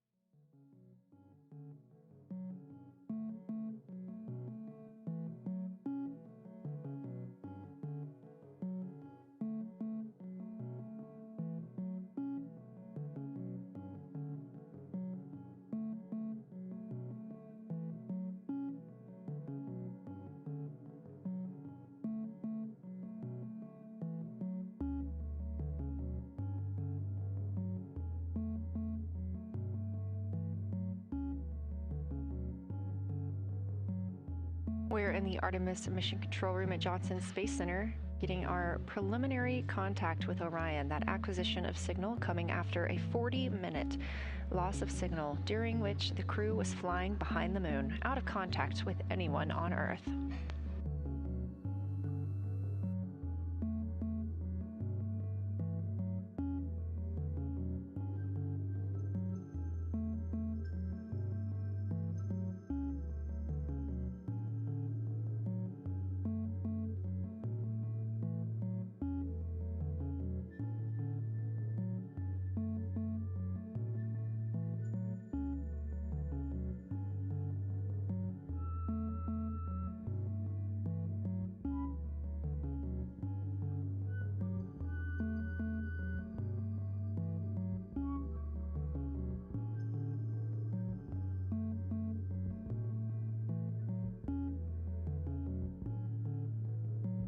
We are getting our first views from Orion after the loss of signal. Orion has come back around the other side of the moon, and that little crescent that you see is Earth, over 252,000 miles away.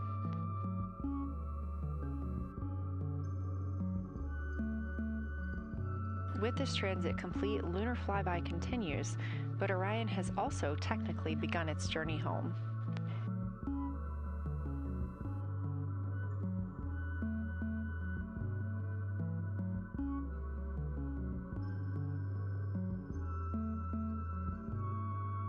Right now, the crew are getting a few moments to enjoy and take photos of Earthrise for themselves, and we expect to contact them shortly. But we do have good signal coming from Orion.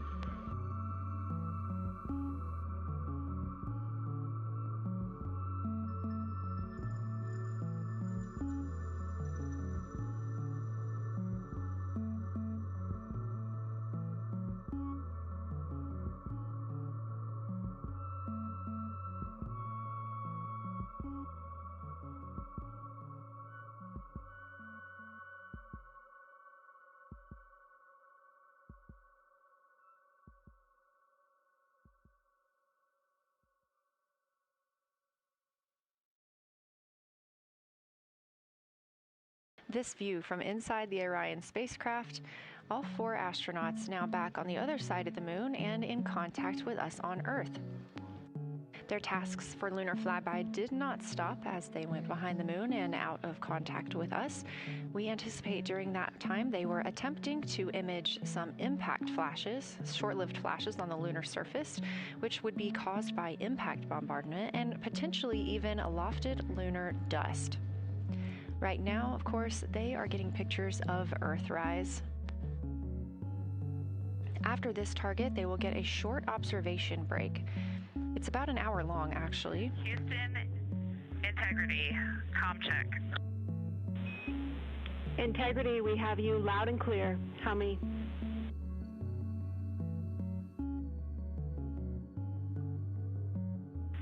Houston, we have you the same, and it is so great to hear from Earth again. To Asia, Africa, and Oceania, we are looking back at you. We hear you can look up and see the moon right now. We see you too. When we burned this burn towards the moon, I said that we do not leave Earth, but we choose it. And that is true. We will explore, we will build ships, we will visit again. We will construct science outposts, we will drive rovers, we will do radio astronomy, we will found companies, we will bolster industry, we will inspire. But ultimately, we will always choose Earth. We will always choose each other. Integrity from Earth, our single system, fragile and interconnected. We copy. Those of us that can are looking back.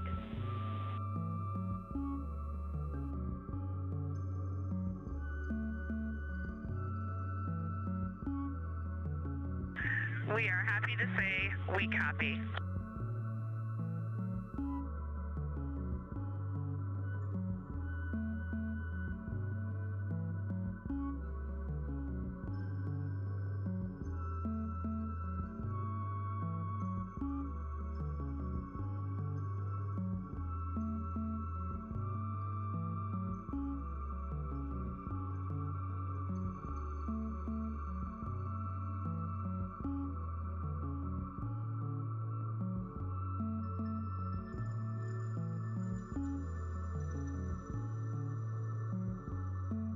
Those first communications back with the astronauts aboard Orion.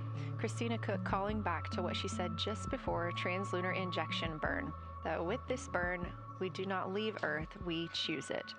The translunar injection burn served as not only what put them on this trajectory to fly around the moon, but what also committed them to splashing down in the Pacific Ocean on Flight Day 10.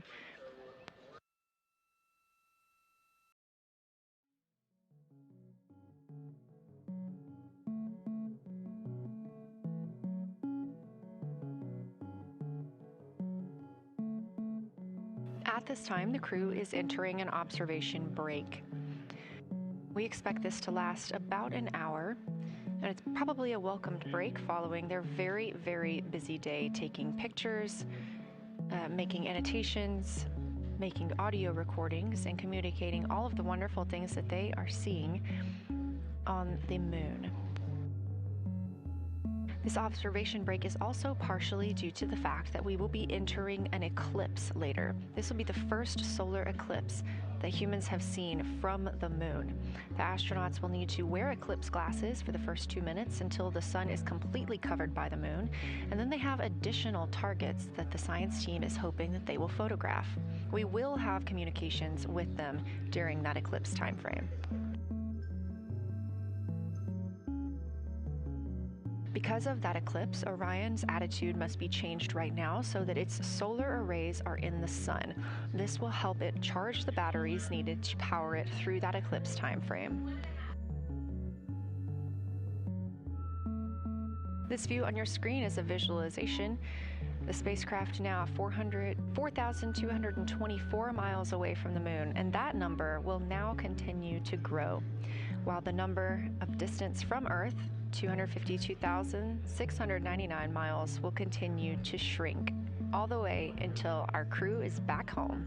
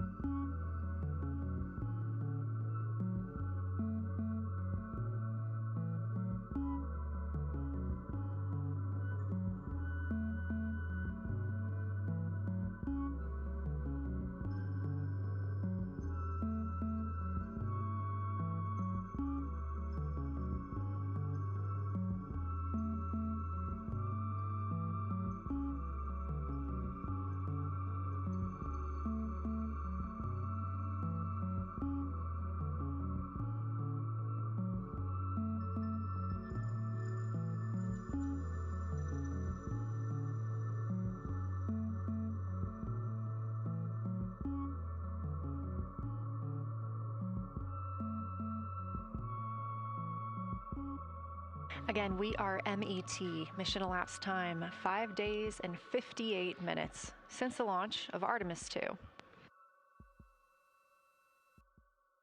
We have reestablished communications with the crew and the Orion spacecraft, now entering a little bit of a break while they are out of visibility, or the moon is out of their visibility.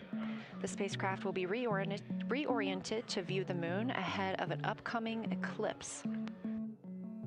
This current attitude maneuver helps charge the solar arrays and batteries aboard Orion that will power them through the eclipse.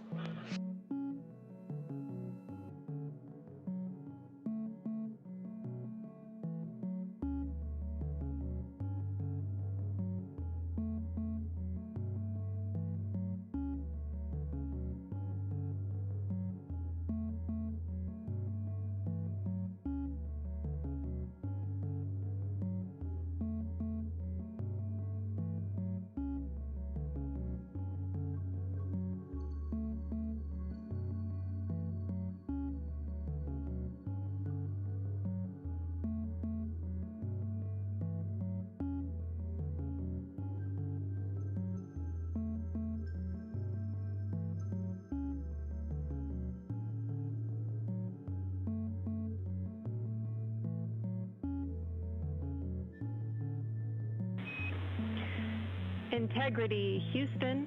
In mission control, all of your flight controllers and your flight director have flipped their Artemis II patches around. We are earthbound and ready to bring you home.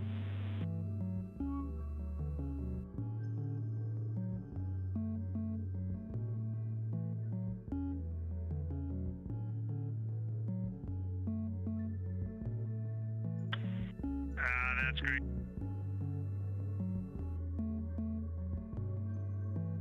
See the light of day as we head back to sea.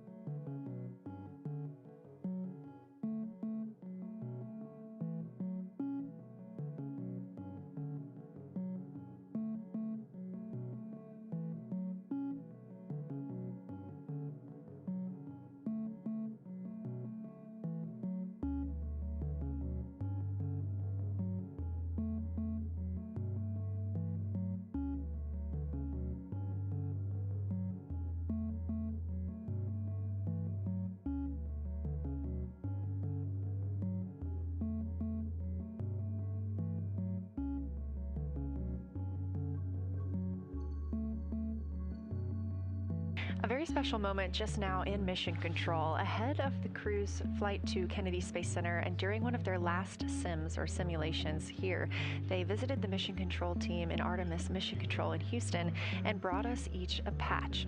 Everyone in the flight control room has had these on their signifiers at their console. On one side of the patch that you've probably seen is the moon with the Earth behind it. Now that we've passed behind the moon and we are returning home, the flight control team has instructed everyone in the room to switch their patch around so that the Earth is closer and the moon is behind us. We are really looking forward to seeing the Artemis II crew, and the Capcom Jenny Gibbons did call that update up to the crew that the flight control team here has turned their patches around as was instructed by the crew during that last sim, and we are counting down the days until they get home. They are now 5 days, 1 hour, and 3 minutes mission elapsed time into the Artemis II mission.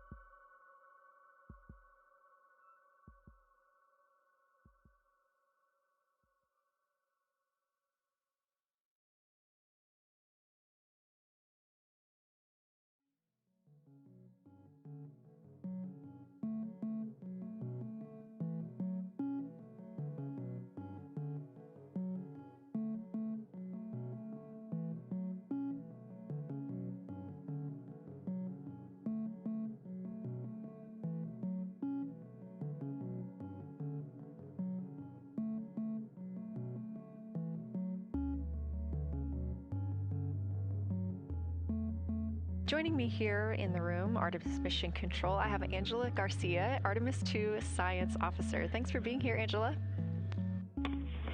It is an honor to be here. What a day. Everyone's been buzzing. I can't contain myself, so it's been a really awesome day. So you're sitting on console at the science console now. Have you been in the SIR earlier today? There's a lot going on. So I went here first, then I'm going to go there after.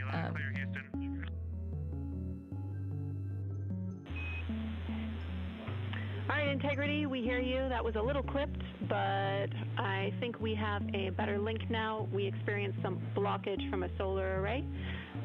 We moved it, and we are in bias, tail to sun.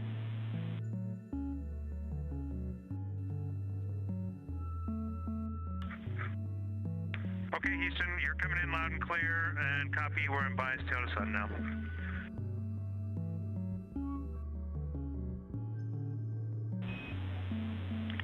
Affirm and Integrity, just so you know, we did not hear your response once we flipped our patches. Jeremy, we heard you call down, but you were clipped, and then we briefly lost comm. Glad we're back.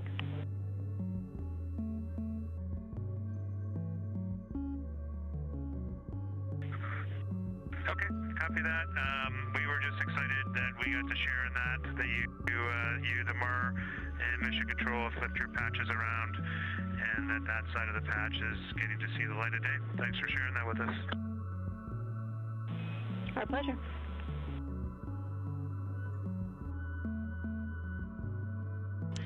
Okay, Angela, so can you tell me a little bit about your role supporting Artemis II and the science preparation for the mission?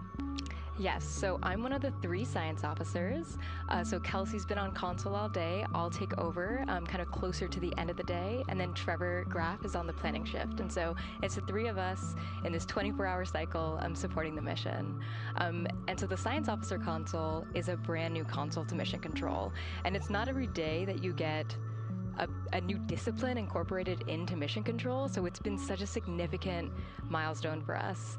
And it's just a testament to like the commitment that the Flight Operations Directorate and NASA have, that they're going to be integrating science and maximizing science throughout Artemis. So it's really exciting. And then the science preparation. So I'm on the operations team, but I'm also on the training team. So all the incredible training and shout outs that you've gotten today, it warms my heart. It warms everybody's heart in the science evaluation worm. I promise you that. But so all the classroom training, the field training, the mission simulations, right, we were part of all of it. And, that is what we did to get the crew to be, they are a part of the science team. And they are the forefront, that nice edge. And they're just been doing such a great job today. I know. I imagine that you have to be pretty proud of them. Their reports have been fantastic. So I would like to know a little bit about how you have developed procedures for this crew. What kind of science activities are they carrying out inside the spacecraft? Yeah, so the procedure development has been a unique challenge. I would say the exploration science that we're doing is inherently pretty flexible, and operations is, I'd say, inherently has more structure and rigidity. And so to marry the two and to operationalize the science that we want to get done has been a challenge. But I think we've been able to go through these processes and create good products at the end and have a good plan. Yeah, it's been really great. What was the second part of your question? Just what kind of these science activities that they're performing, which of those have you really had a hand in? Yeah, so a lot of the procedures help organize what the crew is doing in the cabin. And I know we've talked a lot about, what they've been doing, and they've been doing a lot, and it's been a little dark, so I can re-explain what some of those things that they're doing. So the observation blocks are about an hour long, and the crew is organized, the 4 crew members are organized into 2 pairs of 2, the window team and the cabin team. And the lunar targeting package that you've been showing up and that the crew have on their handheld tablets is really the instructions for the window team. So the window team, the 2 crew members are looking out the window. One has the camera with the long lens, one has, they're just looking out the window with their unaided eye, and they're taking these detailed observations. And then halfway in that observation block, they do the window team position swap. So that's what Capcom's been calling out, and they'll switch positions, so each crew member has a chance to have that long lens. And then that's just what the window team is doing. There's also the cabin team, where they also have duties that they're doing. We're asking a lot of the crew in this time. And then the cabin team, they have the interior camera, and they're taking images inside the cabin. They're also supporting the window team, where, you've heard some call-outs where looking out at the bright moon and then looking inside the dark cabin and looking at their LED screen is a lot. So the cabin team is also helping support, target, and guide the window team into specific targets on their plan. They're also helping call out these science situational reps. So they're looking out a different window and listening in to what the crew who are really down and in the science on the window team are doing, and they're giving us insight. And those recordings that the window team is doing are going to be uplinked or downlinked overnight, and we're going to be able to chew on that data.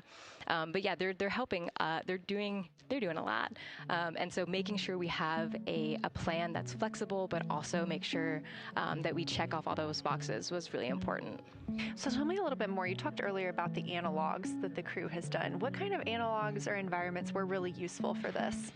Yeah, so for procedure development, right, you have so many different environments that you can do. You have classroom, like we said, you have the Orion mock-up, you have simulations, and at least for developing the plan, we kind of did it in a tiered approach, because each of those different analog environments helps us answer a slightly different question and has a little bit of a higher fidelity.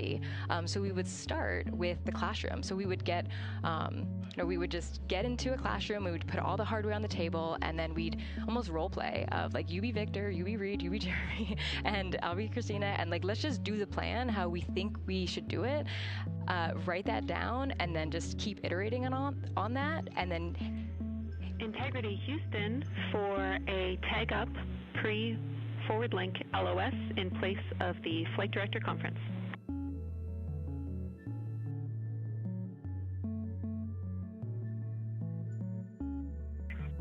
Okay, Jenny, we're ready.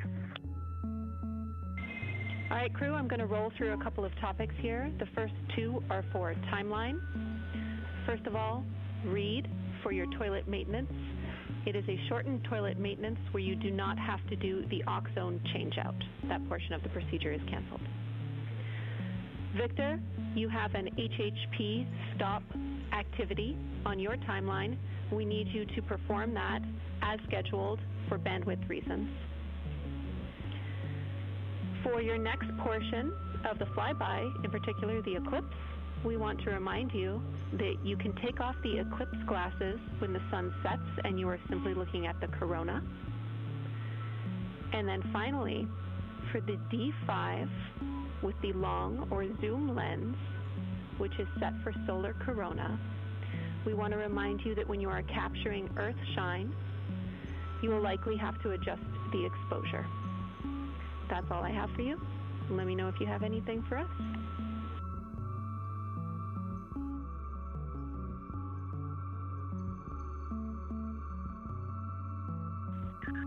Okay, Houston, we copy all. Thanks for those words, Jimmy.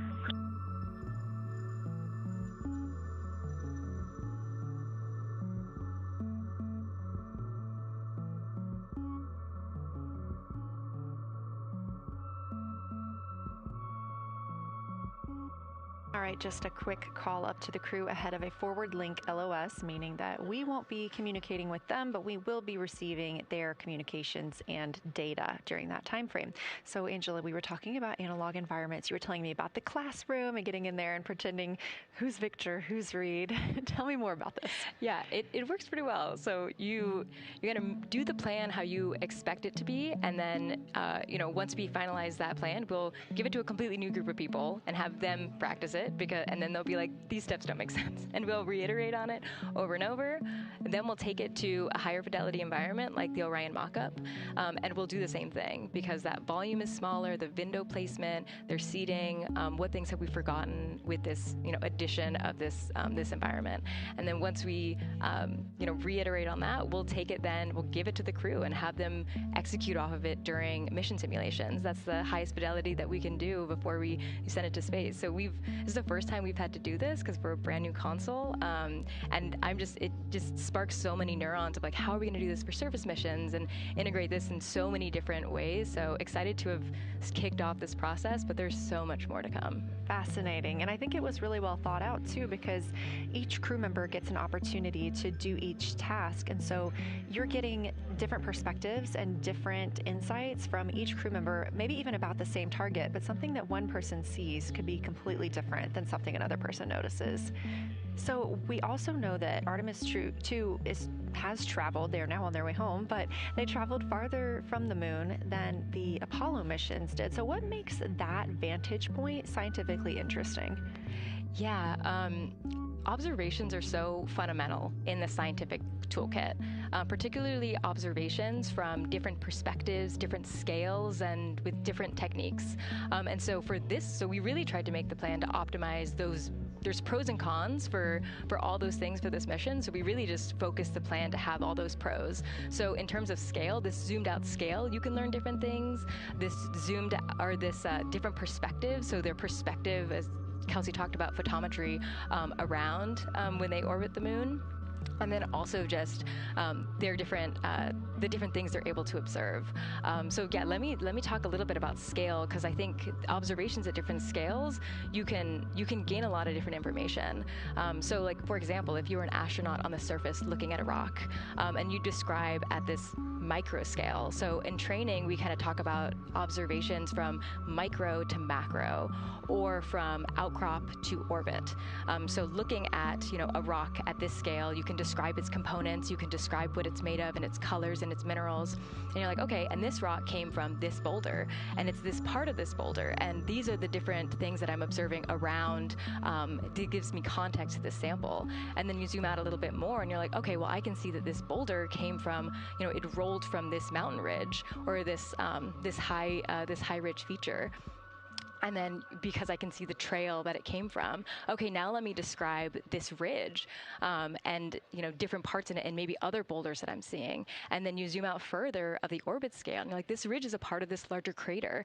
So all of those different steps give you different information. And so that's why observations at these different scales and these different perspectives are so important. So this zoomed out kind of far view is this full lunar disk view. It's the full lunar, you know, on Earth we see the full lunar disk as well, but now we're able to see it on the far side, and we're able to see it, you know, all at the same time, which enables the astronauts to compare very quickly to different parts of the surface. And the color particularly is very compelling because you can just be able to very quickly compare from, you know, 3 different regions. Is it in the same family? Is this actually a little bit different? You know, compare that to what they see in their orbital data that they have access to on their portable computers, and really just be able to tease out that nuance and information.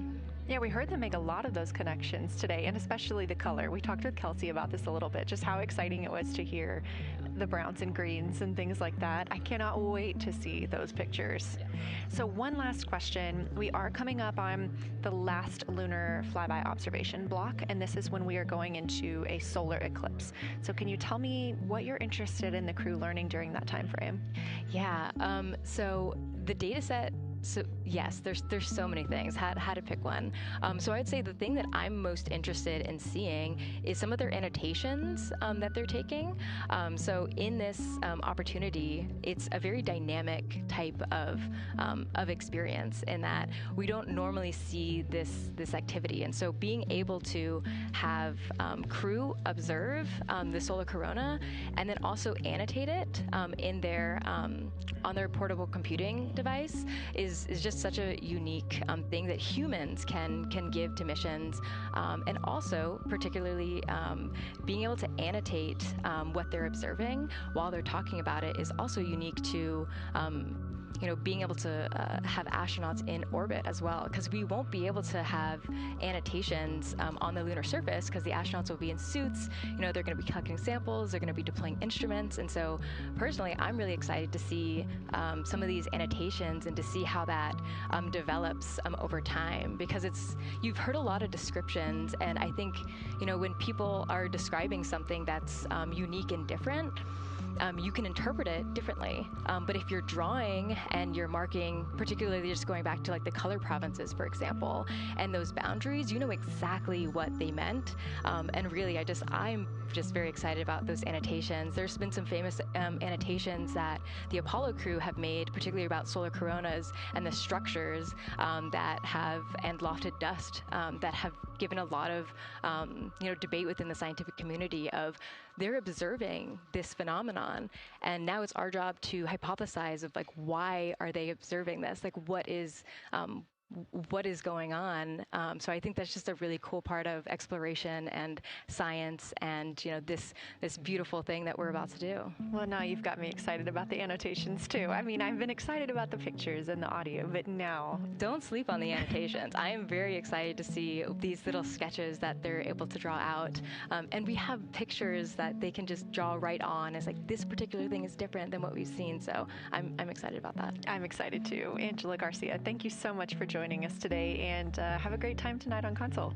Thank you, and you've been doing a great job, and it's so excited to see where we go from here. Thank you so much.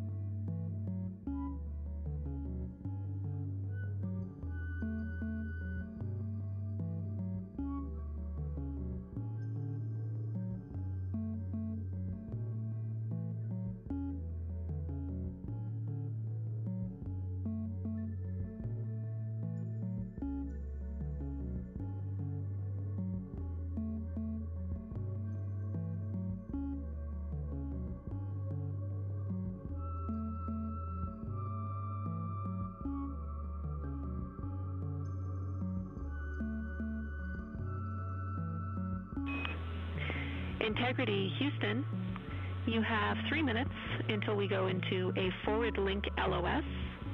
We will be back up with you in about an hour during the eclipse on Madrid.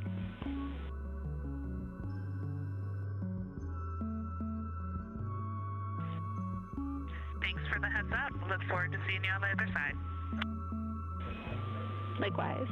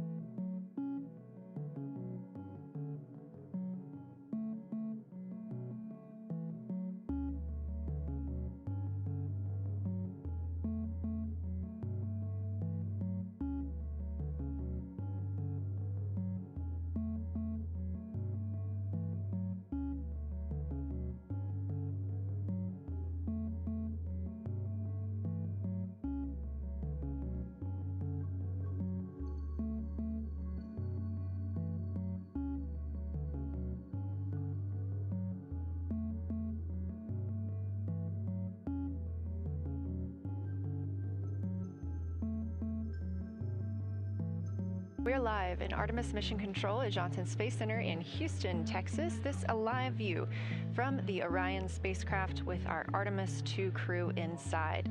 That's Reed Wiseman, Victor Glover, Christina Cook, and Jeremy Hansen. We are still live for our lunar flyby coverage. The crew is in a short break while the spacecraft is pivoted away from the moon. We are going to be going into a solar eclipse. This is the first time anyone has ever seen a solar eclipse from the moon. So it's going to be a unique vantage point for our crew. But ahead of heading into that solar eclipse, we need to charge the batteries on the Orion spacecraft. Therefore, we have positioned the solar arrays into the sunlight to allow time for those batteries to charge. We will get back pointed at the moon just in time for that solar eclipse. We are also in a forward link LOS. What that means is essentially we cannot send calls or commands to the crew right now from the ground. However, we clearly get all of their data and communications. The spacecraft is now 4,632 miles away from the moon, and that number will only continue to grow as the distance from Earth shrinks, now 252,523 miles away. Our closest approach to the moon today was approximately 4,067 statute miles in altitude. Our maximum distance from the Earth is suspected to be 252,756 statute miles. Both of those moments came while Orion was flying in their loss of signal time frame behind the moon. The crew also set that new record today, beating the Apollo 13 record of distance from Earth.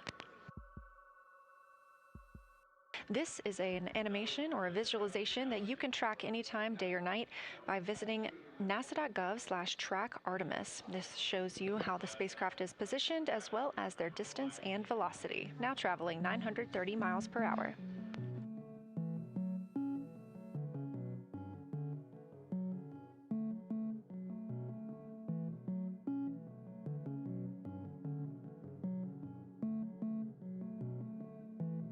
During this break in their time today, the crew is working on a couple of other tasks.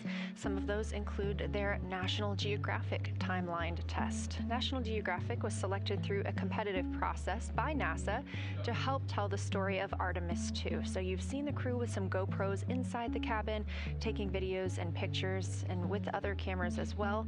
National Geographic plans to leverage its portfolio of media assets, including magazines, social and digital content, and television programming for engagement opportunities. Throughout the flight, the crew has been timelined a little bit each day to film from a shot list provided by National Geographic, and that includes their morning routine, talking with their families, exercising, and just their overall thoughts about the mission. And I cannot wait to see that footage.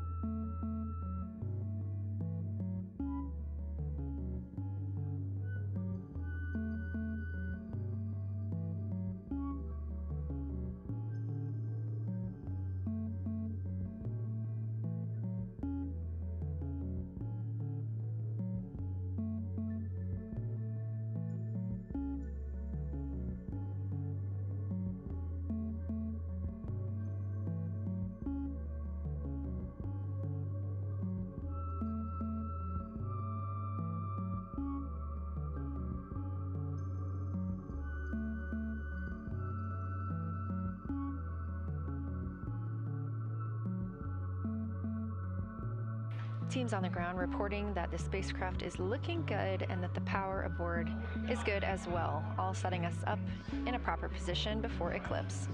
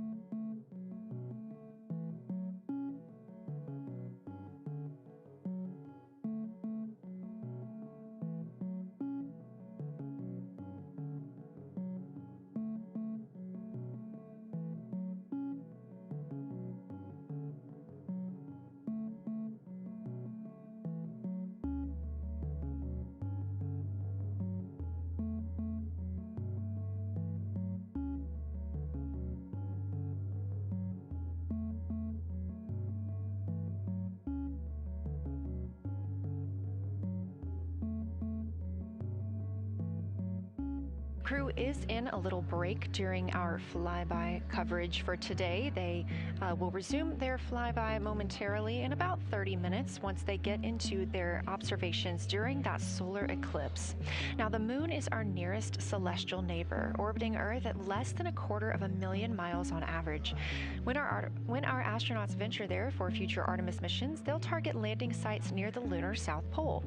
There, ancient rocks, minerals, and trapped water ice will not only provide resources for human explorers, but they may also contain clues to the formation and evolution of our planet and the solar system. Let's learn more about the lunar South Pole with this video featuring Dr. Kelsey Young, Artemis Science Flight Operations Lead. We learned a lot from the Apollo samples, but we still have a lot left to learn about the moon. The Apollo missions visited only a pretty narrow swath of the moon. All the missions were concentrated near the near-side equator. Really interesting and really critical insights were unlocked with the Apollo samples, but we have so many questions still to answer about the moon and the evolution of the moon. And liftoff of Artemis I.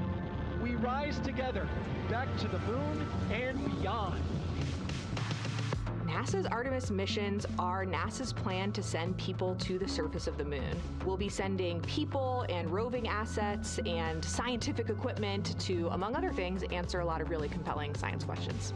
Scientists have a lot to learn about the moon. It's our nearest celestial neighbor here to Earth, so what the moon has experienced, we've experienced. Except here on Earth, we have things like plate tectonics, oceans, forests, people that erase the rock record. Whereas on the moon, that whole record of our planet's history, of the moon's history, is just kind of waiting there at the surface for us to explore.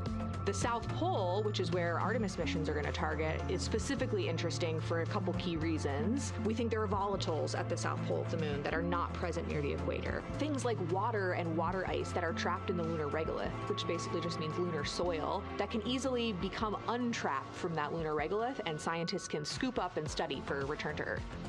The lunar South Pole is a really exciting scientific target, and it also comes with some challenges for operating. For example, the lighting environment will change drastically within the course of one mission, and even over sometimes the course of one spacewalk. So preparing the crew members, preparing the hardware that we're sending to the moon, and preparing the mission control teams is really, really important.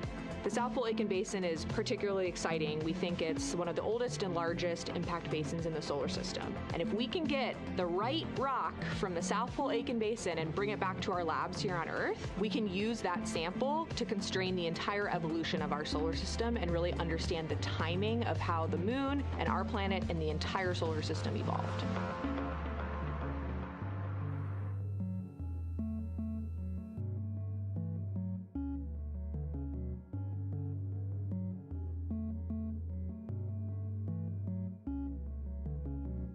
You're looking at a live view aboard the Orion spacecraft of the Artemis II crew, working in the middle of one of their breaks, or really their only break today, during this lunar flyby period. Coming up next will be that solar eclipse.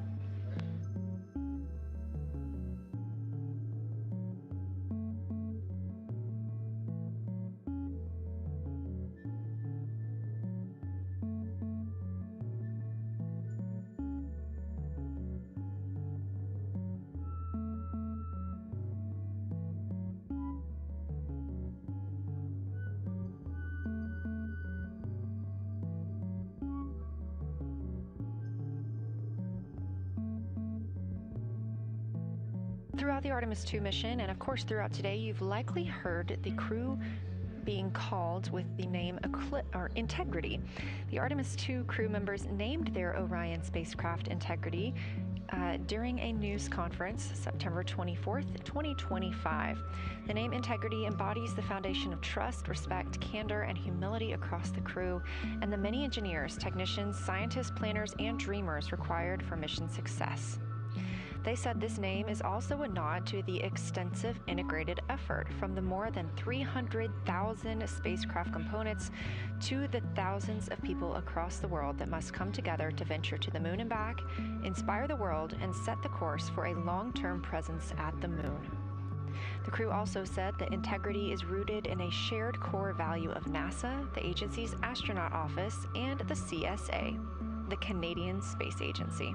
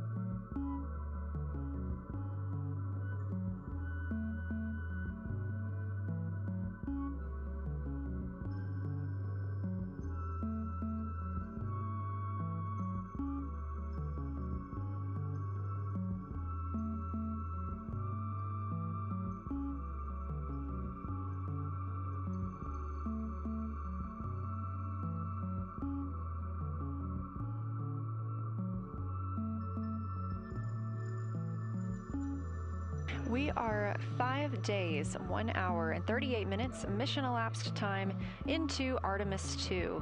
In this view on the screen, you can see the crew starting to even look through some photos that they may have captured today. We really look forward to sharing these photos with you as soon as we possibly can. And the best way to keep up with those is to follow NASA on social media. You can do so at NASA, and for this mission specifically, at NASA Artemis.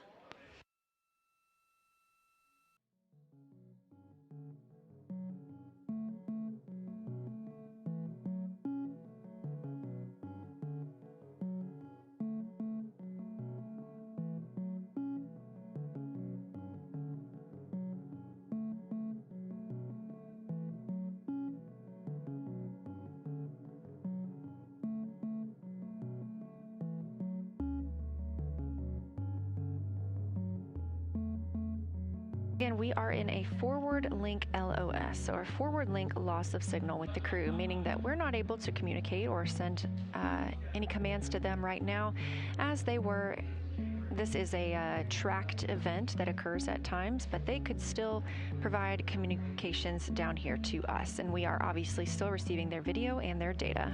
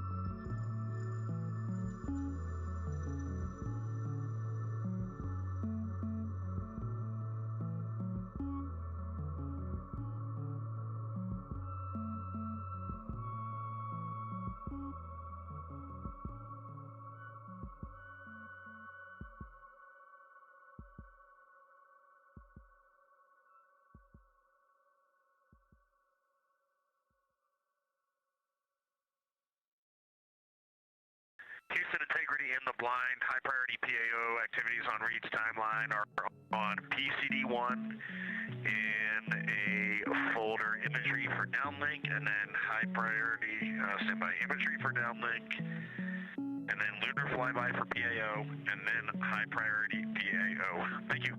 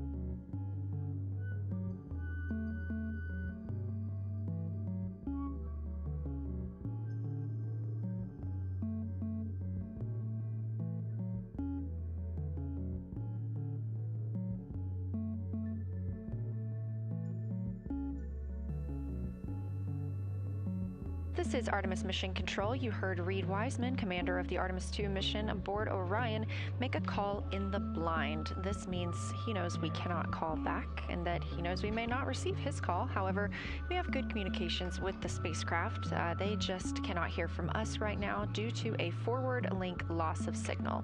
Again, we were tracking that this would occur, and we will regain that momentarily. But that call that came down from Wiseman mentioned some imagery, so we are very much looking forward to getting pictures taken from the moon today. Again, to see those images, make sure you follow NASA on our social media at NASA and at NASA Artemis.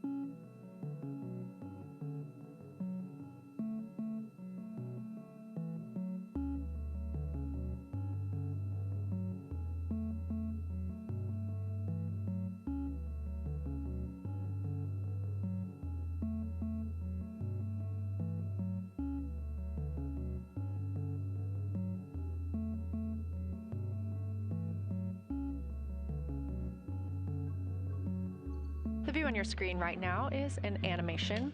This is called Arrow, or Artemis Real-Time Orbit website. You can visit this for yourself at nasa.gov/trackartemis, and you can watch as we continue to grow closer to Earth and farther away from the moon. It's all seemed to happen so fast so far, and we're coming up on splashdown now in 3 days, 23 minutes, and 23 hours.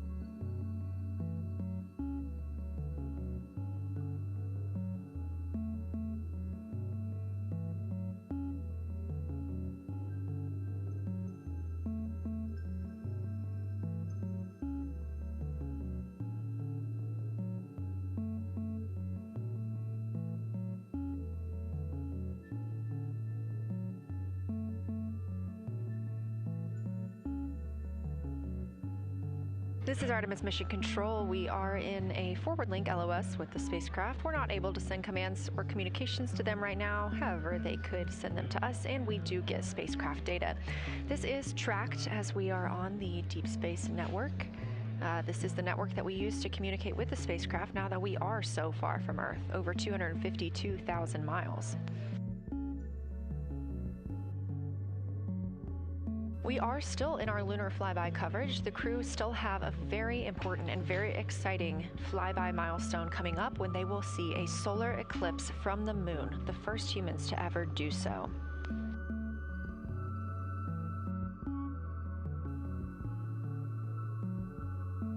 Something that we also have to consider when it comes to our missions and launches is space weather.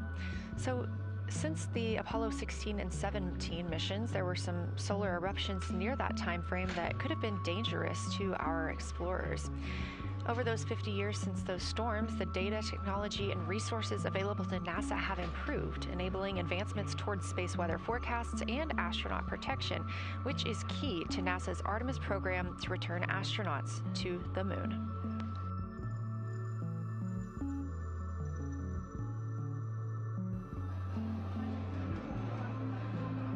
Across our planet, billions of people depend on the invisible networks that connect us to space. Every day, those networks are at the mercy of our temperamental sun and the space weather that it unleashes across our solar system. That's why NASA's space weather program tracks solar storms from the moment they erupt, modeling their paths, anticipating their impacts, and leading the research that the world's industries rely on. NASA's space weather research and modeling is driven by the needs of society and enables critical decision-making that equips pilots to reroute around high radiation areas, farmers to adjust GPS-based precision planting and harvesting plans, and power grid operators to mitigate the impacts of potential surges. For those exploring other worlds, NASA provides 24/7 space weather monitoring for Artemis crews at the moon and future Mars astronauts who may be exposed to dangerous levels of radiation during solar storms. Whether you're a pilot or a passenger, a farmer or a consumer, a power grid operator or energy customer, a satellite controller or GPS user, space weather impacts us all.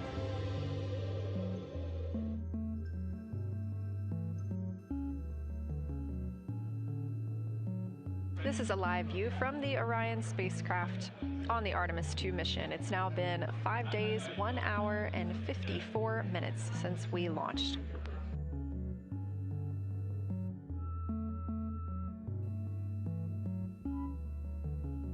We are still in our flyby coverage, and the crew is on a short break right now as we have changed the attitude of the spacecraft to help charge the batteries aboard. We use the solar arrays to gather energy from the sun and store it in the batteries. That way, when we are not in the sunlight, we have those batteries to continue powering Orion. Now we're doing so because the Artemis astronauts are about to experience a solar eclipse from their capsule.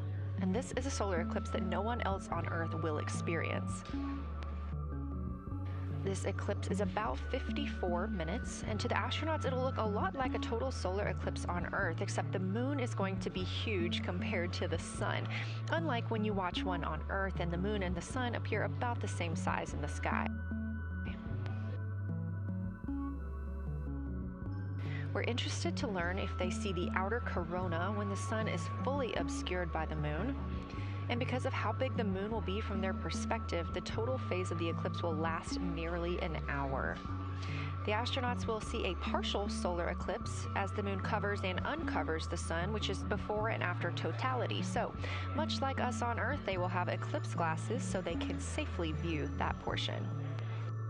The astronauts will also be using cameras to capture images of the corona during the eclipse.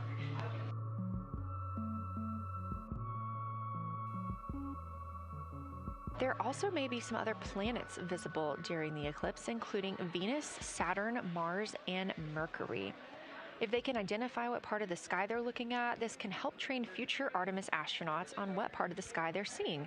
This provides useful knowledge in challenging situations when they may need to rely on that information instead of instruments for navigation and orientation.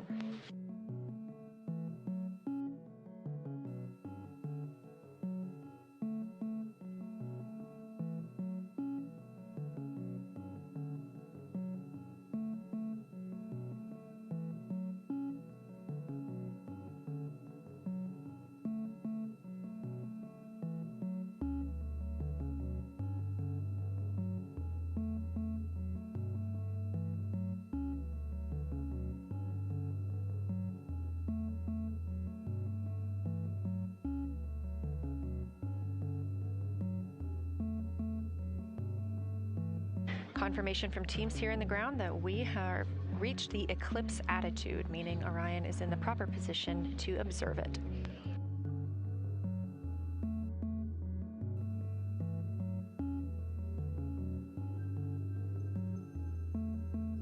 The astronauts' break during this observation period is now over, and we are resuming their lunar flyby observations.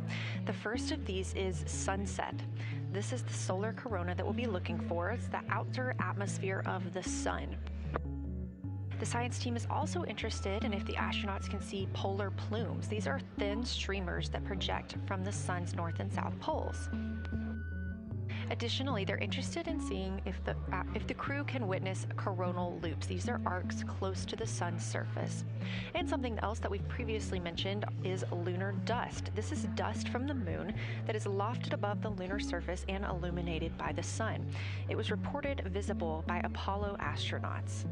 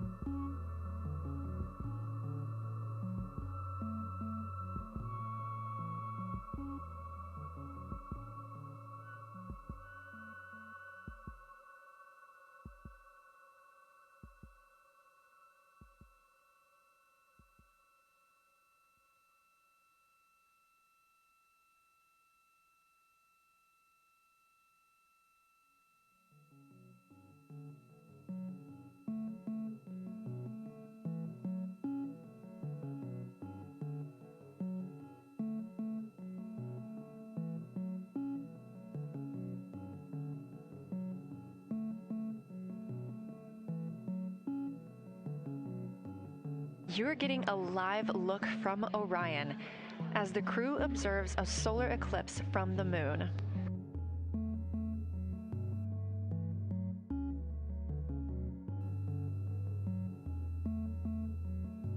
And this solar eclipse is only visible to the crew on the spacecraft. It's not visible to anybody on Earth. The science team is interested in several different targets for them during this time frame. And we're personally looking forward to getting those images as well. Again, during the beginning portion of this eclipse, the astronauts will need to use eclipse glasses just like we do from Earth to safely view it. Once the moon has completely covered the sun, they'll be able to take off those glasses for almost an hour. Totality on Earth during a solar eclipse lasts only a couple of minutes, so this opportunity gives them a chance to look out into deep space and to look into see if there are other planets nearby.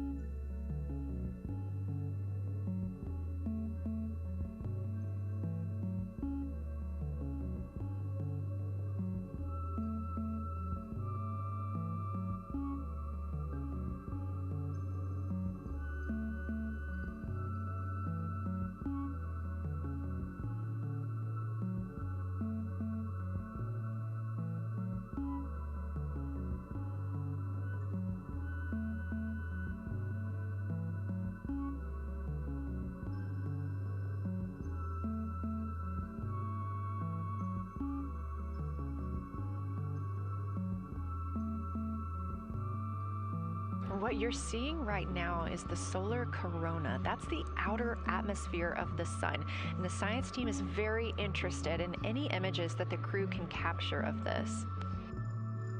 They're hoping that they'll take pictures and describe the visibility, color, and shape of the solar corona as a whole and its substructures, those plumes and streamers.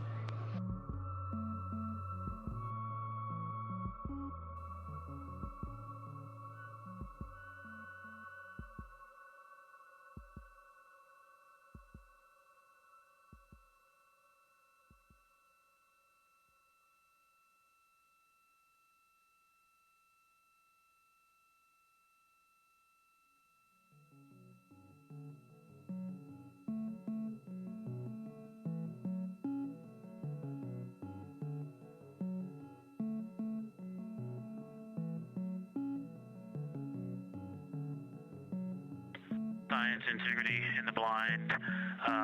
This is continues to be unreal. The sun has gone behind the moon, and the corona is still visible, and it's bright, and it creates a halo almost around the entire moon. But when you get to the Earth side, the Earth shine is already shown. I mean, almost seconds after the sun set behind the moon. You could see Earth shine. The Earth is so bright out there, and the moon is just hanging in front of us. This black orb out in front of us, in front of now, not the blackness, but the gray that blends and drifts into the blackness. We can see stars and the planets behind it. And Christina is in window 1, Reed is in window 2 with the long lens, and Jeremy is describing it in window 3, and it is quite an impressive sight. You can still see the horizon lit up brighter where the sun set on that side of the moon. It is bright, and Earthshine is very distinct, and it creates quite an impressive visual illusion. Wow, it's amazing.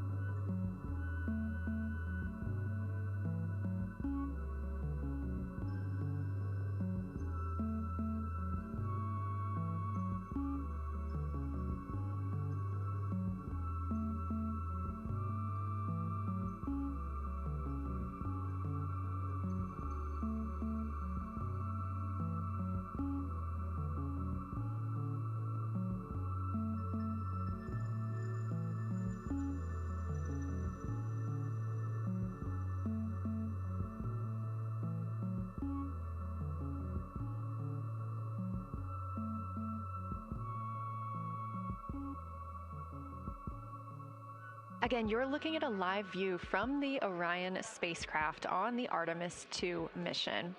Orion is now 252,125 miles away from us all on Earth.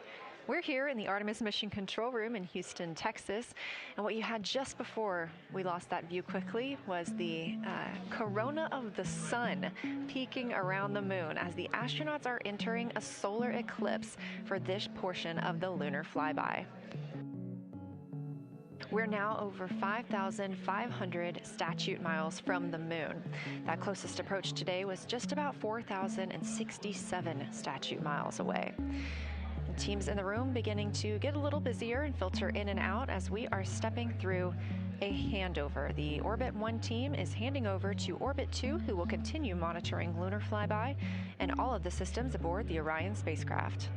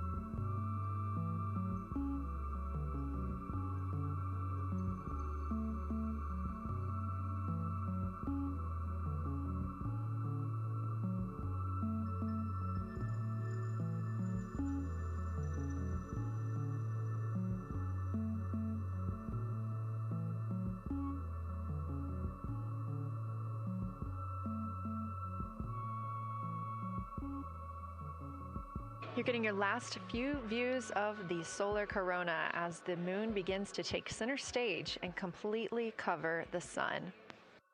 If you see that bright dot up near the top left of your screen, we think right now that that may be a part of the spacecraft, but we'll be sure to correct that if we end up figuring out later that it is something else entirely.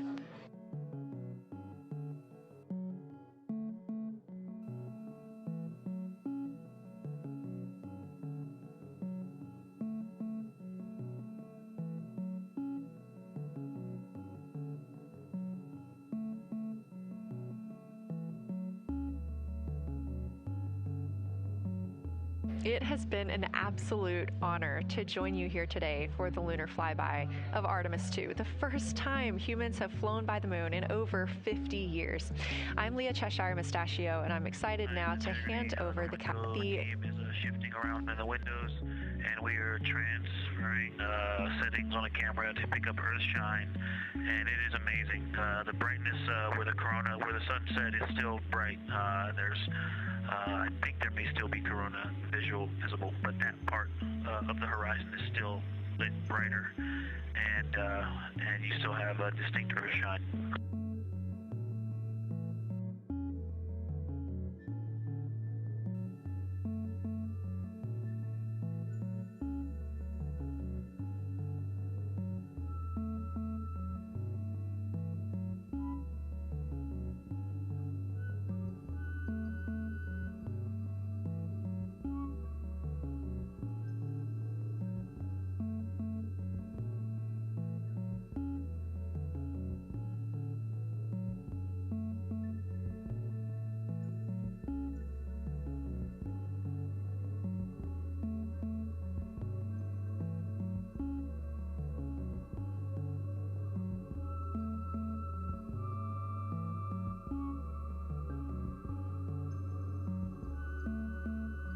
You know our rules that we don't talk when the crew is talking, so wanted to give Victor Glover a moment there to call down what he was seeing now that the moon is covering the sun.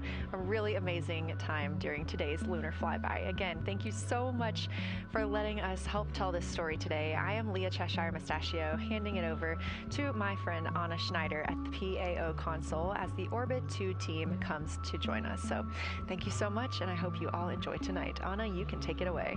Thank you so much, Leah, and it's been a joy listening to your coverage over the last several hours. So as you mentioned, the Orbit 2 team of flight controllers is currently making their way on console and completing a shift handover with the Orbit 1 team of flight controllers.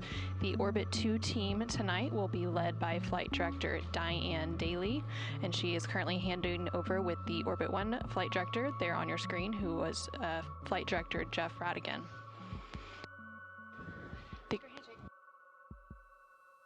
The Artemis II crew currently on board the Orion spacecraft. It continues to observe the eclipse that they are witnessing. There's about 43 minutes remaining in that eclipse period.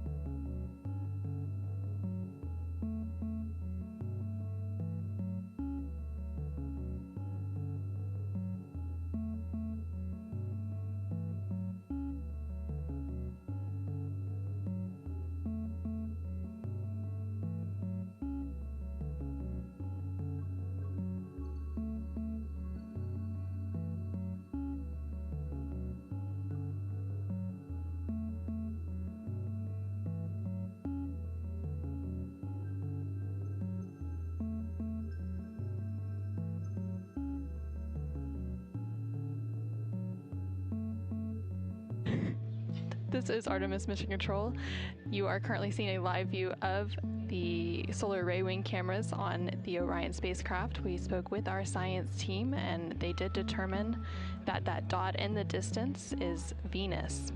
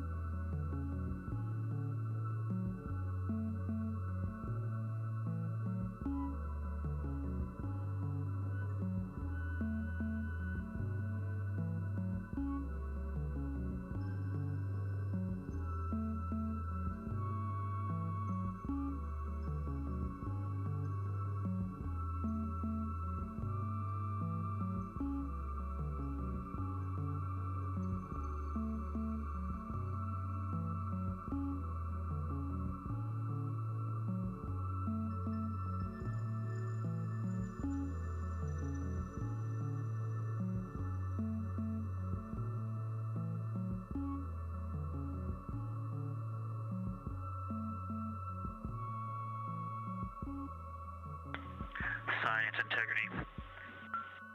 Let's see, not a huge change in here, just an update. The camera settings for Earthshine are challenging. This one's challenging to capture. What we're seeing, we're just not picking up on the cameras. And after all of the amazing sights that we saw earlier, we just went sci-fi. This has, it just looks unreal. You can see the surface of the moon between, I guess, the Earthshine. I guess Earthshine. You can actually see a majority of the moon. It is the strangest looking thing that you can see so much on the surface.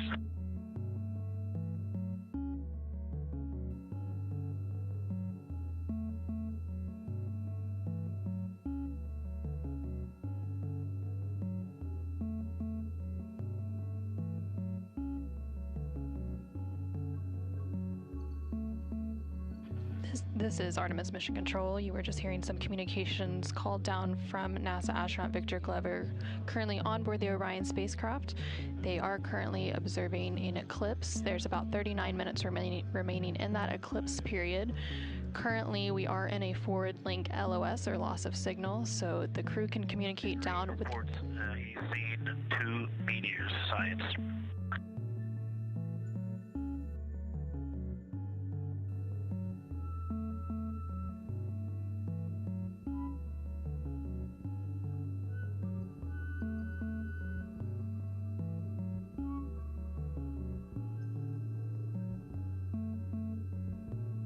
So we are in a forward link loss of signal. We do expect to regain signal in about 3 minutes, and at that point then the ground can communicate back up to the crew on board the Orion spacecraft. In the meantime, the crew can continue to communicate down to the ground. The ground is just unable to respond, so they are continuing to provide some science observations during this eclipse period. They've made some comments about Earthshine, which is the sunlight reflected from Earth when they come around towards the moon's near side late in this flyby window.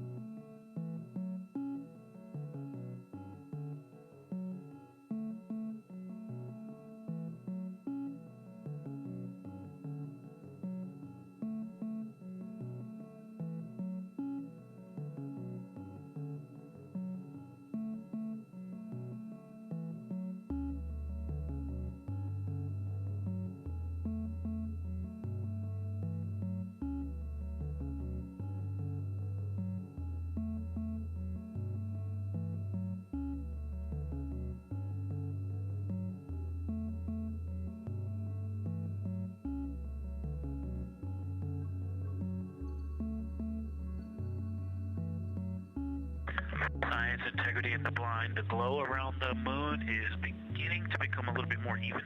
It's not so much distinct just where the sun set on the moon's horizon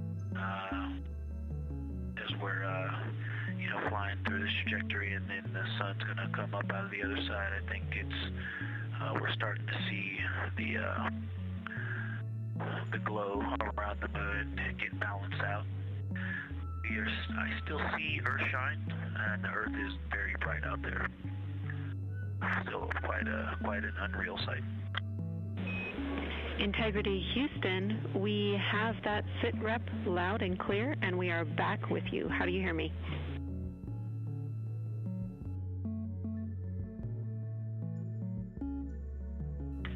Hey Jenny, we have you loud and clear, thanks. Copy. Victor, we're handing you over to science for some critical questions. Thanks for your report.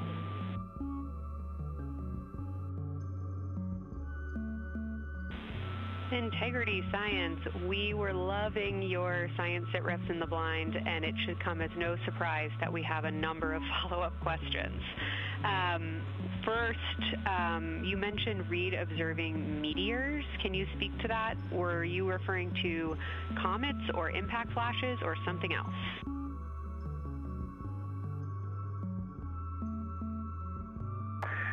Yeah, there was a little bit of giddiness. We have seen 3 impact flashes so far.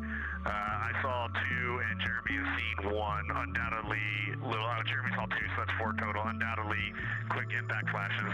It was not sun glint off of particulate from the thrusters or the purge tanks. It was definitely impact flashes on the moon.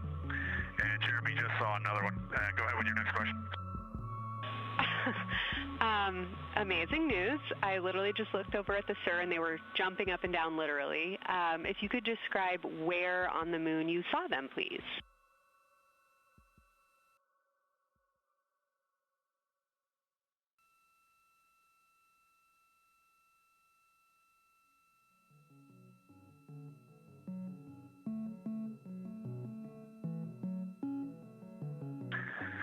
So they've all been either on or a bit south of the equator and on the Earth side of the moon.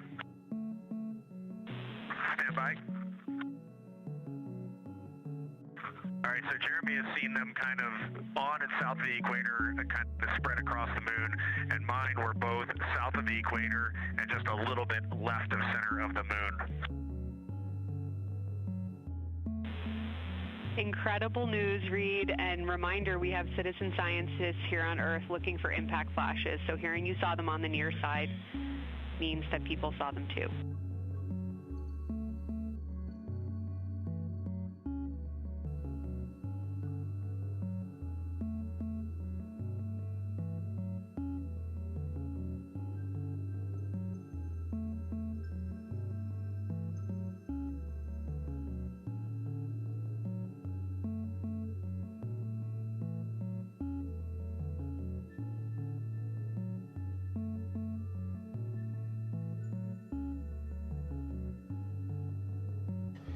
This is Artemis Mission Control. We have regained that signal, so the team here in Mission Control was able to call back up to the crew on board the Orion spacecraft as they continue their lunar flyby. Specifically, they are now in that eclipse period.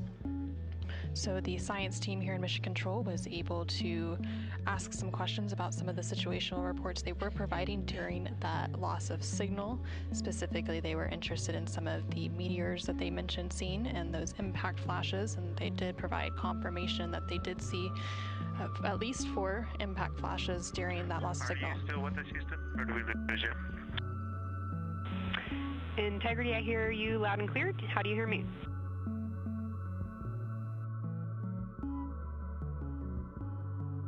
Okay, we got you loud and clear. One of the other things I wanted to describe, which was surprising to me, but the entire moon is lit up. It's glowing behind the entire moon. I thought it would look, dark against the black sky or deep space, but the sun is lighting up the entire limb of the moon. You can see the entire perimeter of it, and even now with the sun far behind the moon, you can still make out little bits of topography around the entire limb, just bumps as you go around it. And there's about the glow around the moon, once your eyes adjust, is easily 10 widths or diameters of the sun around the entire moon.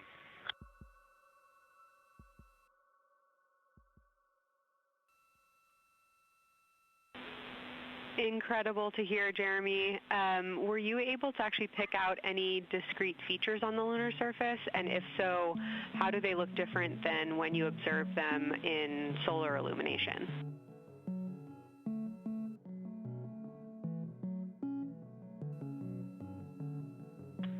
No, we really haven't been able to identify features on the lunar surface yet. We just see, the topography on the limb.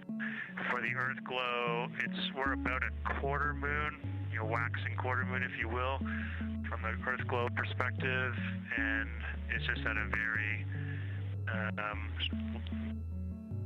just the sight angle. I'm just not able to tell what I'm looking at yet in the Earth glow. Understood. Thanks, Jeremy. One other question for you on the solar corona. Were you actually able to see any structure or color in the corona before most of it disappeared behind the moon?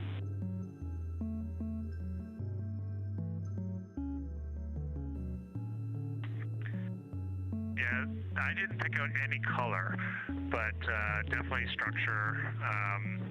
There were streamers, and they were not uniform at all. For me, the 5 o'clock position, there was just this constant streamer. It would change in intensity and diameter, but it was always there, and it was always at the 5 o'clock position. I only saw one plume, and it came out of basically the 3 o'clock position of the sun. That was very short-lived when I could see the plume.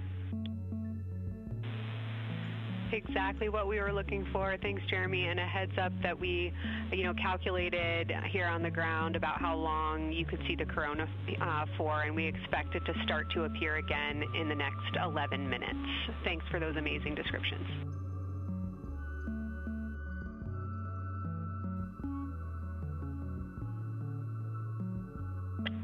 Okay, we're excited to see it all again. Integrity Houston, we're following along as well. That was outstanding. If you haven't already, just reminding you to swap positions at the windows. And that brief LOS we had previously was due to a data rate change expected.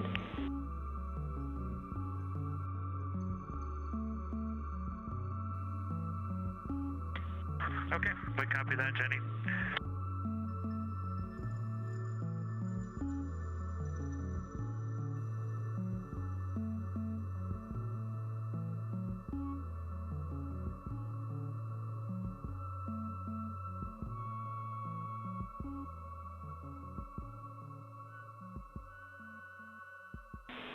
Integrity Science, one more request for you.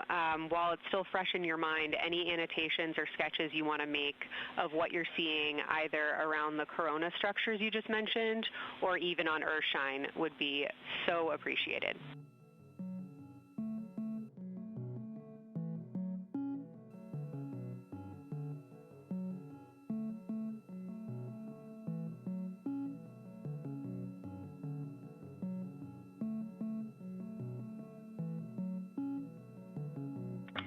Okay, Kelsey, it's going to be pretty hard to go looking at a PCD right now, but we'll definitely try and annotate what we saw. And if the annotations come in the next block where you're cleaning up your documentation, that sounds like a good plan to me.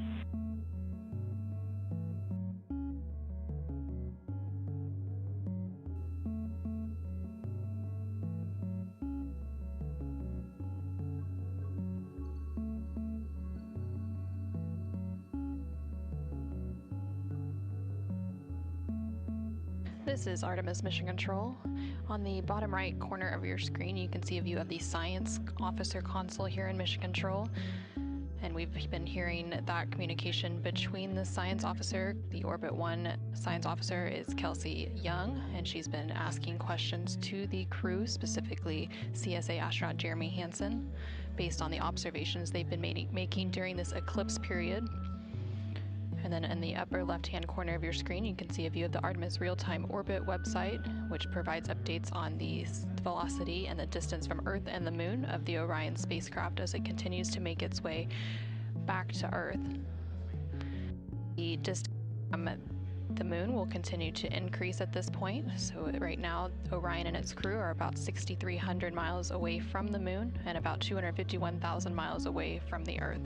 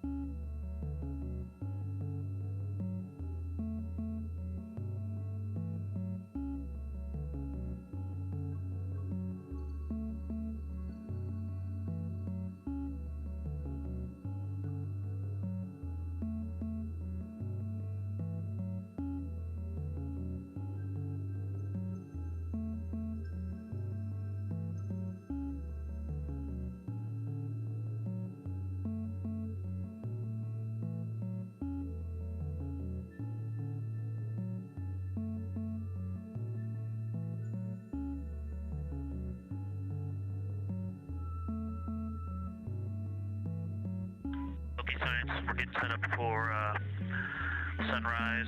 The window teams are, Christina is supporting, and also Azina in window 1.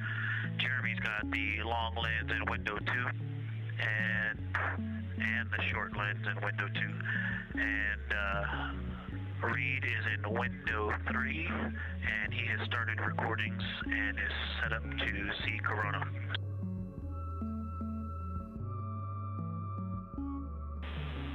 Great sit rep, Victor. That sounds like a good config, and we're showing coronal effects start to appear on your video camera. So in the next few minutes, we should start to hear your observations.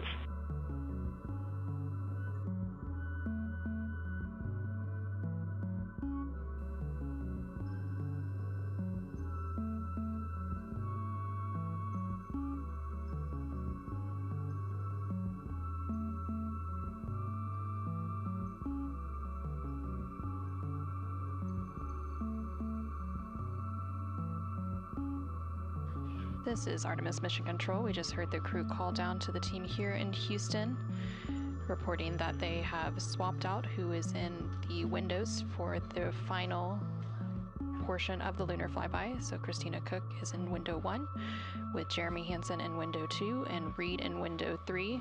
Reed is focusing on observing corona, which is the solar corona, which is the sun's outermost atmosphere. There is about 18 minutes remaining in the eclipse period. Science and Houston integrity. I know this observation won't be of any scientific value, but I'm really glad we launched on April 1st because humans probably have not evolved to see what we're seeing. It is truly hard to describe. It is amazing.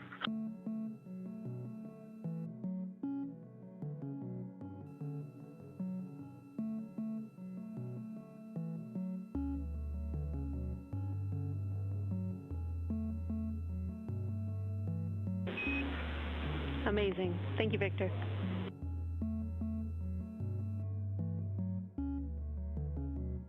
And just one more logistics note, we have gone as dark as we can in the cabin. We have turned the DUs all the way as dim as they can go, so you can't see anything on the screens. Every bit of light in the cabin affects the view. You're definitely seeing the brightness go closer. It's definitely brighter on the Earthshine side, and so we're expecting to see some corona here soon. We copy all. Excited for what you see next.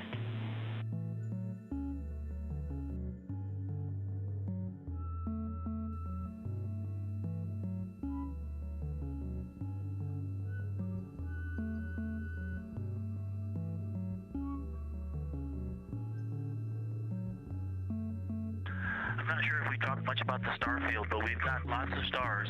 You've got the nice glow around the moon, but right off the well, we're upside down now, but from upside down 4 o'clock, right off the edge of the moon, looks like a planet, that line of planets. There's something a moon diameter to the left and something right off the limb of the moon to the right, and then something orange. It looks orange to the right of that, about half the moon diameter. So, but anyway, there are definitely stars. I think some of those planets that you said we might see, we're seeing. And so, in unreal view, the moon in the foreground is one of the darkest things we see out the window, and now its deep space behind it is kind of dark blue, like it looks from Earth, but we can also still see stars. It's quite a wicked view. Victor, I'm just doing the best job, and I'm not going to try to add on to what he's doing. It's indescribable. No matter how long we look at this, our brains are not processing this image in front of us. It is absolutely spectacular, surreal. There's no adjectives. I'm going to need to invent some new ones to describe what we are looking at out this window. This is just absolutely beautiful and inspiring to hear. And Victor, we suspect what you're seeing is Saturn and Mars. That reddish object is likely Mars. Good opportunity to look to the future of where we're going.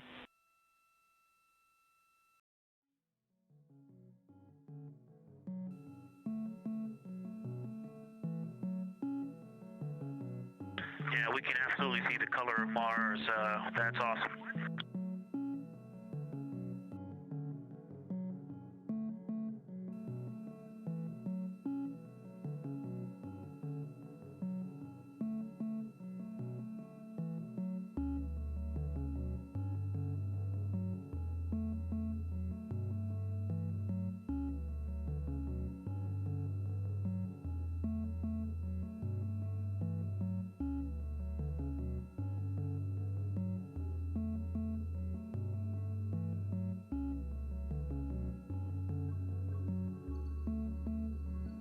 Okay, and from this vantage point, the 4 o'clock on the Earthshine side is definitely getting brighter, still no coronal structure.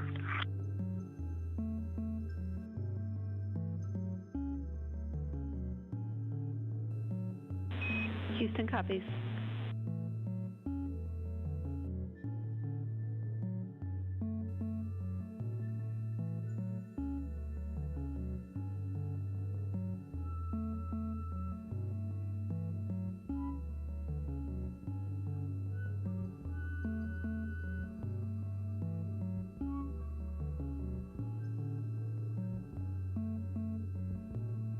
And we aren't able to distinguish which Mars is, but we can clearly see Mare in the Earthshine.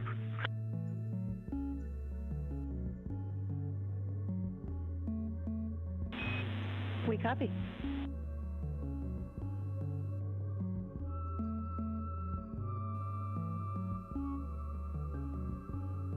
This is Artemis Mission Control in Houston, Texas. We have not seen an impact flash in the last 5 minutes. Sounds unlucky, but you had a pretty strong start, so we'll take it. And actually, right after I said that, right at the South Pole, near the South Pole on the Terminator, Reed just saw one. Amazing.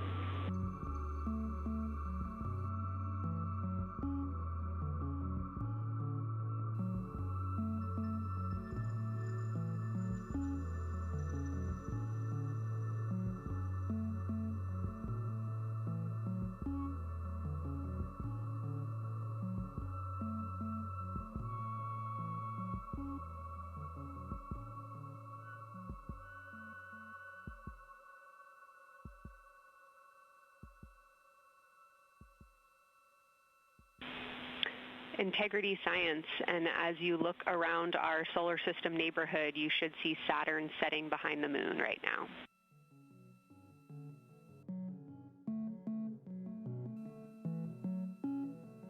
We do. We've been watching it track close to the horizon, and it's right tangential to the moon at this moment.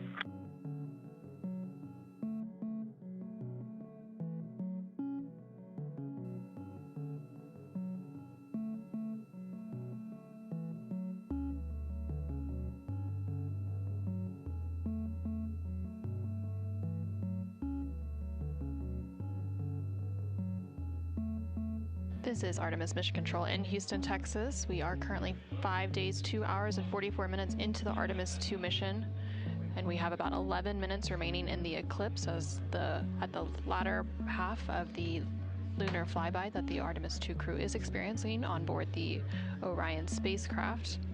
We've received several different call downs from the crew and questions up from the science officer here in Mission Control. One of the things that they said that they were able to see is Mars off in the distance, and then the science team also confirmed that they should be seeing Saturn setting behind the moon. They've also acknowledged seeing several different impact flashes, and these are flashes of lights from meteorites striking the surface of the moon. They've also mentioned the solar corona, which is the sun's outermost atmosphere. Here in Mission Control Houston, the Orbit 1 and Orbit 2 teams have officially completed their handover. So the Orbit 2 team is now leading here in Mission Control, and that is being led by Flight Director Diane Daly, and the Capcom here in Mission Control will be Tess Caswell. And you can see there on your screen on the right-hand side is the Flight Director console, and Diane Daly is in the far right of that screen, and Tess Caswell, the Capcom or capsule communicator, is in the far left hand of that screen.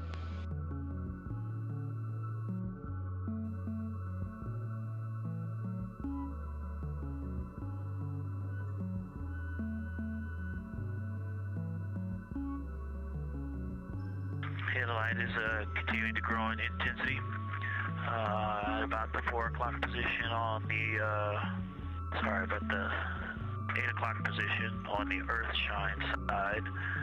Saturn has set. Mars is tracking towards the moon's horizon.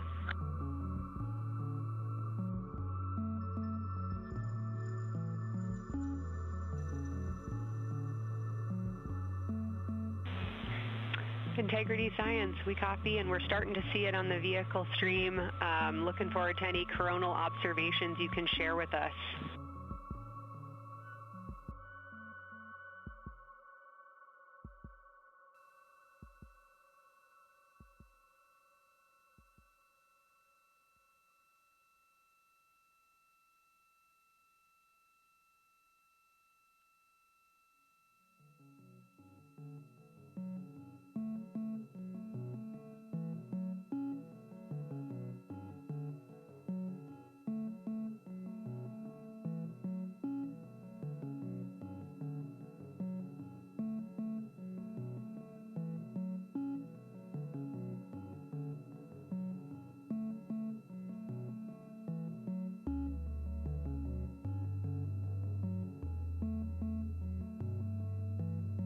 This is Artemis Mission Control. That view you're seeing on your screen is coming from the solar array wing cameras outside of the Orion spacecraft.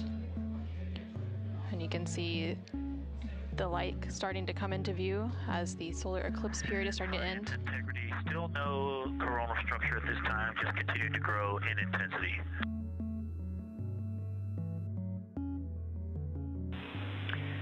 Copy, Victor, and reminder, you still should have several minutes before the eclipse classes need to go on, and we can send you up a reminder when you're getting close to take your eyes away from the D5 viewfinder, but you should be good for several more minutes.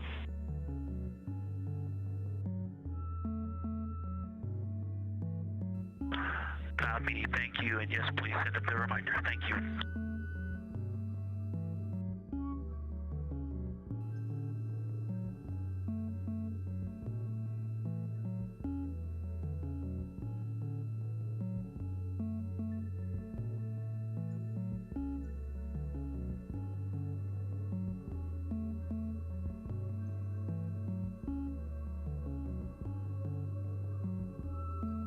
Okay, we all think we're starting to see something. I believe the most popular term is baby hair.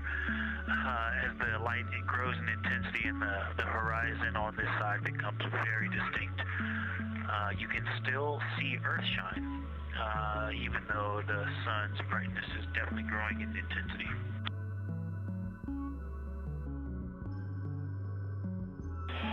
Love the description, Victor. I'm sure as the next couple minutes progress, more of those structures will continue to pop out.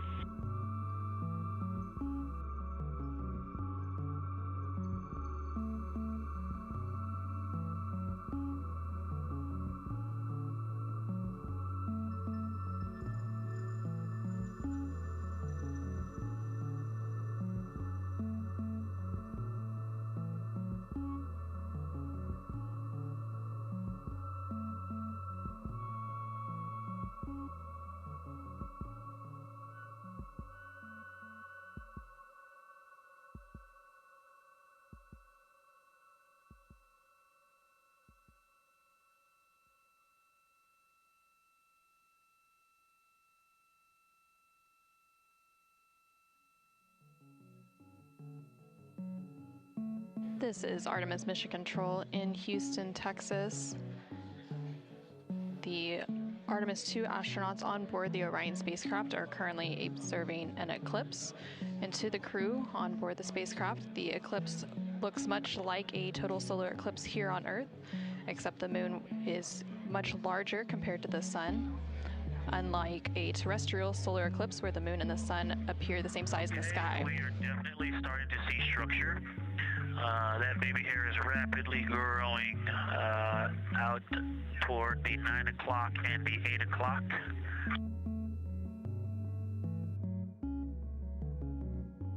It's almost as if it were reaching out for Venus or for the Earth.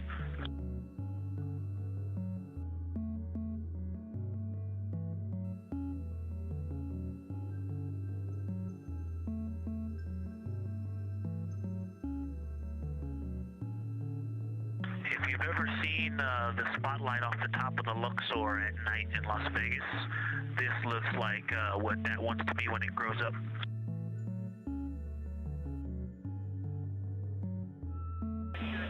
Integrity Science, glad to hear you're following your training of tell it like you see it.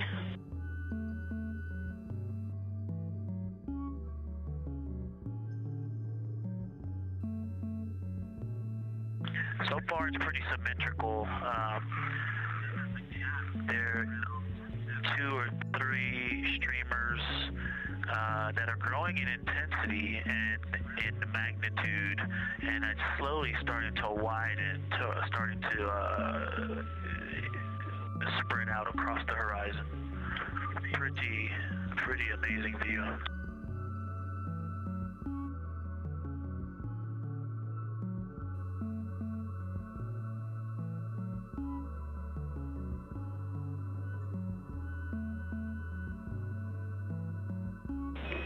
And Integrity Houston, great words. Reminder for you, we are approaching the brightness level at which you should no longer be using the viewfinder on the D5.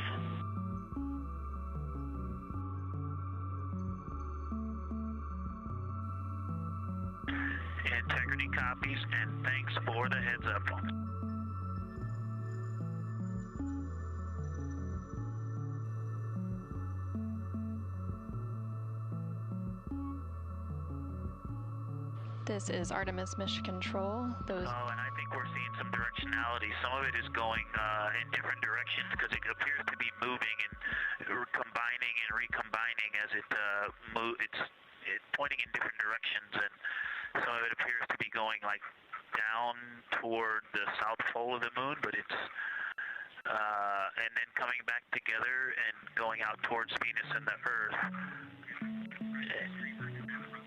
And depending on how I stare at it, it looks like one large structure, but then it definitely has wisps, and you can see 3 or 4 structures inside of it. It's like watching a flame. It's like looking at a flame.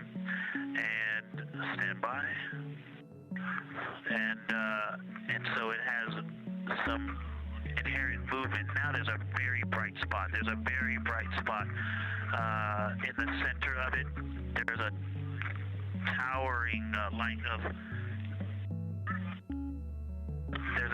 light and then there were like 2 streamers that were going 30 degrees out from it, and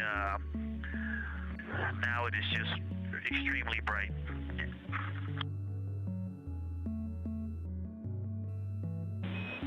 Houston, copies all. Starting to get a little warm.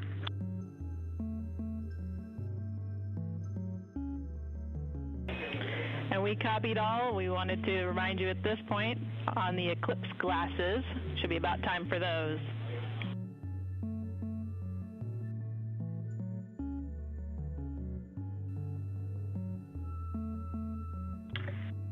Houston, we copy all. We are in eclipse glasses. That was an absolutely spectacular, magnificent experience.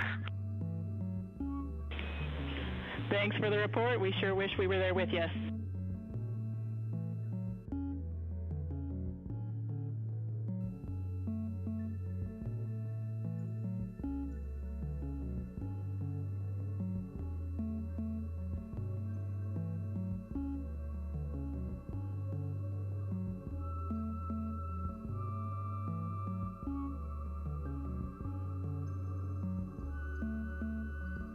This is Artemis Mission Control.